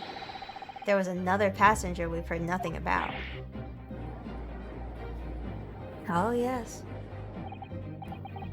My immediate thought was that the coachman just charged everyone an extra pence and no one knew any better, but that is true. It is 1 person's fare. This can't be right. The coachmen of the guild are good, honest men, one and all. Trustworthiness is our watchword. The figures your coachman claims most certainly do not add up. Your watchword, sir, is a fallacy. I beg your pardon.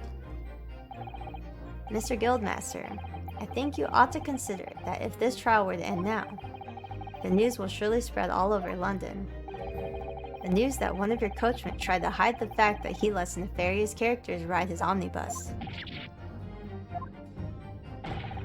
Alright then, how do I make it so this miserable trial doesn't end, You know what to do, Guildmaster.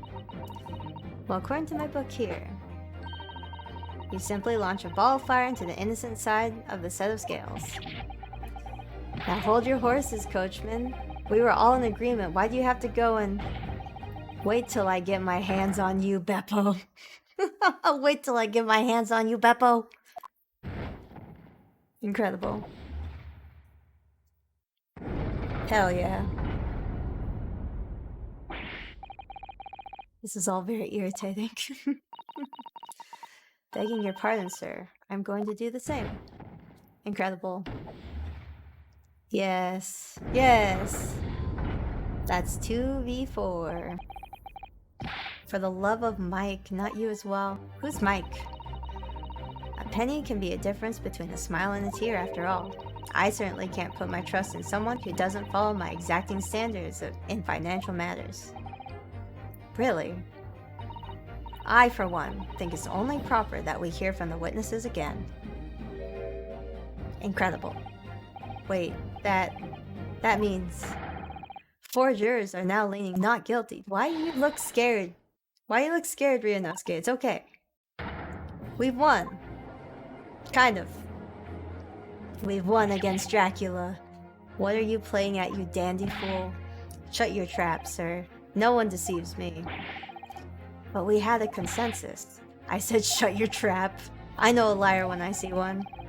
And if the chap ever dares cross the threshold of my shop, I'll take this razor-sharp blade and shave every last hair off his head. Jesus Christ, what is this man doing?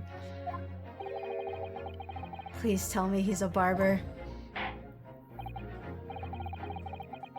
Well, in quite remarkable turn of events, the defense's summation examination has flipped the balance of the scales of justice. Let's go! The jurors now stand at 2 for guilty and 4 for not guilty. Accordingly, there is no longer a large enough majority among the jury for me to adjudicate, and the trial must continue. We did it! It wasn't a scripted loss after all, haha! I hereby ask the defense, prosecution, and witnesses to return to their places. And I will call upon you to continue. I will call upon all of you to continue to pursue the truth. Ayo. So, Lord Van Zyx, continue to substantiate the case for the prosecution, if you please. Oh, he's pouring his wine again.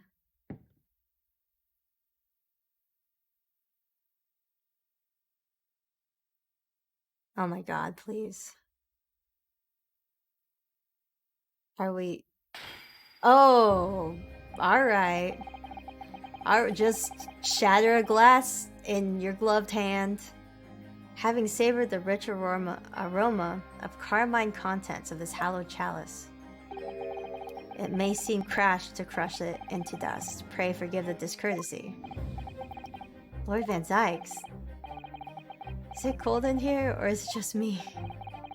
As your antiquated tome no doubt says, the prosecution may not speak during a summation examination. So I honor the deathly silence and listen to the charade. Seems I overestimated the intelligence of the jury. Well, no matter. There's nothing so hard to prove as it is self-evident truth, it would seem. No, and why else would we grace the courtroom with our presence after all? Oh, we're zooming in. So, let us proceed to the next round of battle. Okay, no more cape. Bring forth the witnesses once more. Oh, it's like a full military uniform?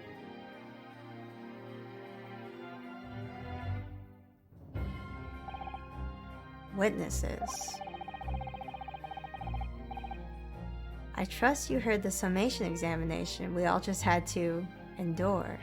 The capes are coming off. That means he's serious. Oh yes, sir, that I did, sir. Of course I heard it. Oh yes, sir, I heard it. You, sir, on the end, the coachman. I believe it's Beppo. His name being Beepo or Beppo is just... It sure is something. Oh my god, though. I think this is probably a good place to stop. I thought after we dealt with the jurors that it would give us like a intermission, but it did not. But we've been going for almost, well, 15 minutes shy of 5 hours. I think that's, you know, that's long enough.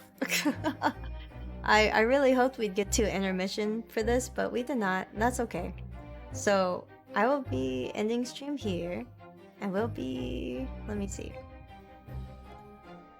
Checks my notes that I definitely had prepared ahead of time, because I'm very good at streaming.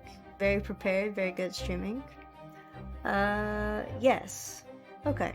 So, we'll end stream here now. Tomorrow at 6 p.m. PST, I will be going back to Inscription, and you can watch me fail horribly at deck building because they changed the system on me, and I failed miserably last time. So, thank you all for watching. I will see you tomorrow. Goodbye.